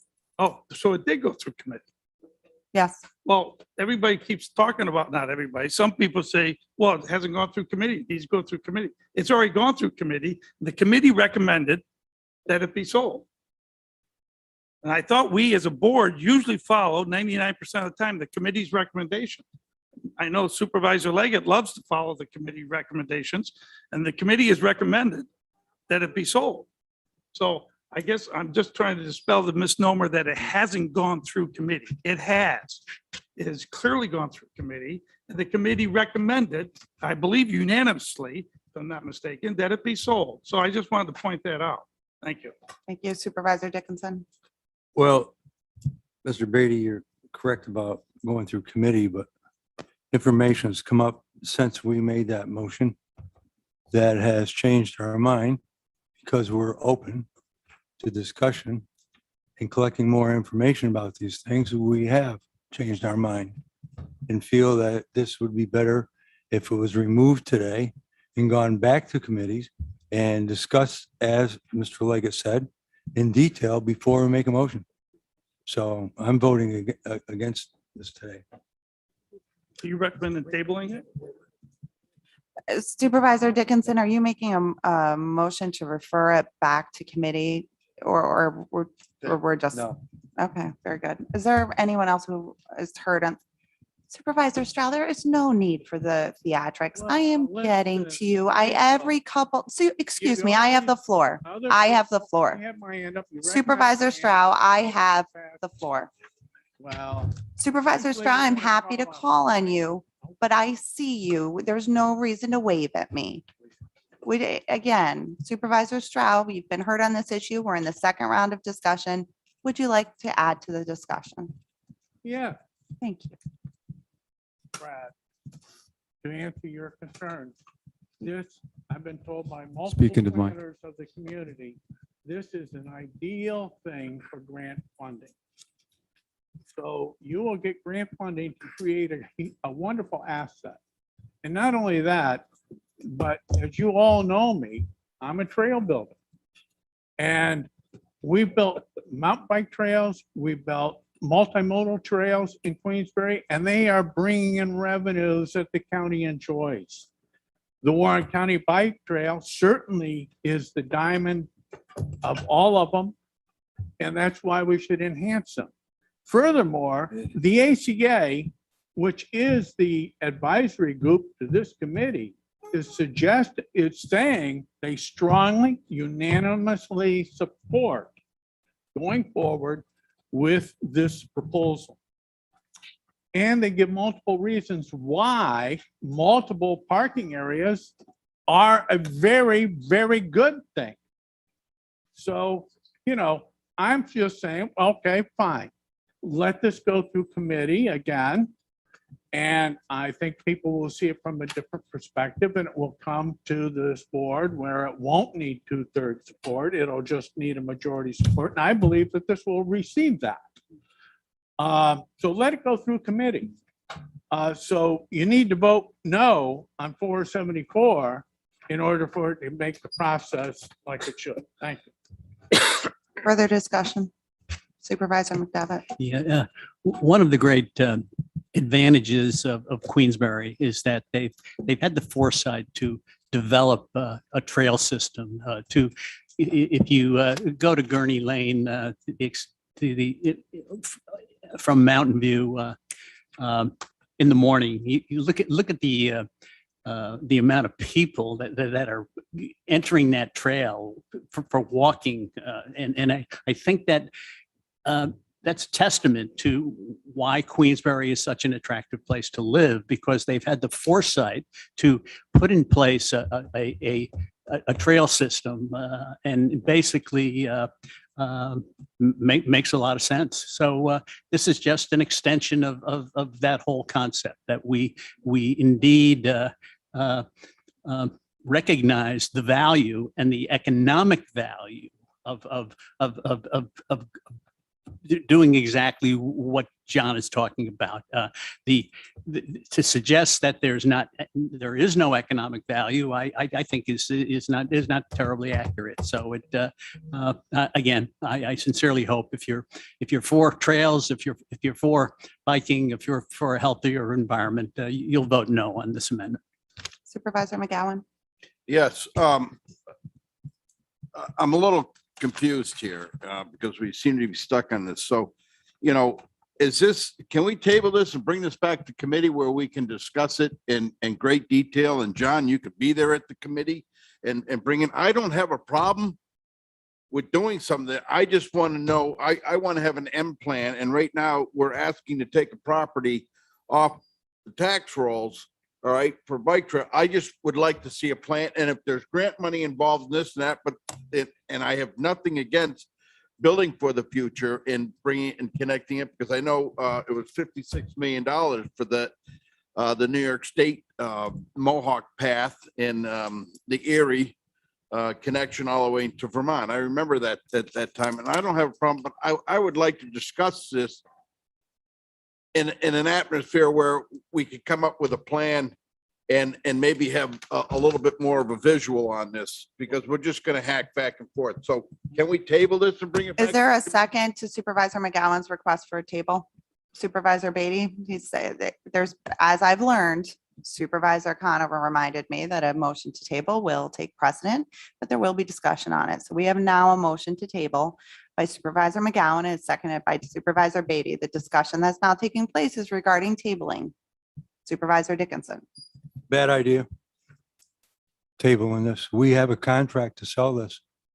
We have to make a decision today to terminate that contract. And that's what's going to happen if we turn this down. If you table it, we don't. There's a guy out there waiting. He's made an offer on the property. We can't dilly-dally around with this kind of foolishness. Get to the point of it. Vote no on this thing, get it off the table, then you can do whatever you want with it. Take it back to the committee, ignore it, do what you want. But you got to act today so we can terminate this contract.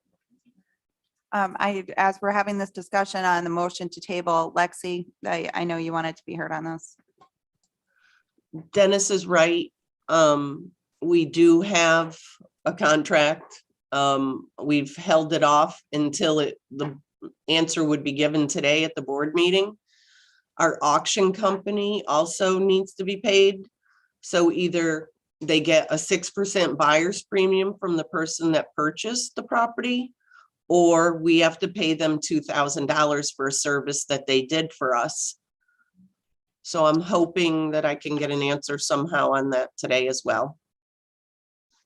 Okay, thank you. Given that, do you still want your motion? Will you withdraw your motion to table Supervisor McGowan and Beatty, or you want to go through with a vote for the motion table? I'll withdraw. Withdraw. Okay, the motion table has been withdrawn. The discussion is still on the second round. If you've already been heard, that's it. If you have not been heard a second time, discussion on this. Hearing none in a second time, I'd like a second time, and very briefly, just to remind you that in committee discussions, we have talked about delaying it for a year. That was not something the committee decided to take up. That was discussed by Supervisor Stroud a long time ago. We also have liabilities as it's going to relate if the county decides to take ownership of this property as it relates to legal, environmental, and other things. Of course, we own other property, but the bottom line here is that we just spent more money on something that we've continued to discuss at length in committee. So I would encourage everyone to go to committee, and I certainly hope that your decision is to go back out and ask people if they would like to purchase this to put it back on the tax rolls. That being said, I'm going to close discussion for this and move on to any other discussion on resolutions. Supervisor Hogan. Thank you, Madam Chairwoman. On 492, a email was circulated with some questions from the public regarding this contract. Joanne Conley has very patiently waited to weigh in and address some of those concerns. So with your permission, I'd like to ask Joanne to. Yes, thank you, Supervisor Hogan. So the discussion now is on 492. Ms. Conley? Thank you. Good afternoon. I'm at the end of the meeting today. 492, Resolution 492 is to renew an agreement with Workshop of Lake Placid to provide media buy services for the department. This did come through my committee. There was discussion at the time at our committee meeting, and the committee voted to move it forward to a resolution and to renew. So my committee has heard this before, but for the benefit of the rest of the board, I'll give you a quick little background. There are 3 agreements that come through the tourism department that are on a 4-year cycle. So the media buy is one, video production is another, and our website. So all of those run concurrently for 4 years. It's a 1-year contract. And then if I'm happy with the services, Julie Butler will send me a message. Hey, Joanne, are you happy with the services that are being provided? Would you like to renew for an additional year? Typically, I say yes. So the timing is such that we're at the end of the year, and Julie said, it's time for us to renew this contract. Are you happy with these services? Yes, I am. So I come back to my committee, and there's a little bit of a discussion about perhaps going back out to bid. We did go out to bid in 2020. We had 15 responses, and we selected Workshop. So the contract was in place for 1 year. Now it's time to renew. So I would like to renew that. It does in the resolution, it's up to $1,250,000. In my budget this year, I only have $1 million allowed. That is for the media spend. Workshop only, their commission on this is only 4.25%. So really on that $1 million spend, they're earning $42,000. So at this point, what I'd like to do, if you vote not to renew this contract, then I'll go back out to bid, if that's the wish of the committee. But then a contract would not be in place for January 1. So I wouldn't have a media buyer at that point for my digital, social, programmatic television. If you do vote to renew this contract, it would be for 1 year. And there have been some questions from the hospitality group and from some supervisors. So we can certainly have, and I have had in the past, had Workshop come in, explain their program. I do give results. I provide results to my committee on how some of the tactics are performing. Everything is really, in my view, the reports that I receive, everything is always above industry standards in terms of performance. So I am happy with the work that Workshop does. If anything is not performing well, and I just actually texted today or emailed with them, they'll pull an ad and they'll switch something out. So they're very responsive. So all I'm asking to do at this point is to renew for 1 additional year with Workshop on the media buy. Thank you. Further discussion on this, Supervisor Conover? Yes. Under this contract, do we have the authority through your department to authorize, for example, that the winter advertising take place, but if we choose not to want the summer program to take place, we can choose not to do that? In other words, is this contract an all or nothing contract? I think that's my first question. And if you could answer that, and then I have a follow-on, Madam Chairwoman, if Thank that you. would be allowed. Yes, there's Supervisor Conover. May I also compliment your following all of our Robert's rules today? I very much appreciate it. Ms. Conley, would you please address the first question?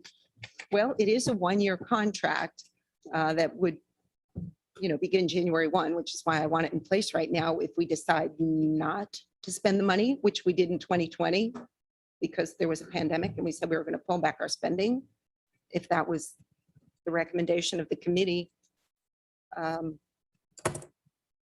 guess we could do that. I think, if I may, just to have this answered a little more precisely in terms of the all or nothing contracts, Administrator Moore. Yeah, I believe this contract, like all contracts we do, is subject to appropriation. And I think in the context of what we did last year, where we included in the deficit reduction program, a reduction in the appropriation. Correct. So then we didn't spend up to the full amount of the contract. Correct. And a point of clarification for that, that would go through the committee to request a reduction in appropriation?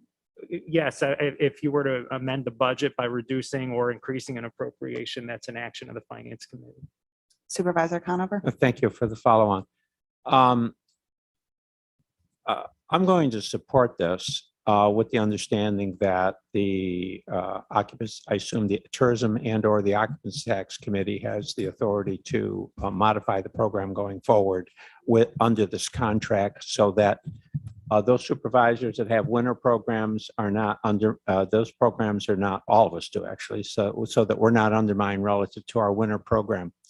That being said, I'm going to support the appropriation of an additional $250,000 to an amended budget of $1 million at a time when, not to beat a dead horse, the supplement to the towns was cut and still hasn't been restored, at a time when there are other matters yet to be decided relative to the expenditure of occupancy tax funding.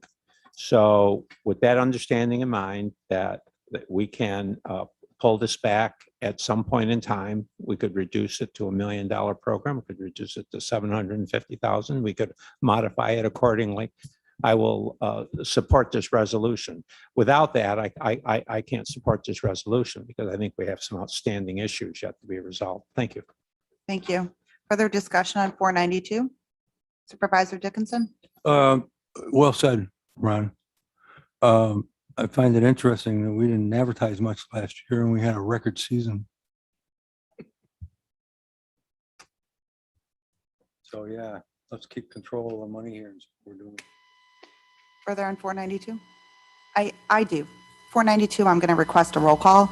This is something that last year, this is the one we're talking about right now.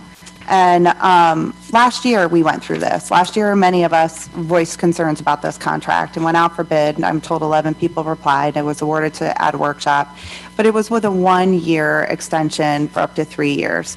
About a month and a half ago, I started this process. I asked the chairman of Tourism and Occupancy Tax. I asked our county administrator. I inquired and asked with Joanne Conley.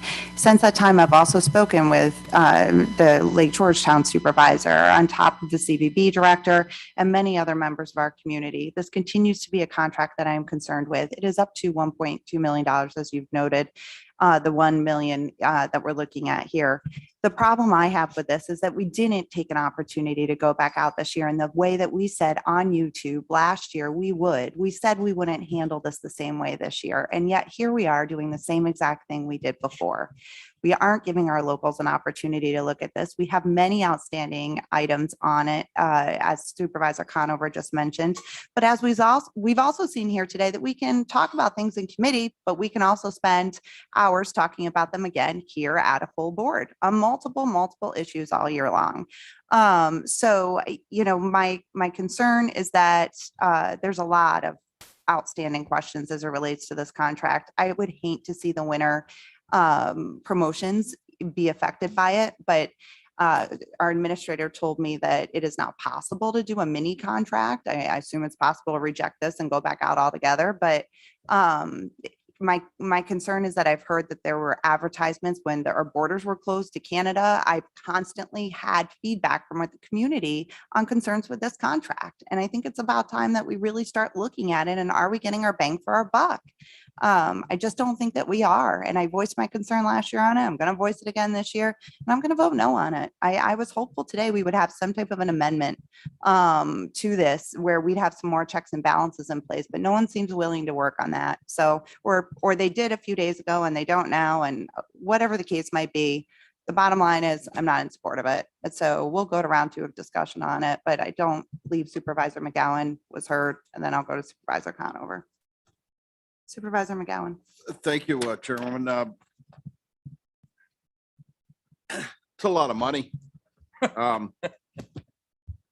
And I have to say, we didn't use it and we had a record year. I think Supervisor Dickinson kind of hit the, as I'd say in my field, the nail on the head, or the head on the nail. But we have a lot of local advertising in that, group. And it's just a lot of money to send out of town with so many companies that are trying to, thrive here in Glens Falls and the Queensbury area that could help us. I mean, it's just the 11 bids that we got before, and any of them were local.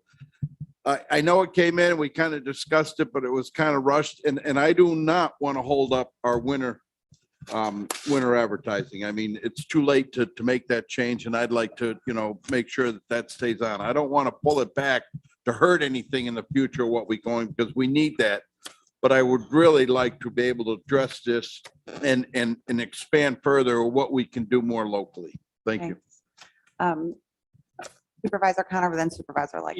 Yeah, I think that what I heard here was that we're in control of the contract. We don't need to purchase things that we don't choose to purchase. And if the contract language states that, I guess this would be for our county attorney to ensure that if the contract states that they don't proceed until they receive a letter from us authorizing them to proceed, then they don't proceed.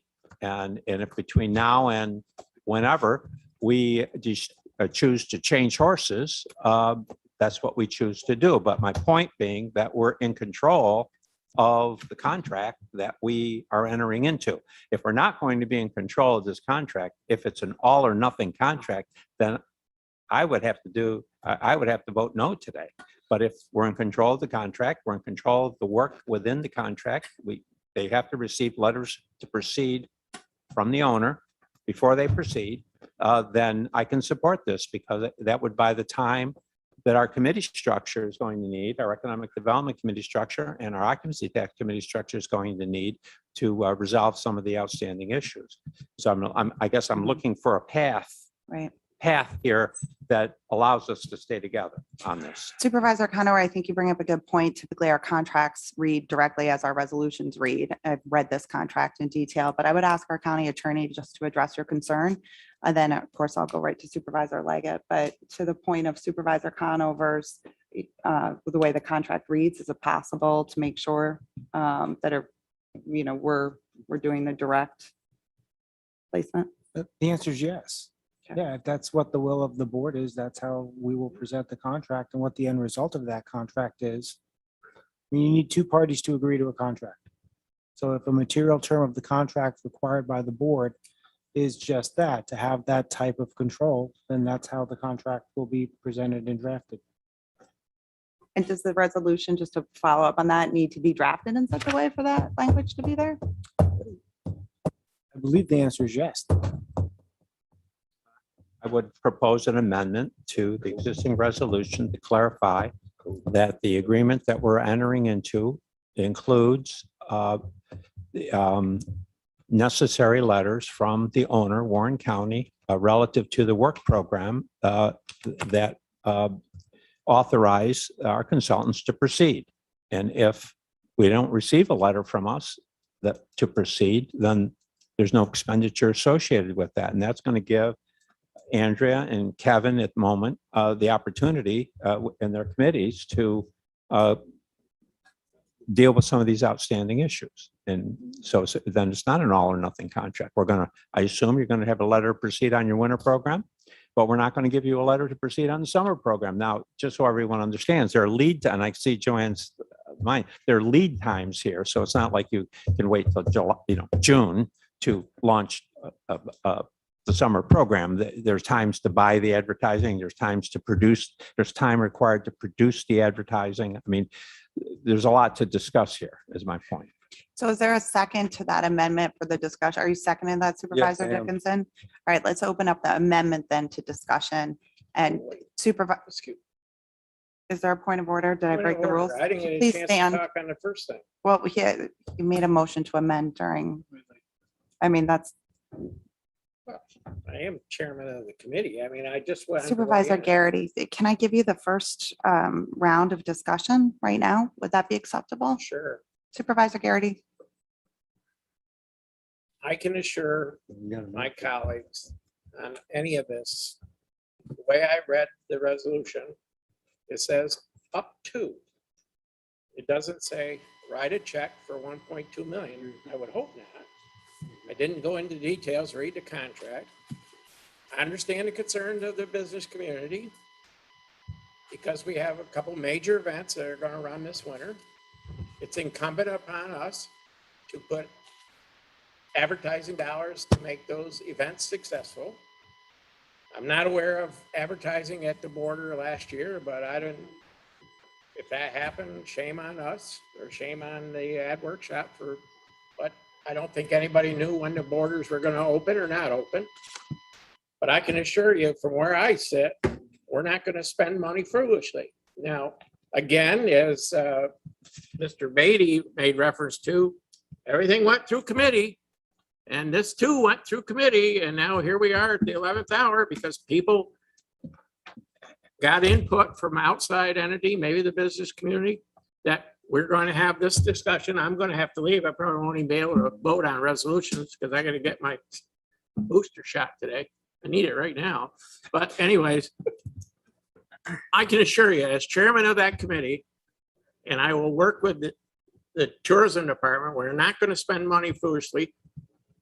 I had this conversation with Joanne last night. I understand the importance of these winter events that if we need to target money, I don't think it says spend $500,000 on winter, 250 on summer, 400 on fall. I think it's how we ever lay it out. But we've all heard that's what we need to do. We have great events coming in, and that's where I think the money's going to go. That's my 2 cents. And I'd like to stay for a vote, but time is running short. So Other discussion? Supervisor Bruno, you had your hand up. Thank you, Chairwoman. Just clarification here, talking about how whatever services you want here are acquired or how they proceed. It says an extension of an agreement. In other words, you talked about this entity being authorized via letter or some other thing to do certain things. In other words, they don't just automatically do it. Is that what is stated in this existing agreement? Because this is an extension of that agreement? It's not my understanding that that's stated in the extension of that agreement, but I will defer this to the county attorney. I have not read the original agreement as I sit here today, so I would need to look at the original agreement to determine what the terms are. But as part of extending it by resolution, this board and the county has a right to determine what terms it wants in the contract. Okay. So to the degree this resolution decides to either add a term or not add a term, then that's going to get incorporated into any extension of the original contract. Thank you. Thank you. Is there any questions on that? Because it's not, you have a contract. My understanding is this resolution looks to extend that contract, and the county can make the determination if, as part of that extension of the contract, they wish to add additional terms. It doesn't mean that the other party will accept those terms, Right. but certainly the county can move forward with a resolution that requires some additional terms in the contract, which is, I believe, the focus of the resolution that's been proposed. All right. Thank so- you. Supervisor Bruno. What we're saying is you're extending a contract with modifications if you so desire. Because as I understand Supervisor Conover in his discussion, which I thought was good, the tourism department will request certain services or performance of this entity, but that has to be done in writing before they proceed with anything, which is reasonable. I've been through these types of things before myself. But is that correct? You can extend, when I read extension of an agreement, here's an agreement and you're extending it. What's in there is what you're extending, but as you explained it, you're going to extend an agreement, but you have the ability to modify it, to add or delete things you want or don't want. Is that correct? I believe that you are correct, Supervisor Bruno, and that is based on how that contract gets written up with this resolution, but it needed to state it in the resolution. County Attorney Elman, is that correct? Yes. Thank you. Thank you. Further discussion. I'll get back to Supervisor Garrity, Supervisor Hogan. Thank you, Madam Chair. I'd like to direct questions at Joanne Conley, if that's okay with you. Yes, please do. They're very simple. As we're amending this, part of the concerns that were shared with us was a greater need for analysis on the effectiveness of the campaigns. Do you believe that we also need to add language, compelling feedback, or do you think that's something that can be easily worked out between you and Ad Workshop, that they come back with more information than we've been getting? I do receive seasonal reports, feedback on how each of the tactics are performing. I did share the last one with the committee with my last agenda packet. If there could be additional, I think it's pretty comprehensive. If the committee takes a few minutes to read it, I can go over it. I haven't had a lot of time in my committee meetings, so I think it was Claudia that made the suggestion. Why don't you attach those with your agenda or make sure you get these documents out to the committee, because we've had such busy committee meetings that I don't get into it in great detail. Typically, workshop does come to address the committee at least once a year. Last year, it was unfortunately COVID and they were on Zoom, so I don't think it was quite as an effective presentation, but when they are here, I think you're able to see in them that level of expertise in their field. So I would, and I've already said to them, I would like to invite you in at one of the first meetings of the year to explain the program and explain your expertise in your different fields. I think the request was not so much for narrative as it was for data. Do you think that we could get more frequent reporting of that? I can have that every month. Do we need at the to add that committee. to the contract? I think if I just ask them for it, they will provide it. Okay, thank you.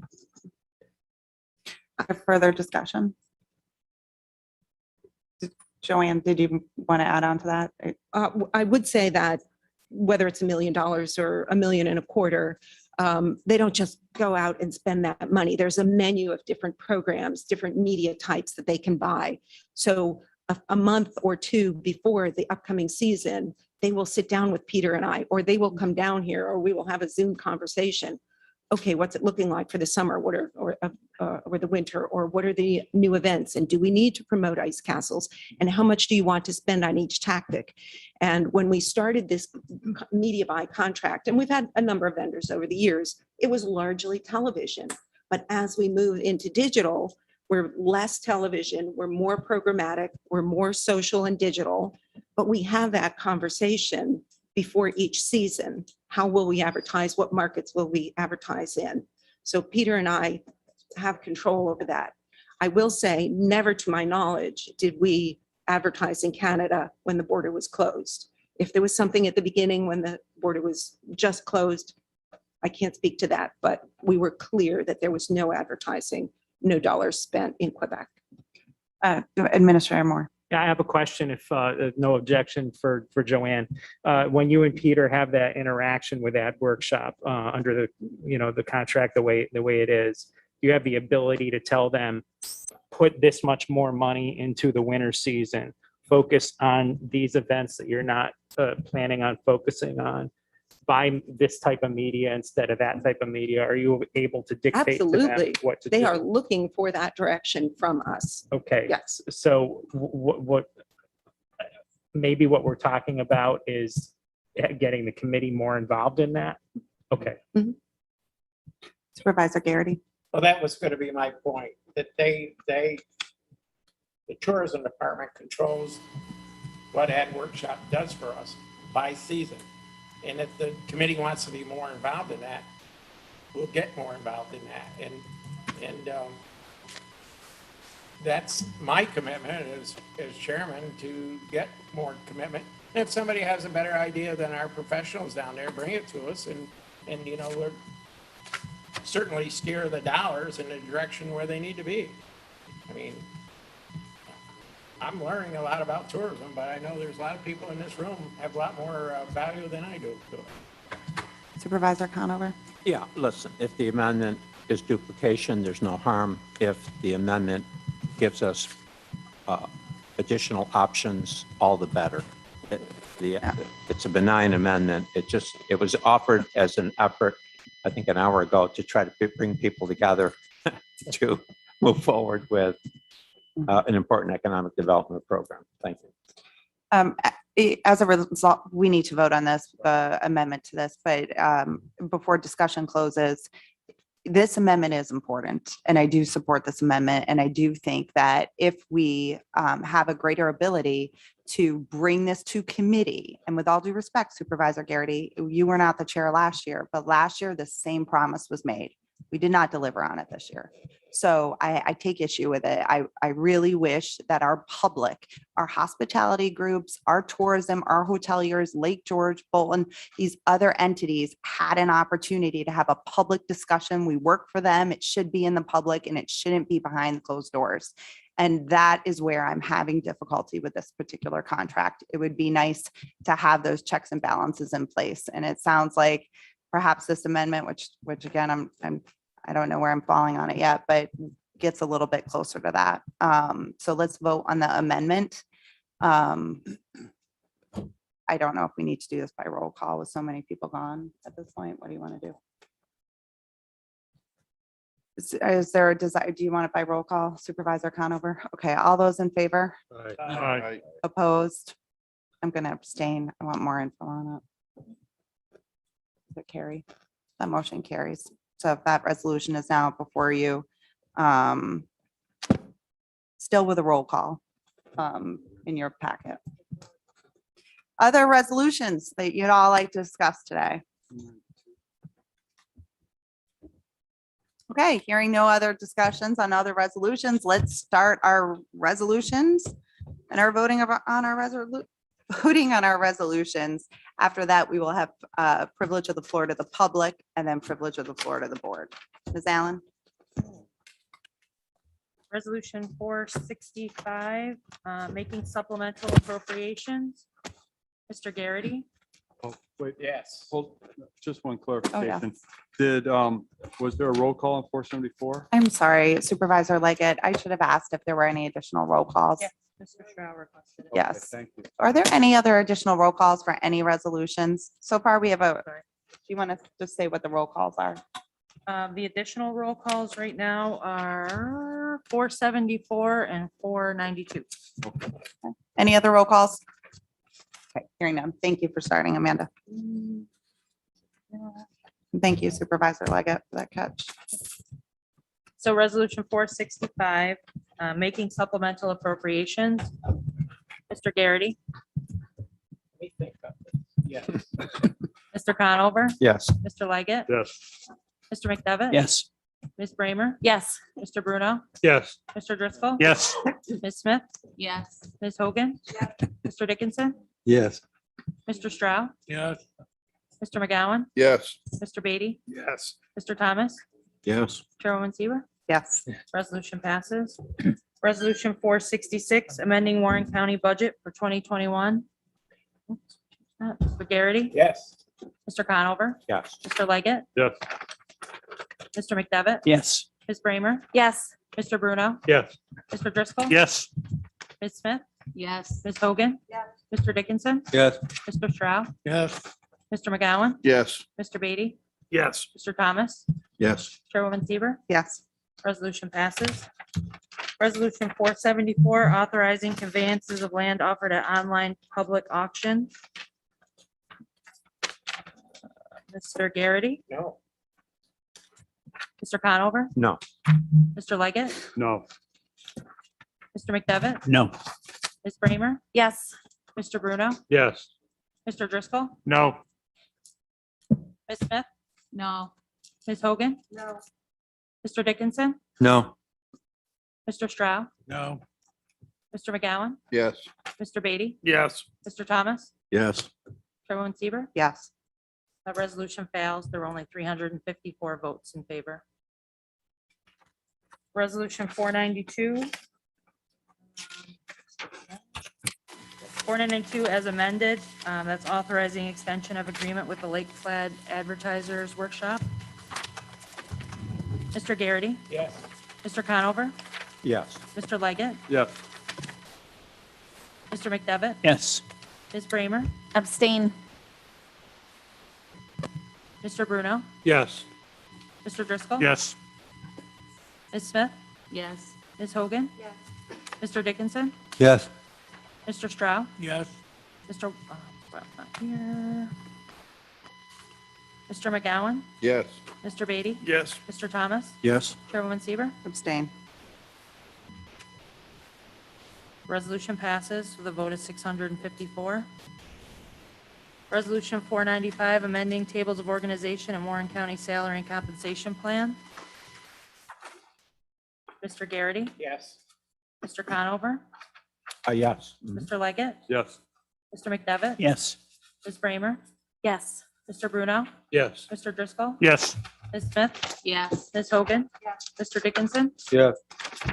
Mr. Stroud? yes, Mr. McGowan? Yes. Mr. Beatty? Yes. Mr. Thomas? Yes. Chairwoman Seaver? Yes. Resolution passes. Resolution 502, establishing capital project 406, Countryside Adult Home 2021 capital improvements. Mr. Garrity? Yes. Mr. Conover? Yes. Mr. Leggett? Yes. Mr. McDevitt? Yes. Ms. Bramer? Yes. Mr. Bruno? Yes. Mr. Driscoll? yes, Ms. Smith? Yes. Ms. Hogan? Mr. Dickinson? Yes. Mr. Stroud? yes, Mr. McGowan? Yes. Mr. Beatty? Yes. Mr. Thomas? Yes. Chairwoman Seaver? Yes. Resolution passes. Resolution 505, increasing capital project H278 Middleton Bridge over Scroon River. Mr. Garrity? Yes. Mr. Conover? Yes. Mr. Leggett? Yeah. Mr. McDevitt? Yes. Ms. Bramer? Yes. Mr. Bruno? Yes. Mr. Driscoll? yes, Ms. Smith? Yes. Ms. Hogan? Mr. Dickinson? Yes. Mr. Stroud? yes, Mr. McGowan? Yes. Mr. Beatty? Yes. Mr. Thomas? Yes. Chairwoman Seaver? Yes. Resolution passes. Resolution 506, increasing capital project 393 Johnsburg Bridges. Mr. Garrity? Yes. Mr. Conover? Yes. Mr. Leggett? Yeah. Mr. McDevitt? Yes. Ms. Bramer? Yes. Mr. Bruno? Yes. Mr. Driscoll? yes, Ms. Smith? Yes. Ms. Hogan? Mr. Dickinson? Yes. Mr. Stroud? yes, Mr. McGowan? Yes. Mr. Beatty? Yes. Mr. Thomas? Yes. Chairwoman Seaver? Yes. Resolution passes. Resolution 507. Authorizing the appropriation of funds from the computer reserve. Mr. Garrity? Yes. Mr. Conover? Yes. Mr. Leggett? Yes. Mr. McDevitt? Yes. Ms. Bramer? Yes. Mr. Bruno? Yes. Mr. Driscoll? yes, Ms. Smith? Yes. Ms. Hogan? Mr. Dickinson? Did you skip 495?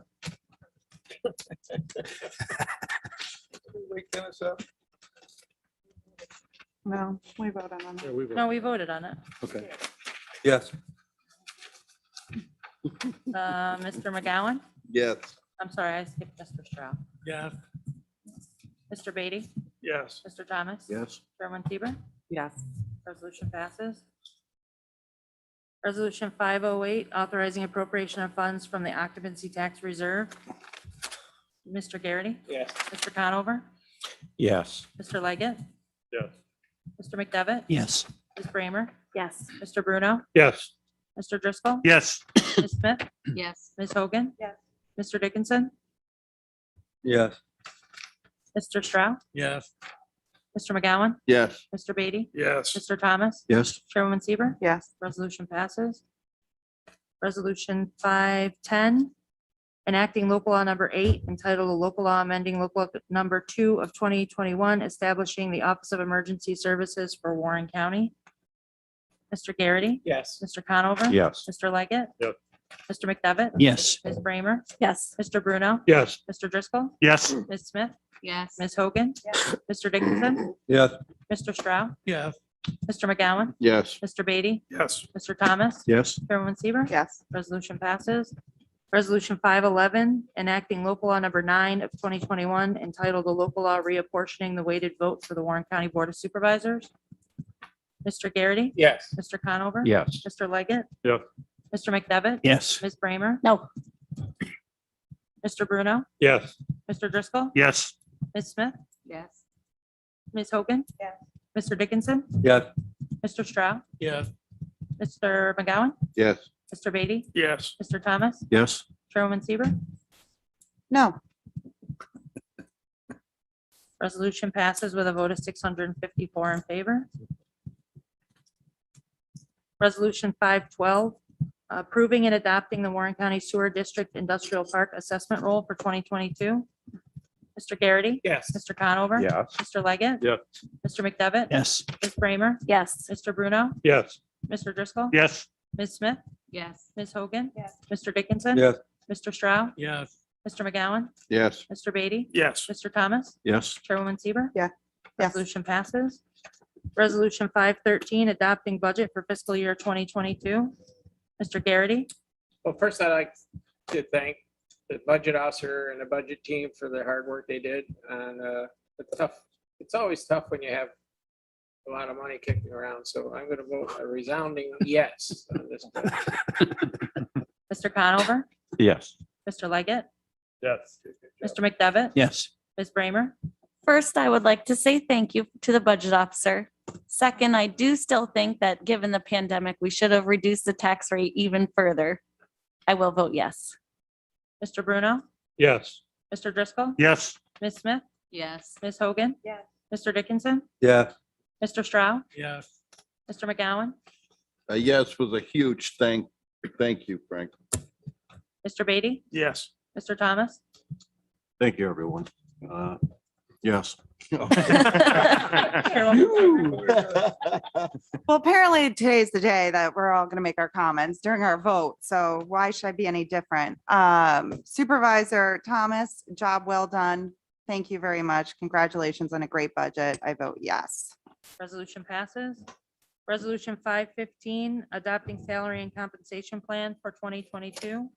Mr. Garrity? Yes. Mr. Conover? Yes. Mr. Leggett? Yes. Mr. McDevitt? Yes. Ms. Bramer? Yes. Mr. Bruno? Yes. Mr. Driscoll? yes, Ms. Smith? Yes. Ms. Hogan?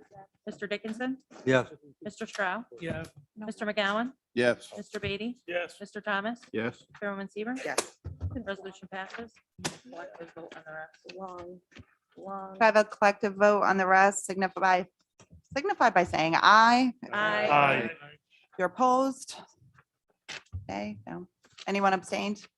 The rest carry. Thank you very much. I would just ask that it's privilege of the floor. And I'd ask our public who has been waiting here very patiently. I think I recall both of you speaking earlier, Ms. Doster and Ms. Clark. And Supervisor Thomas, did you have something before privilege of the floor Yeah.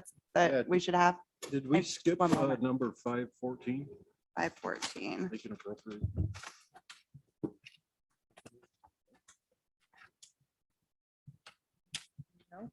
No? We did 513, 514. Oh, okay. It just wa- Wasn't a roll. Yeah, it wasn't a roll call. Sorry. Same thing. I apologize. Well, it's okay. It takes a village. We're all here to answer that question. We're good. Thank you Supervisor Thomas. I'd like to extend privilege of the floor to our few participants left here after all these hours today. Thank you.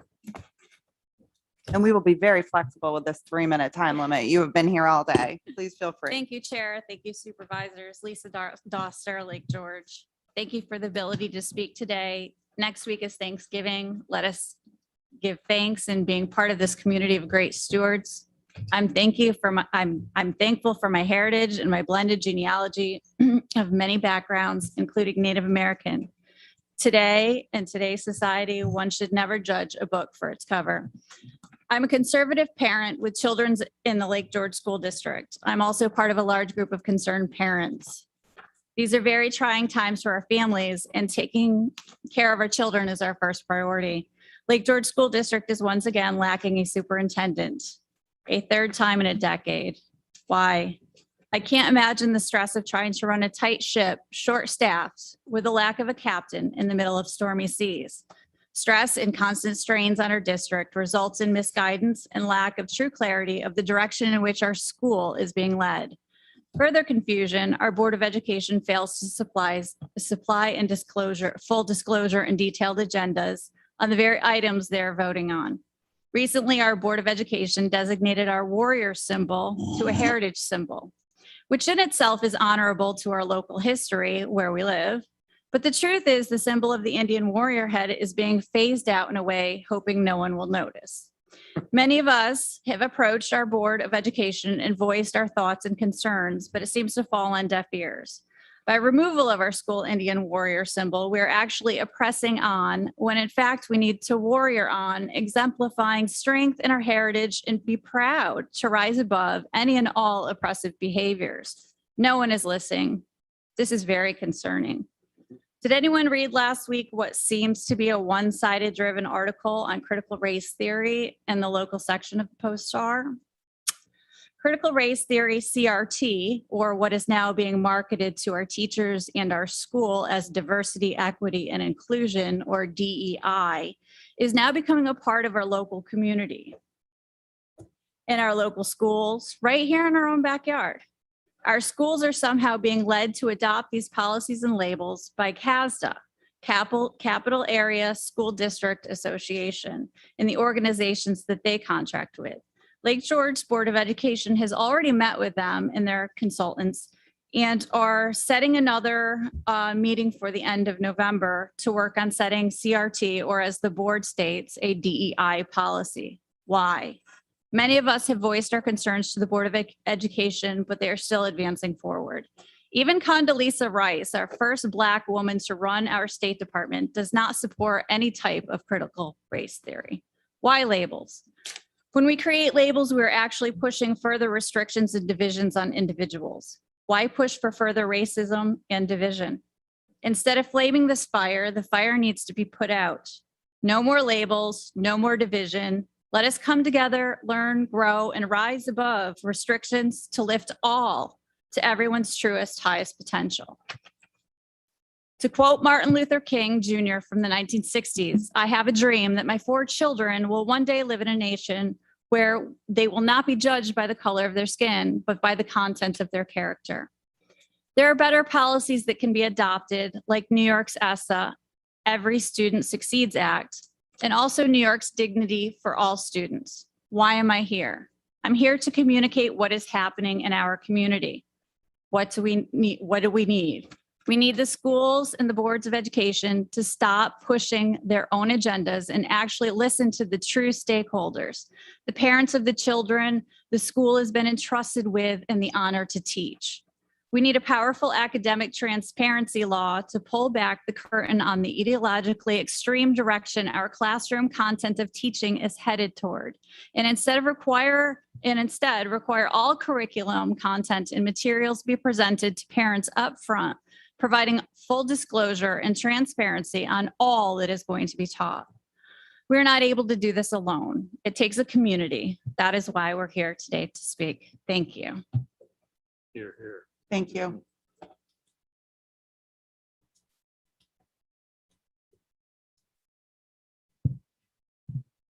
Hello.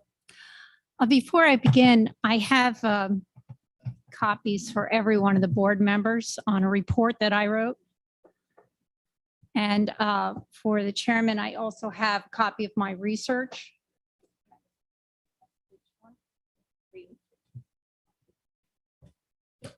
Don't worry, I'm not going to read to you 7 pages of my research to you. I'm just going to read the beginning and the end, and then I'll let you read everything in between and make a decision as to where you want to go with this.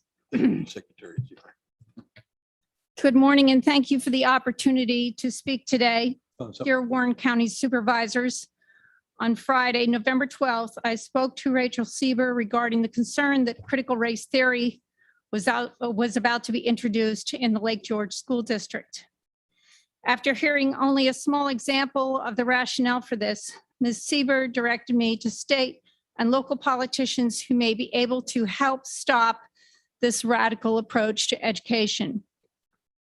No doubt, critical race theory and the 1619 project are about to be part of Lake George District's Educational Foundation in all subject areas. If you ask a school board member, if you ask the New York State United Teachers, if you ask New York State Education Department, all will tell you that this is not the case. However, one only needs to dig into the NYSET's theory behind the New York State Board of Regents policy on diversity, equity, and inclusion, DEI, and into the philosophy of CASDA and Common Thread Consulting, who will be training the teachers to realize that CRT is alive and well and about to be implemented. If there is any concern on your part regarding what our children will face while in the classroom and how this will impact the future of our country, you need to pay attention, dig into these things, and decide whether you want to challenge the future of education in Lake George or any school about to follow NYSET's new mandated DEI policy. Below is a brief description of CRT and a review and summary of the documents developed by those who created DEI and those who will be training teachers to implement DEI in the districts. I'm going to skip now to the end of my paper. Again, when asked at the November 9th, 2021, Lake George School Board meeting of if CRT was coming to Lake George School District, the president of the board and fundraising promoter for Black Lives Matter, Mrs. Tricia Connor Biles, answered with a resounding no. If this is the case, the question must be asked, then why would the district hire such a radical firm to bring in NYSET's DEI policy? This is a public school, and parents should have a say in what their children are taught. Parents need to be diligent watchers of their children's education. As a community member, one must take on a viewpoint that it takes a village to raise a child. We all have a moral and ethical obligation to protect the children in our community and to speak out when there seems to be something wrong. This is for the good of our society and for the good of our country. When issues and policies are created that run deep in our government, such as CRT and DEI, both promoted and founded by a political party and a left agenda, the political party on the right has a moral, ethical, and societal obligation to balance and/or right what is happening. This educational direction is too big for parents to tackle on their own. This is evident when parents took to the Virginia polls and voted for politicians who would fight to protect the children from this radical educational agenda, and when other states in this country outlawed CRT. We need all our politicians, local and statewide, to step up and pay attention to our schools, even if they do not have children in attendance. In the long run, this will protect our communities and, most importantly, our country. I implore you to step up and do the right thing. Thank you. Thank you. The privilege of the floor to our supervisors, and I don't know if anyone's going to address anything that both of you said here today, but I assume perhaps some will reach out to you. But privilege of the floor, and thank you, by the way, for coming and spending your whole Friday with us. Supervisor Dickinson. I figured you were up to something to sit here all afternoon. I am Dennis Dickinson, a supervisor of Lake George. If you get a chance, and give me your contact information. It's actually on the paper right on the top. Right on the page. Got it. Thank you. Yeah, let me read this over and I will contact you. Oh, you're welcome. Thank you. Thank you. Thank you, Rick. Other members for privilege of the floor? I would just like to, okay, for Supervisor McGowan. Thank you. I know you're all just shivering with anticipation what's going to come out of my mouth, but you know, I happen to subscribe to a new kind of paper that comes in once a week. And I kind of like the short article things and but this is a Potch Times, and I had the opportunity to read this letter to the editor, How to Change a Government. There were 5 things, and unfortunately, I think I gave that section of paper away to someone else going to Denver when I was in the airport. I cut it out and folded it up to bring it back, and I got to get that. But this is exactly the different things that are changing in our society that, you know, are very alarming. So I just want to thank you for staying so long and saying what you have. This is important and it's scary. So thank you. And I will dig up that article. Other privilege of the floor? Editorial. I just want to call your attention. I neglected to earlier today. You have several proclamations today in your packet. Please take a look at those and reach out to those organizations for awareness this month as well for those proclamations. But Supervisor Dickinson? 2 of them were close to home for me, as most of you know. My wife Andrea had her pancreas removed 6 years ago. Your pancreas is vital to your lifeline. No pancreas, no life. She's on taking insulin 24/7. They have made tremendous improvements in that whole setup, and she's doing very well. Most people don't realize how handicapped she is. She loves to mow the lawn and rake the leaves and work outside, and she's been able to do that, and I'm very thankful. And so I tell you, was really glad to see the 2 proclamations. There are indications of when you're having pancreatic problems, and people should really be aware of what they are. We were not. We were very lucky that by circumstance, somebody noticed she was having a problem with her pancreas. So, yeah, it's a good proclamation. I'd like to say have a nice Thanksgiving to everybody and make a motion to adjourn finally. All in favor? Aye, aye, aye, aye.